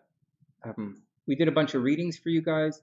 The overview was a little intensive today, but I wrote a lot for the overview. Remember, when I used to write for the newspapers, you only get 3 lines to write things in. For those who don't know, being a professional writer is really difficult. You have to really remove, like cutting it down is really difficult in writing. Space is important. But now that I'm doing it on the internet, I just write it. So, okay, so next, we accomplished a lot of what we wanted to accomplish. I didn't finish everything, but everything is okay. All right, Rhonda's up. Let's see what's going on with her guy. Now, I'm not looking at it. I'm not cheating. Let's just see. See you later, Wing One. Have a wonderful night. It's going to be late because I have some errands I have to run shortly. It's like my anniversary tomorrow. If I fuck that one up again, it's going to be horrible. Fuck. If I fuck up this anniversary, I might have to go on tour playing my sax. That sounds like a bad fucking life. So, like, all right, next. Oh, Jaylynne, you'll be when there's time. You guys, I'm planning to do you guys, and I want to use your chart to teach that thing. So you guys are going to be when we have time. If I don't, now keep in mind, I have to do the horoscopes. So the rest of the horoscopes probably going to take 1.5 hours to 2 hours. So when I come on later, we'll do the horoscopes first. And if I can't get to yours, Jaylynne, it'll probably be tomorrow. You're in the description box, so you'll be up pretty soon. But just to let you guys know, there's a big difference. I don't usually redo readings. Jaylynne asked me to redo it. She didn't record it. So when you don't record your reading live, and keep in mind, you have a computer and a phone. So, and my reading server is full. And so you can't, I don't usually redo readings at all. And so, but I like Jaylynne, I like Casey, I like their charts, I like the situation. So we're going to do that a bit tonight. We're going to do a little bit of their chart tonight, and we're going to, put it down in the timestamps for everybody. And that's going to come on a little later. But I want to show you guys a little compatibility with their particular chart. Plus, Casey has Jaylynne has a really specific question, a very specific one. And I'm going to show you guys exactly where to look to find it. And because the answer is yes, they have it. But I'm going to show you where it is in compatibility in their chart, because it doesn't show up in one place, but it very much shows up in another place. So you guys, and I'm going to use their chart to show you, you can have synastry in a chart. You can have really strong astrological connections in a certain part of your chart that you will not see unless you know how to, you look for different things. And that's called declinations. And I'll show you guys that stuff when I come back. But first, we got to finish up Rhonda's reading, and then I got to get out of here. All right, next. All right, Gabrielle, have a super, super amazing day. Gabrielle, I didn't do the Scorpio yet. I apologize. So here we go. All right. I don't redo readings. Like if someone has a private reading, I don't come back online and do the reading again. If I do a reading for you right now, like if I do Rhonda's compatibility and she decides to disappear and says, I wasn't there for the reading, I'm not doing it again. This is a video. You can go back and watch the video. That's what I have to say. That's what I have to say. And there are a number of it. That's what I have to say. This is a video.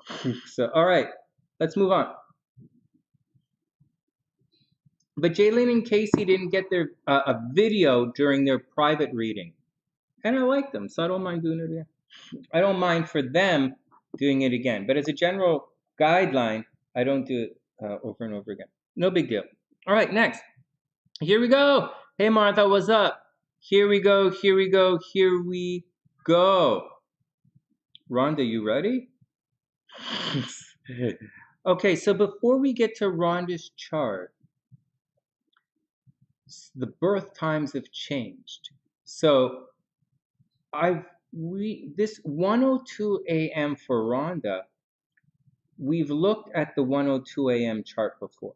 So that's not going to change. And when we put her boyfriend's chart on top of her chart, that's not going to change either, even though his birth time changed. It's not going to change because we're using Rhonda's chart from Rhonda's ascendant and putting his chart on top of it.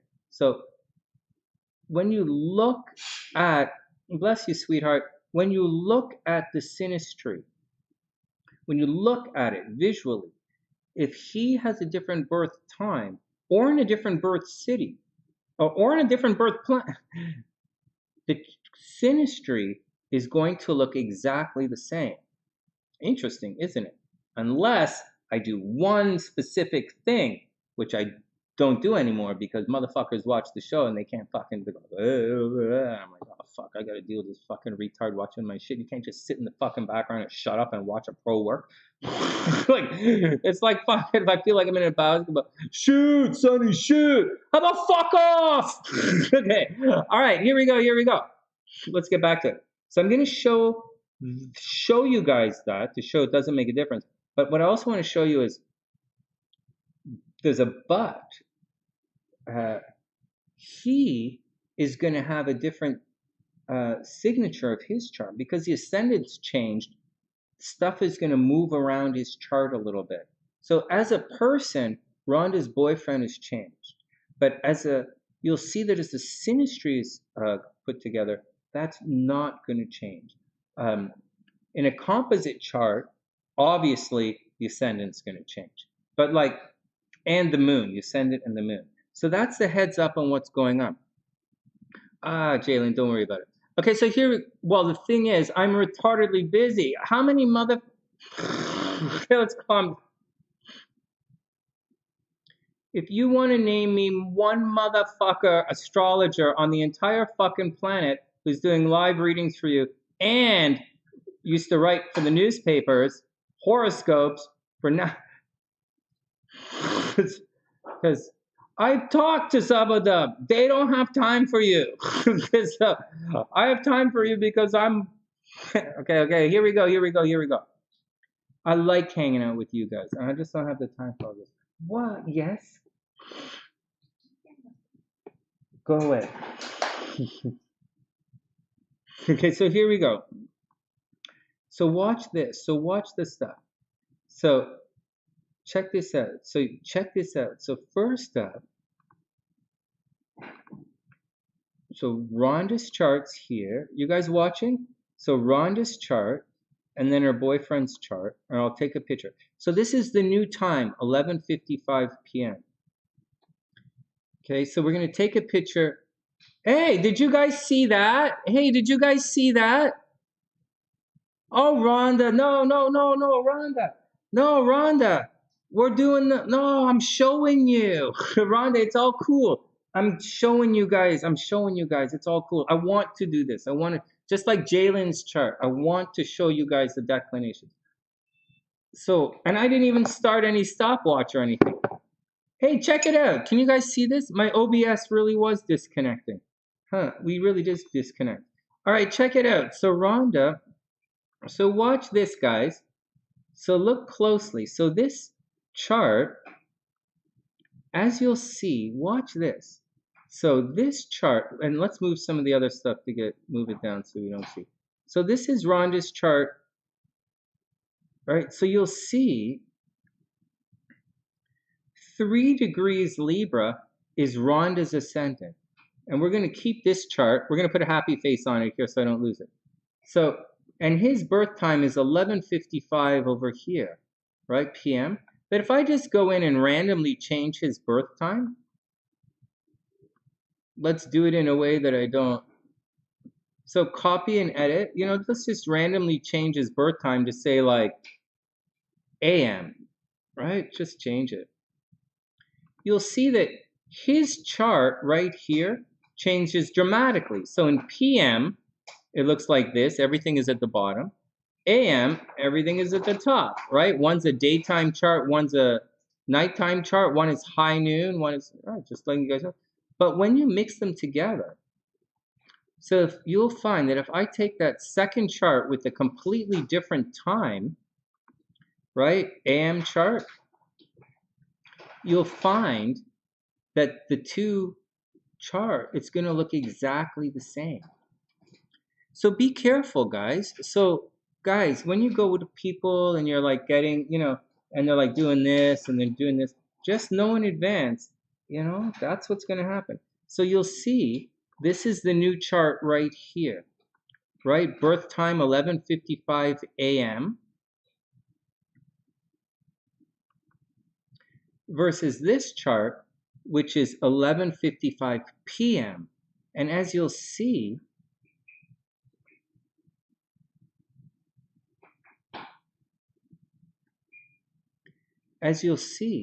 both risings are the same. See, 3 degrees over here. Rhonda's 3 degrees, these 3 degrees.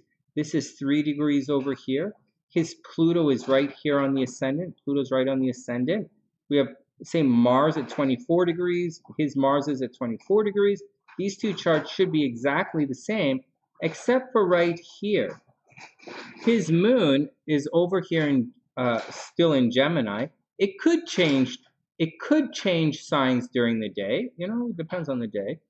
But over here, the moon is in Gemini as well. So that's the situation that's going on.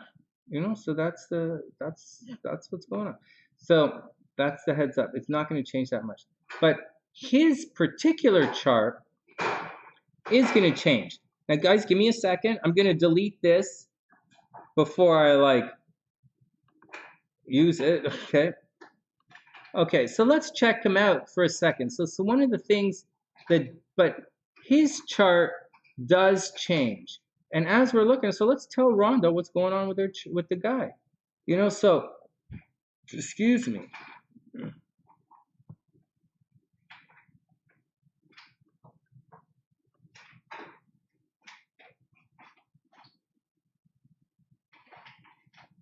So in this chart, with his new birth time at 11:55 p.m., you're going to see it's a nighttime chart. You see, midnight, the sun is at the bottom of the chart. See that? High noon, midnight, bottom of the chart. So this changes things dramatically, Rhonda, like dramatically changes it. So this means he's probably a bit of a homebody, right? Instead of having everything up there, being out there, out in the world, he's probably a bit of a homebody. I don't know if he's reclusive because his moon is at the top of the chart. He does want to get out into the world and do things.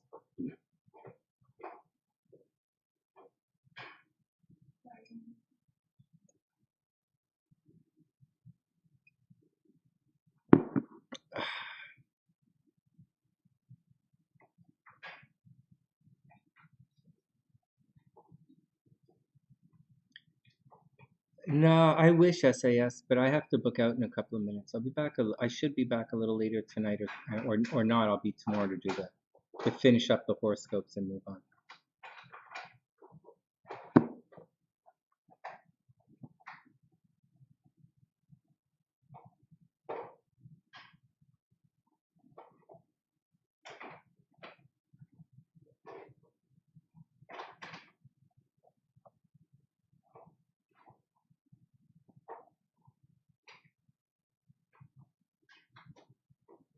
Hey Marissa, what's up?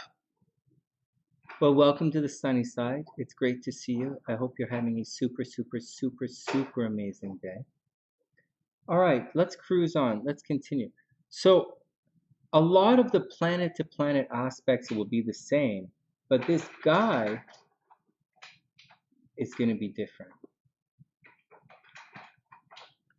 It's okay, SAS. I just got to leave in 5 minutes. All right, next.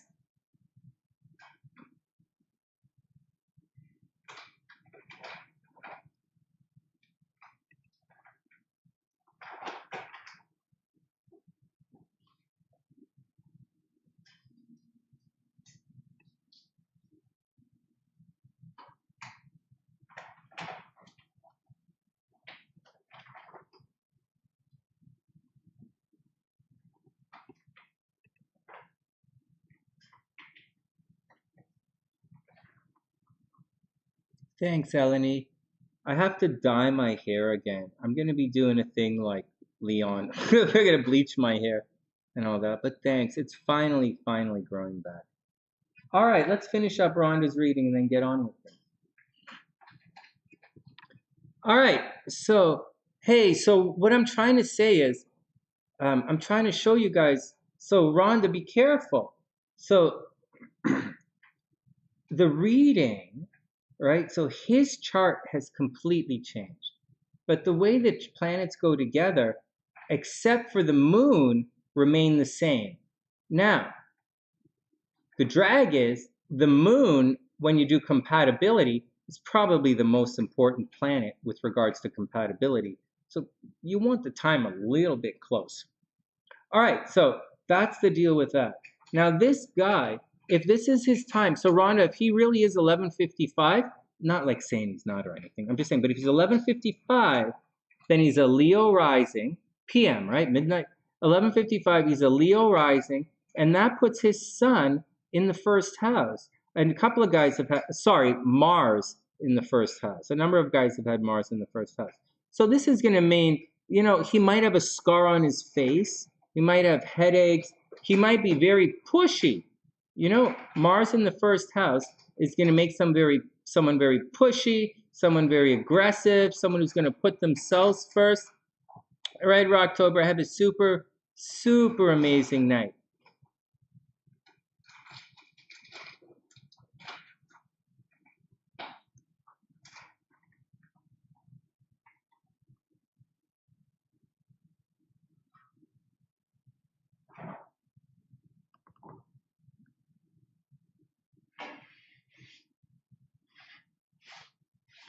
All right, so that's the deal, guys. So the guy's significantly more of a, let's do it, finish it. So he's a bit of a homebody, right? He has a lot of energy in the fourth house. He's a bit of a homebody.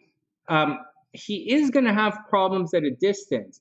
Hey, Rhonda, this guy's going to have problems at a distance. He might have problems traveling to meet you. I don't know if he does or not, but he might have problems coming to meet you. Some things you want to be aware of. Saturn in the 7th house means he's going to have difficulty getting married. It doesn't mean like a legal difficulty. Maybe, I don't know, but like anything can happen, right, that causes problems getting married. But Saturn in the 7th house is a situation where, like, you know, he might get divorced. There'll be delays in marriage. He'll get married later in life. All things that you know are happening, right? So just be cool. Just watch out. Just do the thing. Know in advance that I don't know if the guy's a player per se, but he's going to have problems, natural problems in relationships. So it's something to watch out for. All right, let's check the compatibility. Okay, so let's get back here and check the compatibility. Oh, also, Rhonda, the guy has a retrograde, like his Venus is retrograde in Scorpio. Here, I'm just going to quiet down for a second until all the noise stops.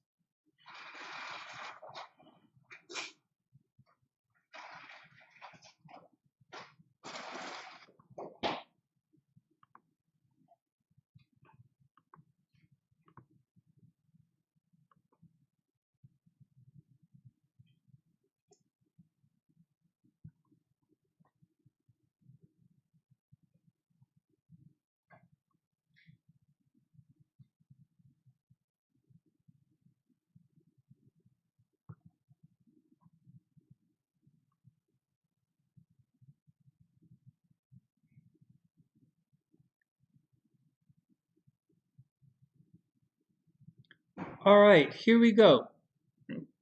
So, here we go. So, this is normal. So, but I want to show you guys something. So, this isn't going to change. What we have is, we have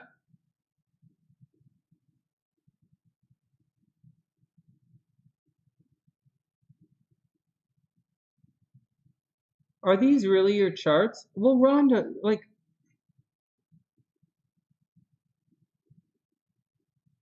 so there's a lot of tension in this relationship. Let's just say these guys have their Saturns are square, right? These guys have their Saturn square. These guys also have the nodes. So Saturn's square in these chart, and the nodes are square in the chart as well. So it's going to bring some problems. So you guys are going to have difficulty in the relationship. But before we move on, Rhonda has a specific question, and her question is, like I said, does the guy love her? But we want to also, how does he think? Like, what's the deal? Like, is he going to leave or not leave? That's just simple. It's the moon. The moon at 15 degrees. We look at something else at 15 degrees. Is he going to stay or go? Retrograde Venus. There's an opposition there. His moon is in Gemini. All of your stuff is, you know, you have a stellium in Sagittarius. He's into you. He thinks of you as relationship material. He really does. That's the first thing to look at. Then we got to look and see if you're into him. Your moon is at 1 degree Capricorn. 1 degree Capricorn. Yeah, your moon kind of hooks into his Venus. Oh yeah, you guys have a little bit of love there. But Rhonda has a retrograde Mercury, which causes problems, and he has a retrograde Venus, which causes problems. Problems in communication, problems in love. Now, to show you guys if it's actually going to work out, we usually look for things making aspects to Chiron. And his Chiron is at 23 degrees. I'm not sure if I looked at this before. Venus is at 23 degrees. Holy shit, Rhonda. You're going to like... Hey, Rhonda, what the fuck? Rhonda, you guys could make a lot of money together. Did I say this before? Rhonda, what the fuck? Your Chiron is making a trine to his Venus. You guys, to Chiron, or sorry, the other way around. That's a very, very powerful thing in a Magi astrology, saying you guys could make a lot of money together. and you can be very successful as a couple together. Very, very successful. Meaning you guys could heal each other and in the process make a lot of money. Now, watch out for money because his Venus is retrograde in your money house. So he might end up costing you a lot of money, or because of him, and Venus is retrograde, so he might I don't know anything about it, but just saying, he might promise to give you a lot of money, but with Venus retrograde, it might not work. So you have to be careful, right? Jupiter here, you have all this stuff. Like, this is a major stellium. This guy is pumping a lot of energy into your Astro house of finances. You might be with this guy because you think the guy's rich. Just saying, you envision, you have a real money vibe for this guy. Although I do think you sincerely like him. I really do sincerely think that. All right, next, what else is going on? So that's the first Chiron thing that you look for. Then we'll look for your Chiron thing to see if it's going to work out. And it's at 9 degrees. So what does he have at 9 degrees that's causing a problem? 9 degrees Aries isn't really doing anything with these guys causing problems. You don't have any 9 degrees. You guys don't really have things keeping you apart. Now, I know you know all of this because I've already read your chart. It's already shown you this chart. Now, with his correct birth time, let's answer the question you really want to know. What does he think about you? He's not rich? No way, that's hilarious. Hey, watch this. Yeah, okay, watch this. Rhonda, watch this. So, yeah, that Venus is retrograde, man. That Venus is retrograde. So, Rhonda, this is going to be different. This is how he thinks of you. Guys, got it? This is how he thinks of you. This is the real dirt. Okay, watch this. You'll see, do you guys see how these two charts are different? This chart's a Libra rising. This is Rhonda's chart. And this is her buddy's chart. And this chart is an Leo rising. Do you see that? This chart, Chiron in the back. This one, South Node in the back. So this is different. This is how Rhonda, this is how he thinks of you. And this is the chart and the story that everyone wants to know. Okay, so here we go. So sometimes birth time important, sometimes not important. So what does it mean? So Rhonda, you're going to be very expensive for him. For whatever reason, Rhonda, for whatever reason, I don't know if he sends you money or you guys do things together that are expensive or what, but because of you, things are going to be expensive for him, and it's causing him a little wound. So you got to watch out. You really have to watch out for that. I don't know why things are going to get expensive for him, but because of you, things are going to get expensive, so you have to watch out. In addition to that, like, money is going to be tight, right? Like, this is a pretty serious financial transformation, and up there is definitely money leaving your chart. So he's got to watch out for that. Now, here's the good news. Oh, so Venus conjunct Uranus, well, that's a bit of a tricky situation. He does want to be part of your day-to-day life. For some reason, he might want to work with you. He probably sees you as someone with Venus in the 6th house that you could work with. I don't know why he would think that, but like, maybe he thinks he wants to work with you. I don't really see any social media stuff for him, but like, he wants to spend his day-to-day life for you, and he really likes your sense of freedom and your creativity and your passion and your rebellious nature. He really likes all of that about you, and he's probably pretty good at working. You see Venus is way over there in front of the sun. This guy's probably likes to work. Now, if you're wondering about love and romance, he very much sees you as a romance kind of person. He sees you, Rhonda, this is what you want to know. This is what you want to know. Everybody wants to know this. He sees you as dating, love, and romance, right? So you want to know it, or so he says, wants to marry you and move here, Oh, that's a different story altogether, Rhonda. First up, together, you guys could have had kids if you wanted. Like it's too late now, but you could have had kids. It should be very romantic, very playful, and you guys are going to take a lot of chances together. Because of you, he's going to take a lot of chances. So things should be okay, Rhonda. Actually, Rhonda, I'll tell you something really sneaky. Rhonda, everybody. So Rhonda, together, you are not going to believe this. This aspect that I just put a box around in your chart, that is the aspect for winning at the casino. It 100% is the aspect for winning at the casino. For real. So together, if you guys go to the casino together, there's a possibility one of you will win, and I'm not joking, the jackpot. I've had about 3 SunnySiders with this aspect right here, and they've all won. And they won in roulette. I don't even know how to play roulette. They win in roulette. So just letting you know, if you guys can get together, you can make a lot of money at the casino.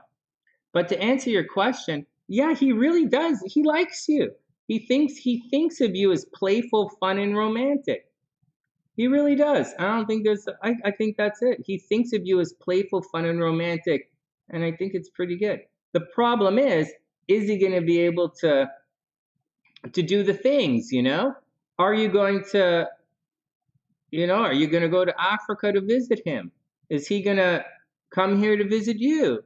To sponsor someone to immigration in the States, they want to know if you've actually spent time together before you got married. They're going to want to know if you've ever seen each other in person. They're going to want to know, if you've been physically intimate before you married and came inside. These are things they want to know. So it does seem interesting. So it seems it seems very interesting. And that's the deal. But I'll tell you, the guy's a bit of a homebody. But hey, Rhonda, anyways, he sees you as very romantic. He sees you as playful. He sees you as dating and a romantic partner. And on another side, together, you guys should be pretty good in gambling. Yeah, you are expensive for him. Very expensive. Does it look the same in the other chart as well? Oh, I'll look right here. Yeah, in both charts, can I circle this? In both charts, you're expensive for him. In both charts, the 8th house has a little bit of a problem. All right, in both charts, the 8th house has a little bit of a problem. So it's going to get expensive. It's going to get expensive. What can you do? But neither here nor there. Move it like it's expensive. I think you should go for it, Rhonda. I don't know why you're not going. I don't know why you wouldn't go for it. If you like the guy, go for it. But if something better comes along, go for that as well. This is not a perfect relationship. There are a lot of difficulties in this relationship. There's going to be a lot of, I don't see a lot of wound in the relationship. I don't see you guys hurting each other's feelings. I just see it's going to take some time. It's going to take some time, and it's going to be expensive. He better find a way. Rhonda is so funny. Yeah, he's got to find a way. Of course he's got to find a way. All right, that's the action. I got to get out of here. I should have booked off about half an hour ago, but that's the action. Hey, Rhonda, go for it. I'm a supporter of this. I just warn you in advance, this is an expensive relationship. Not negatively expensive, but there are drags on the relationship that you got to deal with. I like looking at your chart, Rhonda. I like looking at your chart with this guy. And I'm glad we took a minute and I explained to everyone what changes and what doesn't change, because sometimes it changes. Sometimes things change. Sometimes things don't change in the relationship. What the hell's going on with this thing? All right.